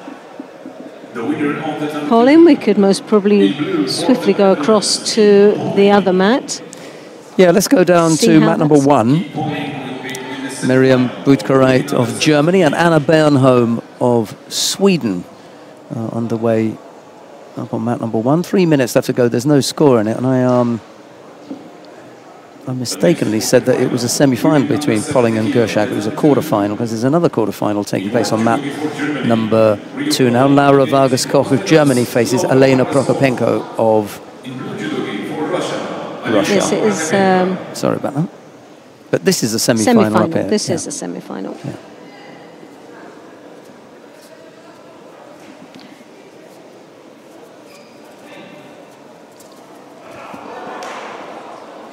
Well, this is going to be the real test for Bernholm. As we know, she likes the high collar grip with Uchimata, and she's up against, and she's quite a tall athlete herself, but this German slightly has the advantage on the height.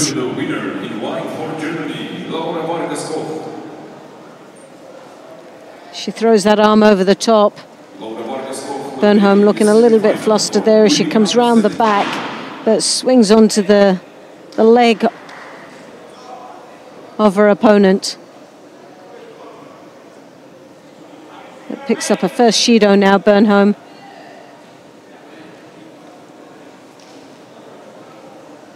Quarterfinal, men under 73 kilo, Tatam 2.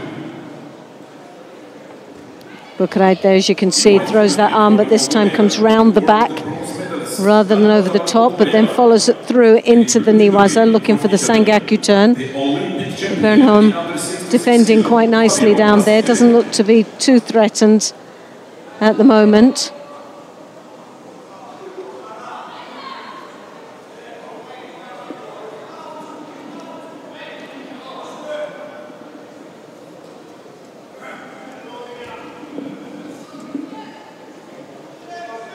Chigari there for both right.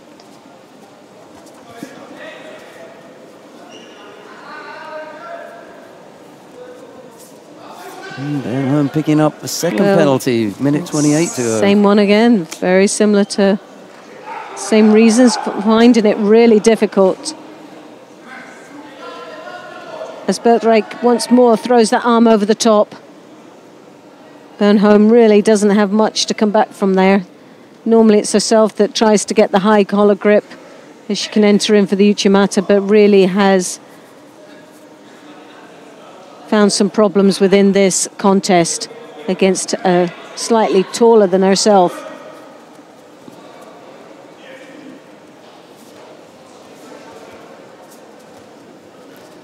She's got to realise the nature of the situation here, Bernholm. Time's running out. She needs a single score. We're into the last minute now, and got to get back up. Don't want to be spending time down there. Caution to the wind is my suggestion. It's a semi-final of the under 70 kilo category. It's all or nothing, I think, now at this moment. She's really got to be a gutsy fighter out there. She's got to find and dig deep. And if that means riding on the top of that Uchimata, then so be. But Bernholm can throw, and she can throw well. Get out of there now. She's just got to try and dig in there. And we know she's quite nifty down in the Niwaza as well. So, but the time is ticking away, and 16 seconds remaining. One last roll of the dice, I'm afraid. That's it. Well, there's no score at this moment, so we'll go into the golden score, but not with two Shidos against you. It's going to be very difficult. And there you have another strong attack from the German. Bernholm once again looking and digging in there in the Niwaza. Well, the difficulty for Bernholm now is that Budkarite can change her tactics. Up until that point, there was one tactic going forward. Budkarite can now really close down and be defensive. Yeah. Because it doesn't matter if she picks up one penalty. It puts the onus completely on Bernholm. This is very, very tiring, this kind of effort.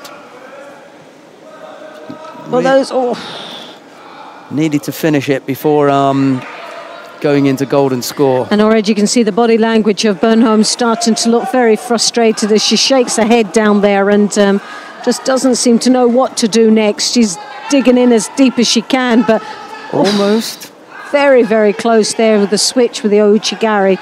Just lost the hook. And there you have the German looking for the Niwaza, tying up not as securely as she would hope for.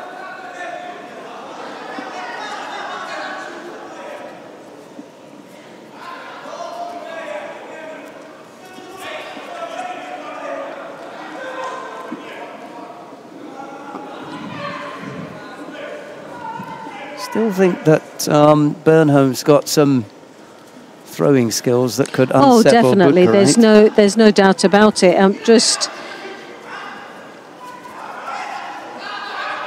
I think it's just now the awkwardness of the German with those long arms and long legs that she doesn't normally come across too much with, because she's quite tall herself, and that's the advantage that she tends to have, as being slightly taller than her opponent, and that long arm that comes over the top. But you've got the arm lock here, and she's got it in a good position. Whether she can execute the arm lock. Got to finish here now. This is the chance. There's her opportunity. Yes, that's it. So the Niwaza comes through again for Bernholm and takes off. Look at her face. A bit of a relief that takes her into the final of the 70 kilos. Oh.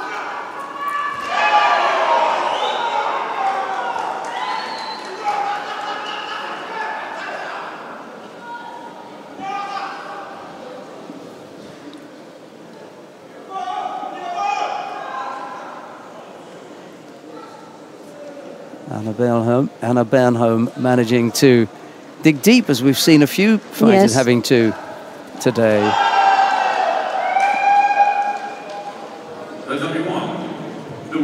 And come up with a good win.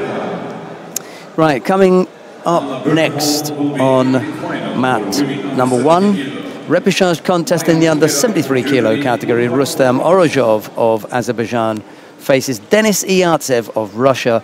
It's Orozhov in the white judogi, Iyatsev in blue. This should be a real humdinger. Here's exactly. Loretta.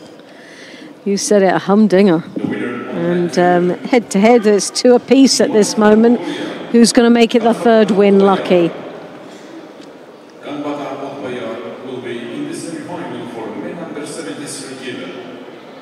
We have the Azerbaijan in the white. Orozhov, number 1 seed. And as we've seen in previous matches, Artsiev has performed most probably the throw of the day, as you would say, on a number of occasions, where he's not just thrown his partner, he's absolutely buried him. So for me, the biggest thrower of this tournament so far is Artsiev. And it'll be interesting to see how this one fares out.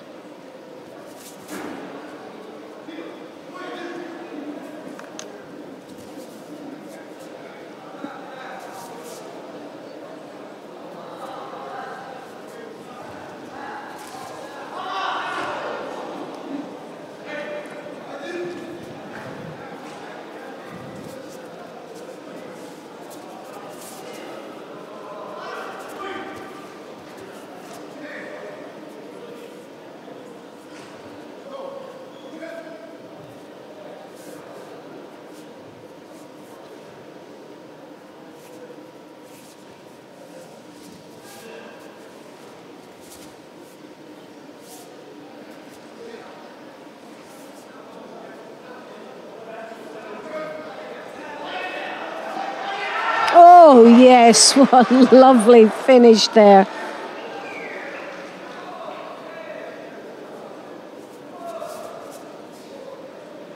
And once more, Artsiev buried his opponent.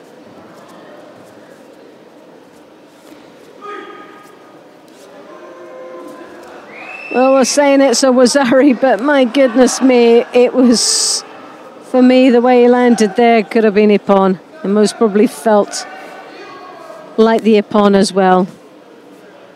Orojov really now a little bit bewildered out there as Shido down and the two Wazaris already down, and we've got halfway through this contest.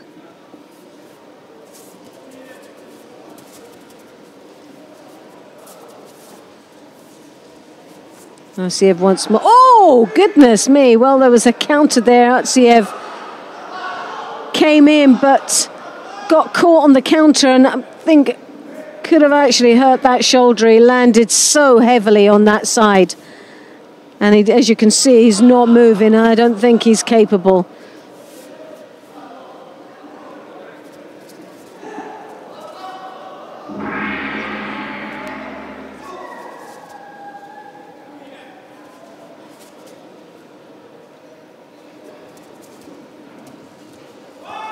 Well, again, another big hitter, but this time Artsiev was on the receiving end of that.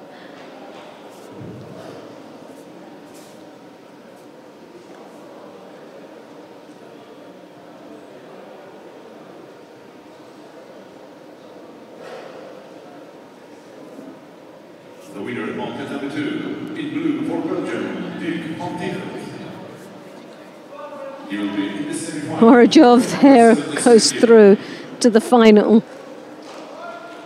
of the under 73 kilos. In white for Azerbaijan, He looked angry, didn't he, Orojov? Orojov, well, he looked a bit bewildered. He was two Wazaris down, a Shido against him, and it was literally, what have I got to do next? But again, another digging deep. Yeah. But oh my goodness, he gave Artsiev a bit of a taste of his own medicine, I think, there on that last one.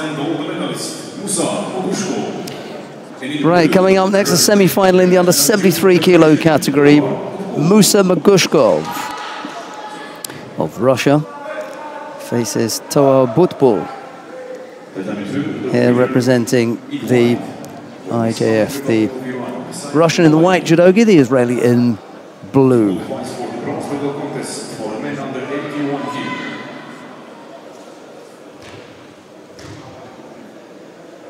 The number 2 semi-final, men under 81 kilo. In white judogi. And then down on mat number 2, you've got the semi-final in the under 81 kilo category. Zubaida Rekviashvili of Georgia faces Frank de Wit of the Netherlands. Gold medalist Frank de Wit.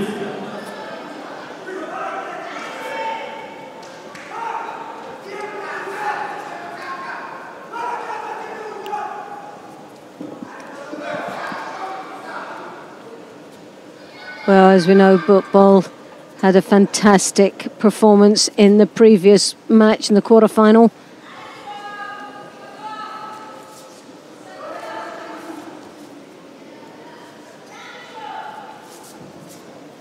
Defeating Artsiev.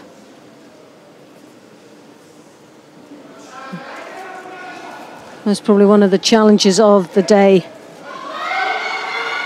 It was that little effort that brought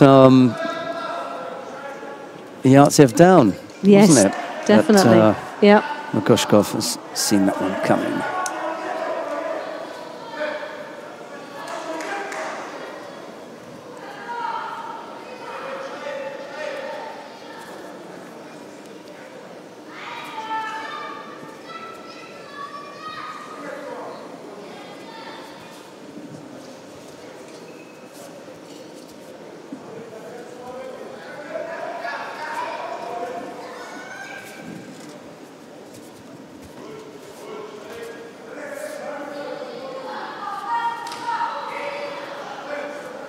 Well, 2 minutes. He gave him a bit of whack. Just give him a pair of football boots. You could hear that from up here. You could. Slap. You picks up a Shido for his pains.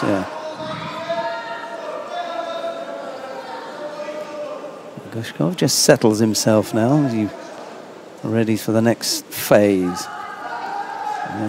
Magushkov there, he's digging in very deep. He comes round the back, he's hooking in, he's looking for that turnover, rotates him over very nicely, and Mate, well, Magushkov, look at his face, you're thinking, I was just in the zone there.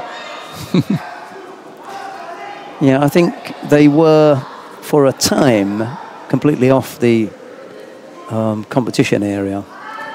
And it wasn't as yet clear. Oh, I thought he touched the leg there for some reason.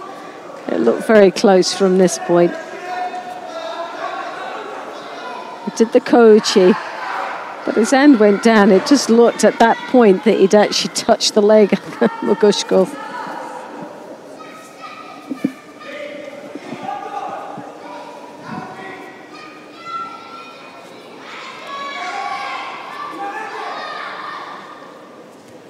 Well, Butbol looking for the Sodi. He's working the feet. He's got that sleeve. He's coming through. Making the Russian look a little bit passive there for that split second.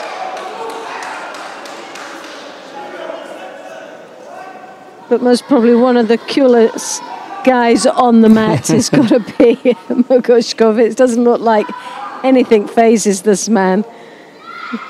Can't rattle his cage at all as he hooks in there over the top, really winds his leg right through for the uchi with the combination of the uchimata that follows it, which we've seen a few times.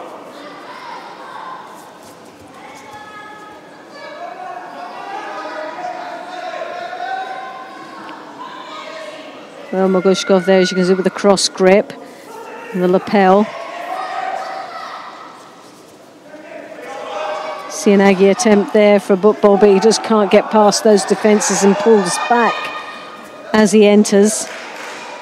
Butbol drops underneath.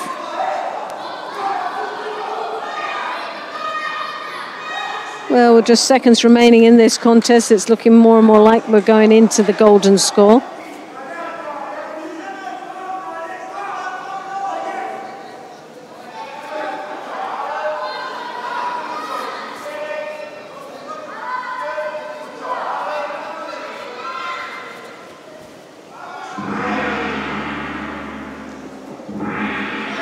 Well, we're in here to the golden score now, one Shido, and that's on the side of Butbol. So it gives them a slight disadvantage.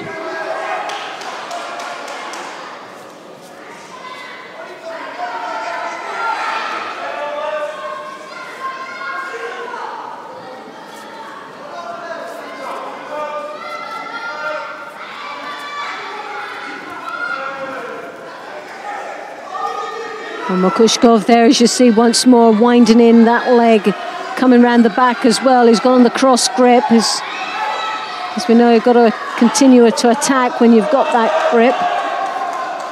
A bit of a Sutemi was a bit Butbol, I think more of a ploy to get out of trouble there. He's got away with it this time, but I think if he attempts the similar attack, he could be in trouble. Well, it looks like he's defending there, but there's a Shido, second Shido now, but this time is for the Russian, evening it all up for just coming round with the leg.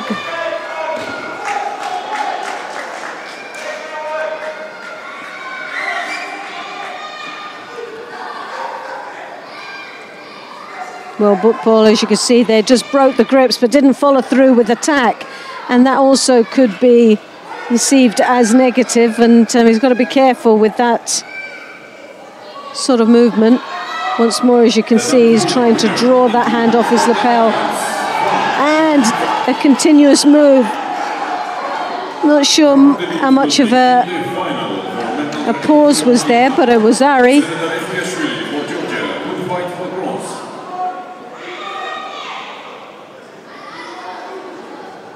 The repechage for women under 63 kilo, tatami 2.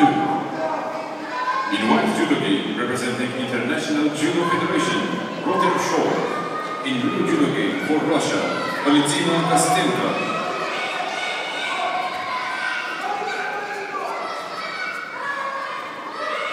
Well, from this angle, it looked like a score.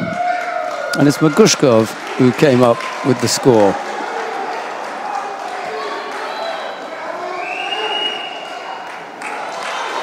And Magushkov goes through to the final, and rightly so. That definitely was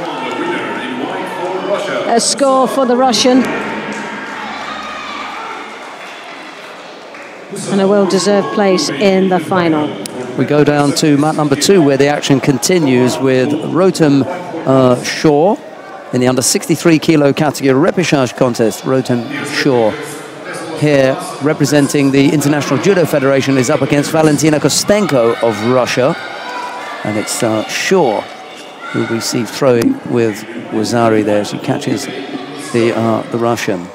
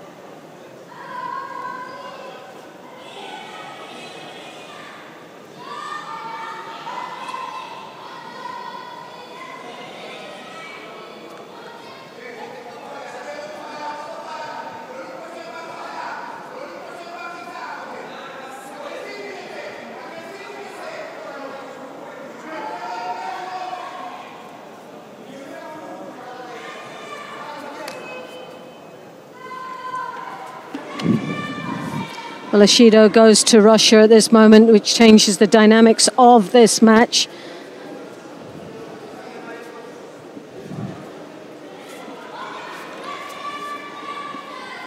Kostenko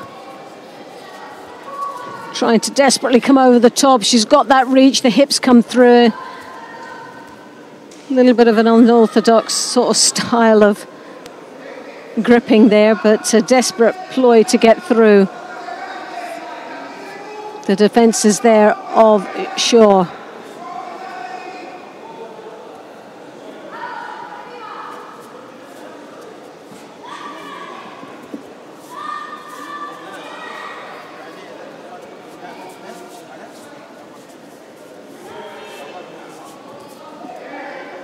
Uchimata attempt there. 2 Wazaris on the board already in this repechage with 1 minute and 32 seconds going, and Shaw looking in a very comfortable situation, and the second Judo been awarded to Russia.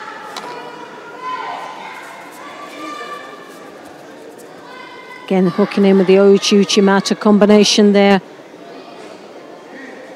Kostenko desperately trying to come back into this contest. Trying to dig deep and find some other alternative methods of coming across. As you can see, Shaw, even though she's slightly smaller than her opponent, very powerful indeed and is good on the Kumikata. She comes there, as you can see, with the Osota into the Makugon, but a lovely counter-attack there from Kostenko, which brings that back up to 2-1 with still 46 seconds remaining in this contest.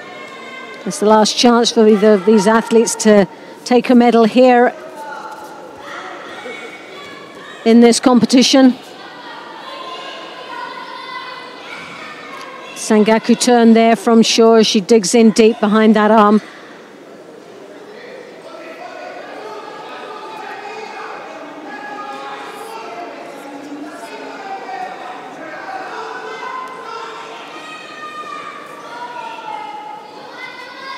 Well, 19 seconds remaining. Kostenko really has to start being gutsy and driving through giving it 110 as she hooks in there. Very, very close indeed, but Shaw is now going to capitalise on that by staying in the Niwas as the clock ticks away very comfortably and puts her into the final of the bronze medal match of the 63 kilos.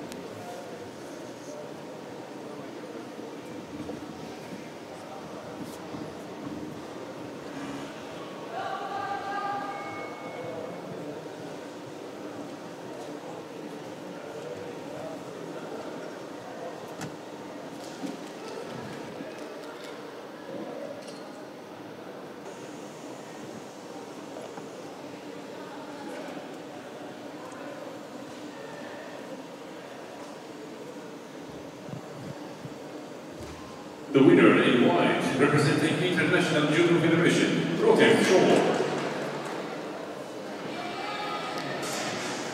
Right, we've still got a few fights to go here, Loretta. And the next of these is Agata Ozdoba of Poland. She faces Lucy Renshaw of Great Britain. That's a semi-final in the under 63 kilo category. It'll be Ozdoba in the white judogi, Renshaw in blue. The winner of this will face your favourite in the final, I think, Edwidja Gwend. Yes, definitely.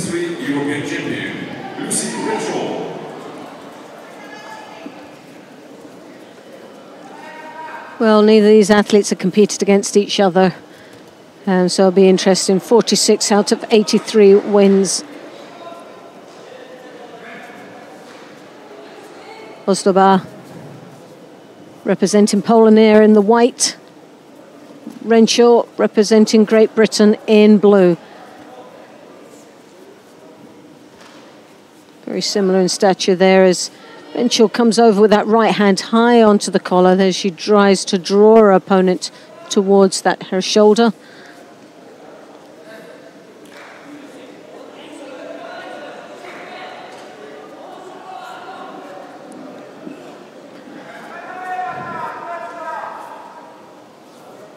Ozdoba picking up the first Shido at a very early start of this contest with 3 minutes, just over 3 minutes remaining in this match.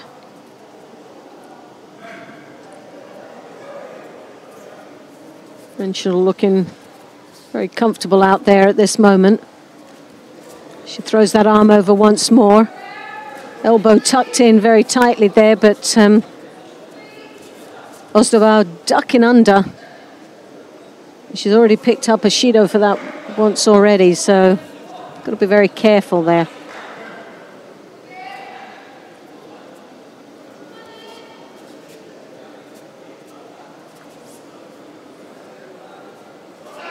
The Osota on the other side, and the Ouchigari, a nice combination there for Ozdoba.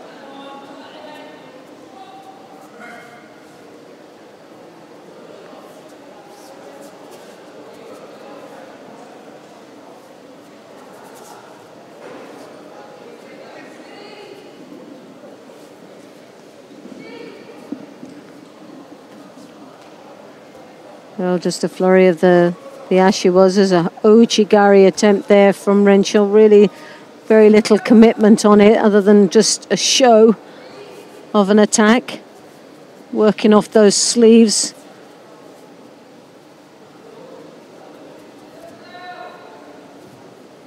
Causing a few problems there for Ozdoba. Well, past the halfway mark now and just under 2 minutes remaining. One Shido on the board and very little to divide these athletes. Ouchigari. Sutemiwaza from Ozdoba, who now starts to look for an opportunity in the ground.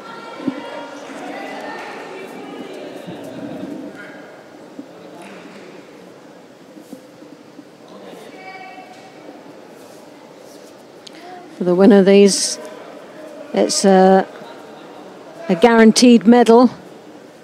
Find themselves in that final.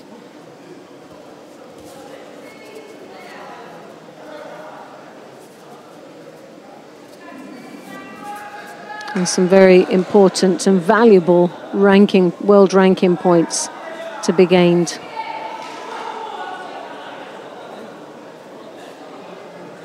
Second Shido there goes to Ozdova. Puts herself in a little bit of trouble now. One more would result in the hand Sokimaki, and Lucy Renshaw, tactically a very astute person down there in judo, knows exactly what she needs to do.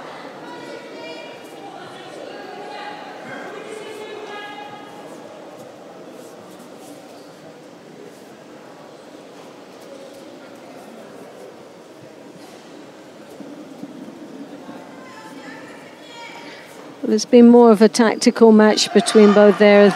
A lovely combination of attacks there from Ozdova. Stepping across for that Osota, then switching it back to the Ouchigari. Seen that a couple of times now within this match.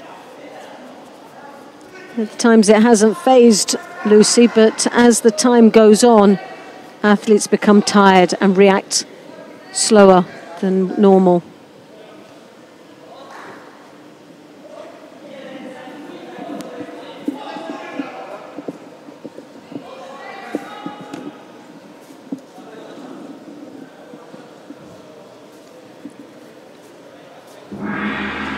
Well, we're now into the golden score, but the advantage is obviously Lucy Renshaw. She goes in without any Shidos.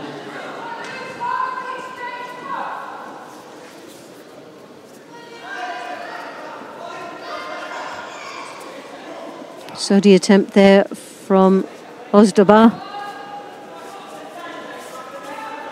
really has been outgripped by Renshaw. And she got that high collar grip, drawing the elbow in. Combination there of the Ouchigaris.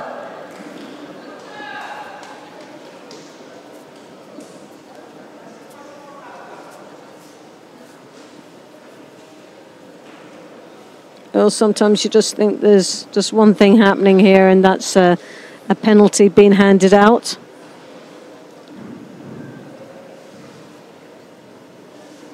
Followed by the match being awarded, yes, to Lucy Renshaw, who looks very happy with herself and goes into the final, and so she should be, after being plagued for such a long time with injury, starts to come back into form. And a place in the final.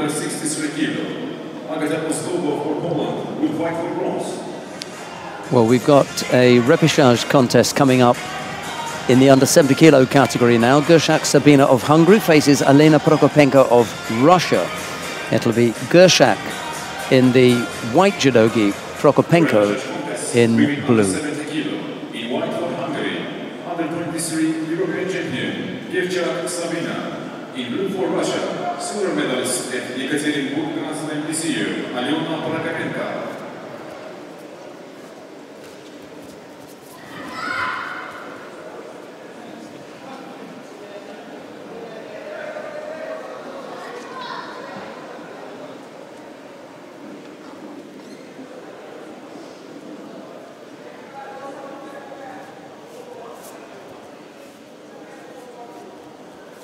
Well, Gershak in with the attack there. See an Aggie move, but you can see that leg just floating around at the back for the Ouchigari, leaving her options open.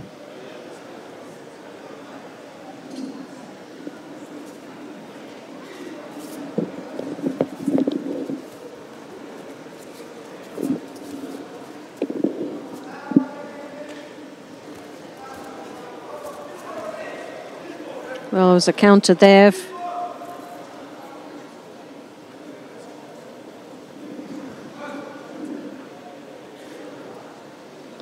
And a good start for Prokopenko of Russia with a Wazari from that counter.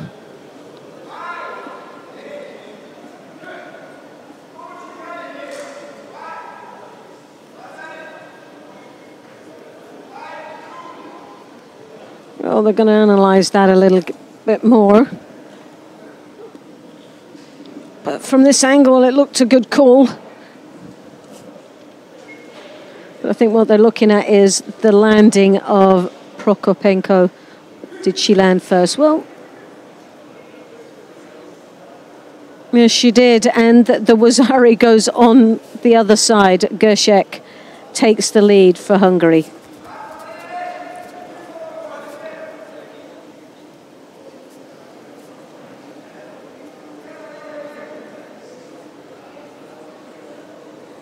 Well, they decide... Oh, Gershek did now decide that it should be a pawn. So Gershek takes the win and a place in the bronze medal final.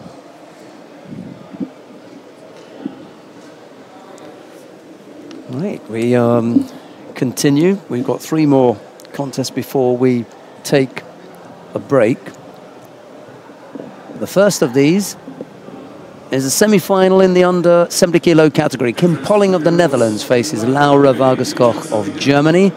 It'll be Polling in the white judogi, Vargaskoch in blue. For women under 70 kilo. Next contest, semi-final, women under 70 kilo. In white for the Netherlands, Kim Polling. In blue for Germany, Laura Vargaskoch.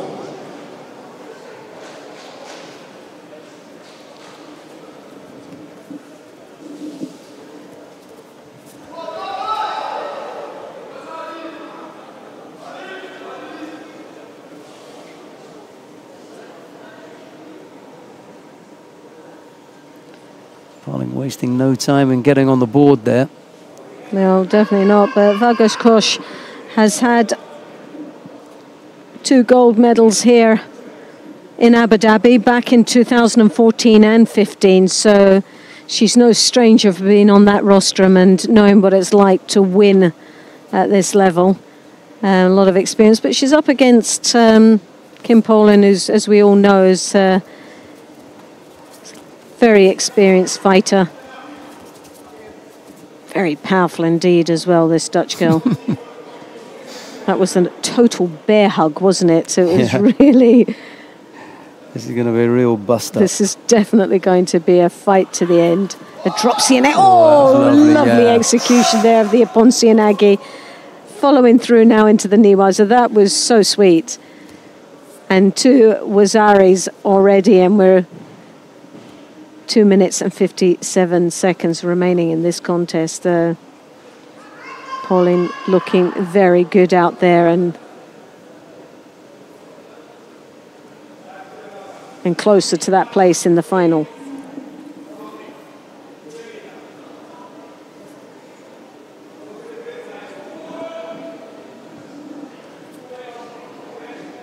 Two scores on the board in half the contest. Plenty of time still to come.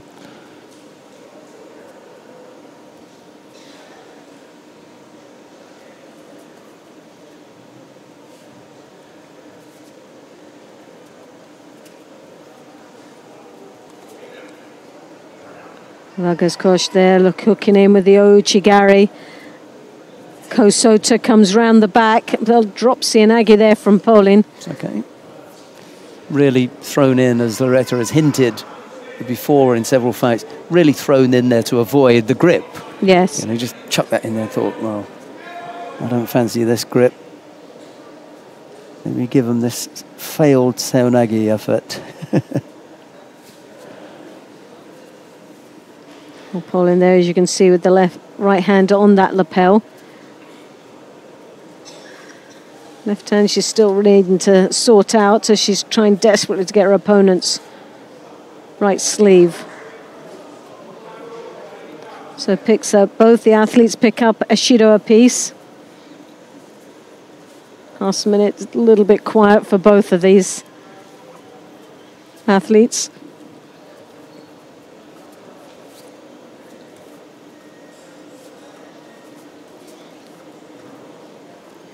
Well, Vargaskoch, as you can see, trying to once more get those arms right round so she gets that leverage. But falls on to the Makakomi, and there you have it. Straight into the Osakomi.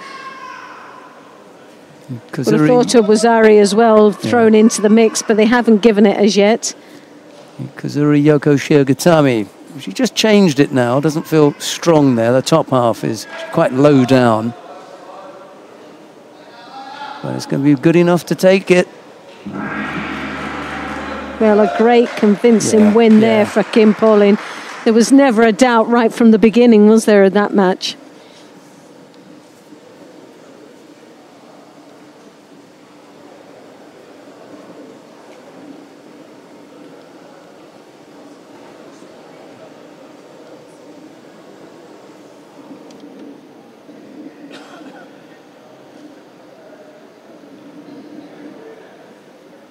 The winner in white for the Netherlands. Kim Polling, it is, who wins out over Laura Vargas Koch of Germany. It'll be the Dutch girl we'll see in the final. Now we've got a repechage contest in the under 73 kilo category coming up now, and it features the Olympic champion at under 66 kilos, Fabio Basile of Italy. He'll be up against Tommy Macias of Sweden.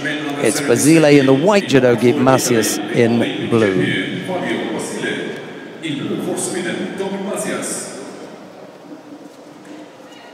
Well, the Italian hero, here he comes. A man that has got so much confidence out there on the mat and so much belief in himself is untrue. Brilliant athlete to watch.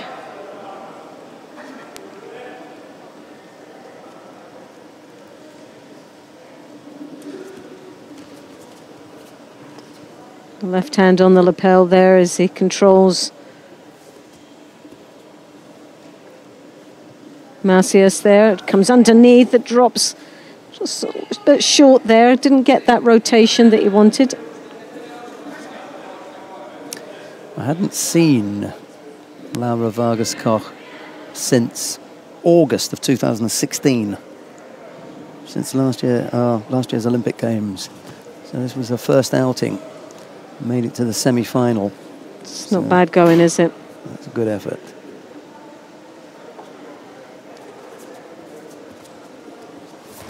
Oh, nice little bit of a move there from Tommy Macias. Didn't look like it was going anywhere, but that hook onto the back of the leg was enough to break the balance of the Italian. Basile leading at this moment with the Wazzari. But with 2 minutes and 43 seconds remaining, still plenty of time for Tommy Macias to come back. So Basile picking up a Shido there for touching the leg. Very lucky man that that's that one of the new rules in, giving him that first warning. Ouchigari attempt there from Basile.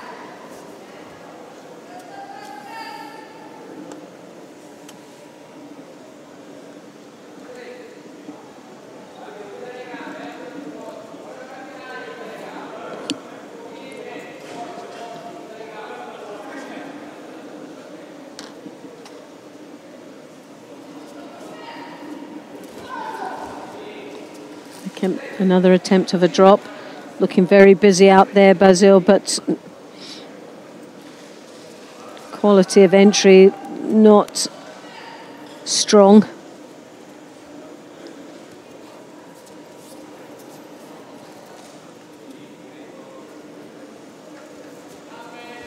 Well, the side skip there looking for Yashibarai, or the Kuriya Yashibarai. It's one of the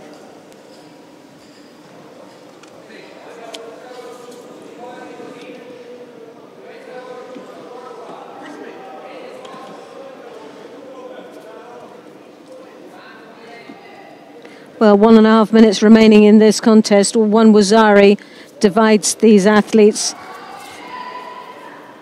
Basile closer to that bronze medal final. Looking very busy out there, still plenty of life in him as he bounces around there with the Ouchigari.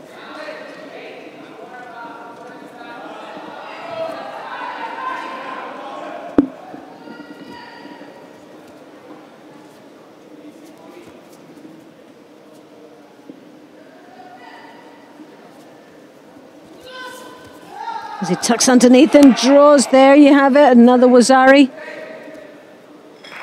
That widens the gap now between these athletes.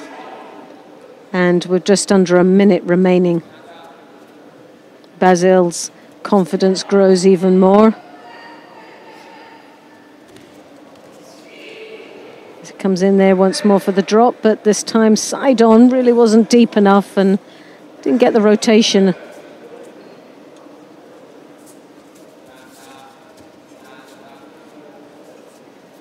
Tommy Macias there is coming around the back, really playing a bit of a chasing game here. hasn't really had many opportunities. Uchigari steps across for the big harai.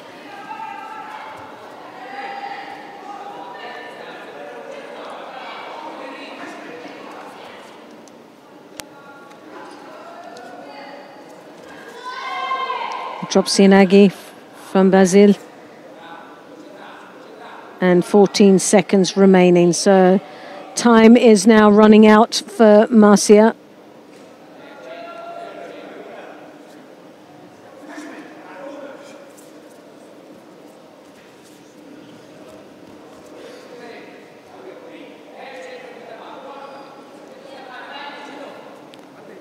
And Brazil picks up the second Shido.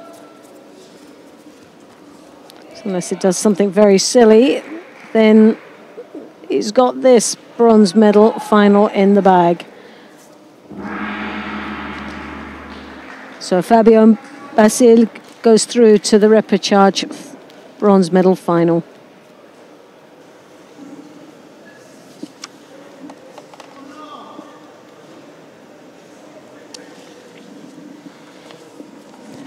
Well, we've got one more contest to bring you now. Ganbata Odbaya of Mongolia faces Dirk van Tichelt of Belgium. It's the last of the contests that we've got this morning. It's a semi-final in the under 73 kilo category. It'll be Ganbata in the white judogi, van Tichelt in blue.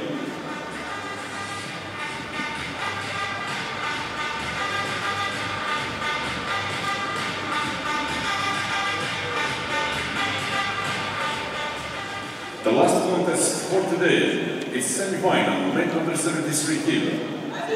In white judogi for Mongolia, the world bronze medalist. Well, as head-to-head, they've had 3, and it's 2-1. The advantage goes to Mongolia. 109 out of 175 wins. That's very impressive indeed for Ganbata.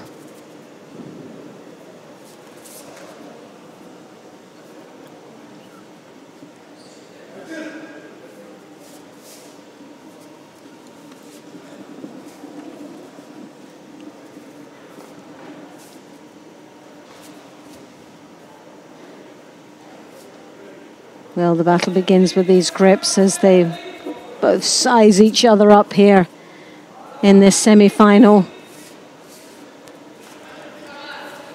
for a place in the final and a guaranteed medal here today in the Abu Dhabi Grand Slam.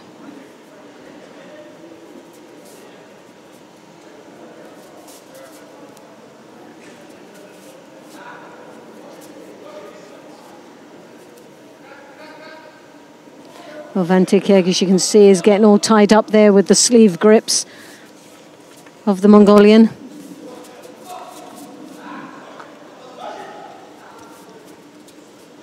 Ganbata just maintaining that sleeve, but also, as you can see on the other side, is also having a problem with his own throwing arm.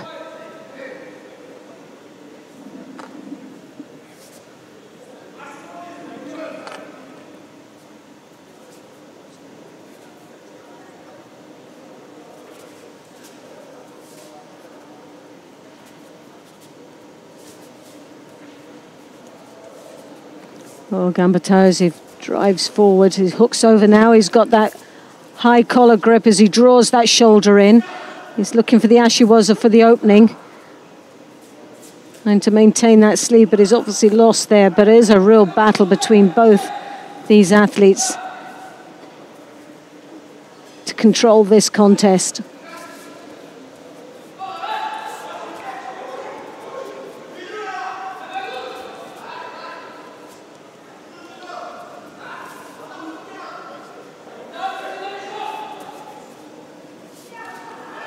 Well, definitely Ganbata looks the stronger of the two and more precise with the grips. Neither one of them are really following it through, though, with the attacks, and so it's just a battle of the kimikata with 1.5 minutes remaining in this contest. And Tichelt really has to start now creating a bit more space between him and his opponent. Well, Judo's been awarded to both of them. The Battle of the Kimikata is enough for the referee, and he wants to see some following through now of the attacks.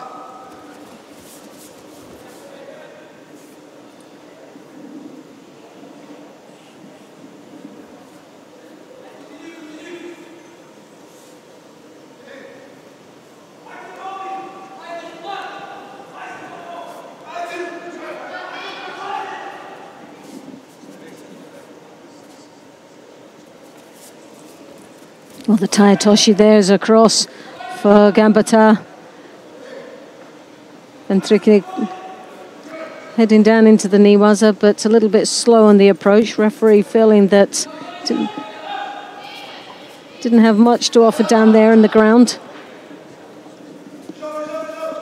With just half a minute remaining in this contest.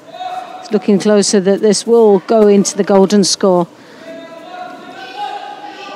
Judo apiece, so it's been a very tough match indeed between both these athletes. Drop underneath there from Gambata.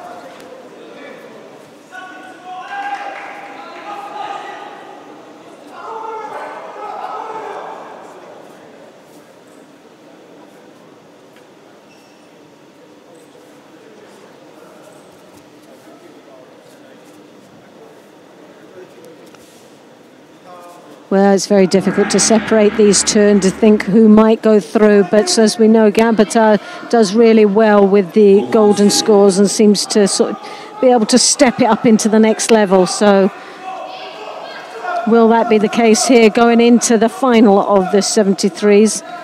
A place that guarantees a medal. Well, there was a very poor drop there from Gambata.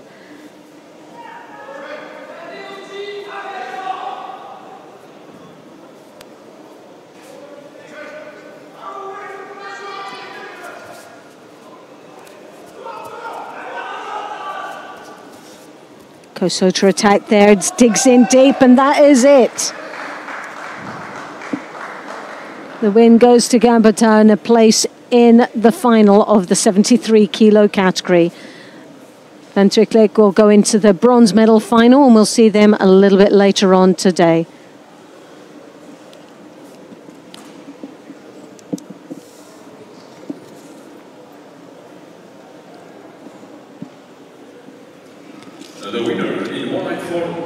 Gambata Odbaya of Mongolia taking that contest from the Untitled of Belgium, as Loretta has just said. And we're going to wrap up things now by taking a look at who we can see in the medal matches when we come back in about an hour and 40 minutes time. We can start with the under 73 kilo category, because it'll be Musa Magushkov of Russia to face Gambata Odbaya of Mongolia. The bronze medal matches will be Rustam Orozhov of Azerbaijan to face Dirk van Tichelt of Belgium, and it'll be Fabio Basile of Italy to face Toha Butbul, the Israeli here, representing the International Judo Federation. In the under 81 kilo category, it'll be another Mongolian, Otganbata Uganbata, to face Frank de Wit of the Netherlands, the final of the under 81 kilo category. And the bronze medal matches will feature Alan Kubetsov of Russia and Zubaida Rekviashvili of Georgia. It'll be Syed Molali of Iran to face Nyamsurin Dagvazurin of Mongolia. You get the feeling that Mongolians are having... The Mongolians have had a really good day, haven't they? Right, the under 63 kilo category. Edwidja Gwend of Italy will face Lucy Renshaw of Great Britain. And the bronze medal matches will be Emily Burt of Canada to face Agata Ozdaba of Poland. It'll be Rotem Shaw, the Israeli representing the International Judo Federation here, to face Katrin Unterwertsacher of Austria. And then finally, the last now of the categories, the under 70 kilo category, Anna Bernholm of Sweden will face Kim Polling of the Netherlands. And the bronze medal matches, it'll be Maria Portela of Brazil to face Laura Vargaskoch of Germany. And then the second of the bronze medal matches, Gershak Zabina of Hungary will face Miriam Budkareit of Germany. That's your lineup. Any thoughts on some of those? Well, I've done a little bit of penciling in anyway, but if you go back to the 73 kilo category, my money's definitely got to be on Mogoshkov of Russia. I think he's been having an outstanding performance today, so I have that in for the gold. He's for got the bronze medals. stickability, hasn't he? Likability as well. And Orejov of Azerbaijan taking one of the bronze, and Brazil taking the other in the 73 kilos. That's my prediction from that. In the 81s, well, it's going to be difficult. Well, Mongolia will be obviously there in the finals, but I think Mongolia, they've done well. They have their day. They've had their day, and I think that will be the gold medalist there. And bronze medal, not sure. Not seen too much there, and for me, it's been a weight category that's been completely open and has just brought out so many big surprises there, especially when you've got someone like Ungavari that went out in the earlier rounds and not even on the medal table. With the women, on the other hand, well, we have 63 kilos, one that I brought up earlier on, which was Gwend, has looked very strong and positive all the way through. But she's up against Lucy Renshaw, and my heart goes there with this one. I'm sure Gwen will really sort of forgive me on that one. But Renshaw, I'm going to go for gold. She's had an outstanding. She's come back from a lot of injuries, and hopefully she'll come through. But she's got a really tall order to do against Gwen. And Ozboda Doba, I think she'll take one of the bronze medals, and Shaw, representing the IJF, as the other bronze medal in the 63 kilos. All right.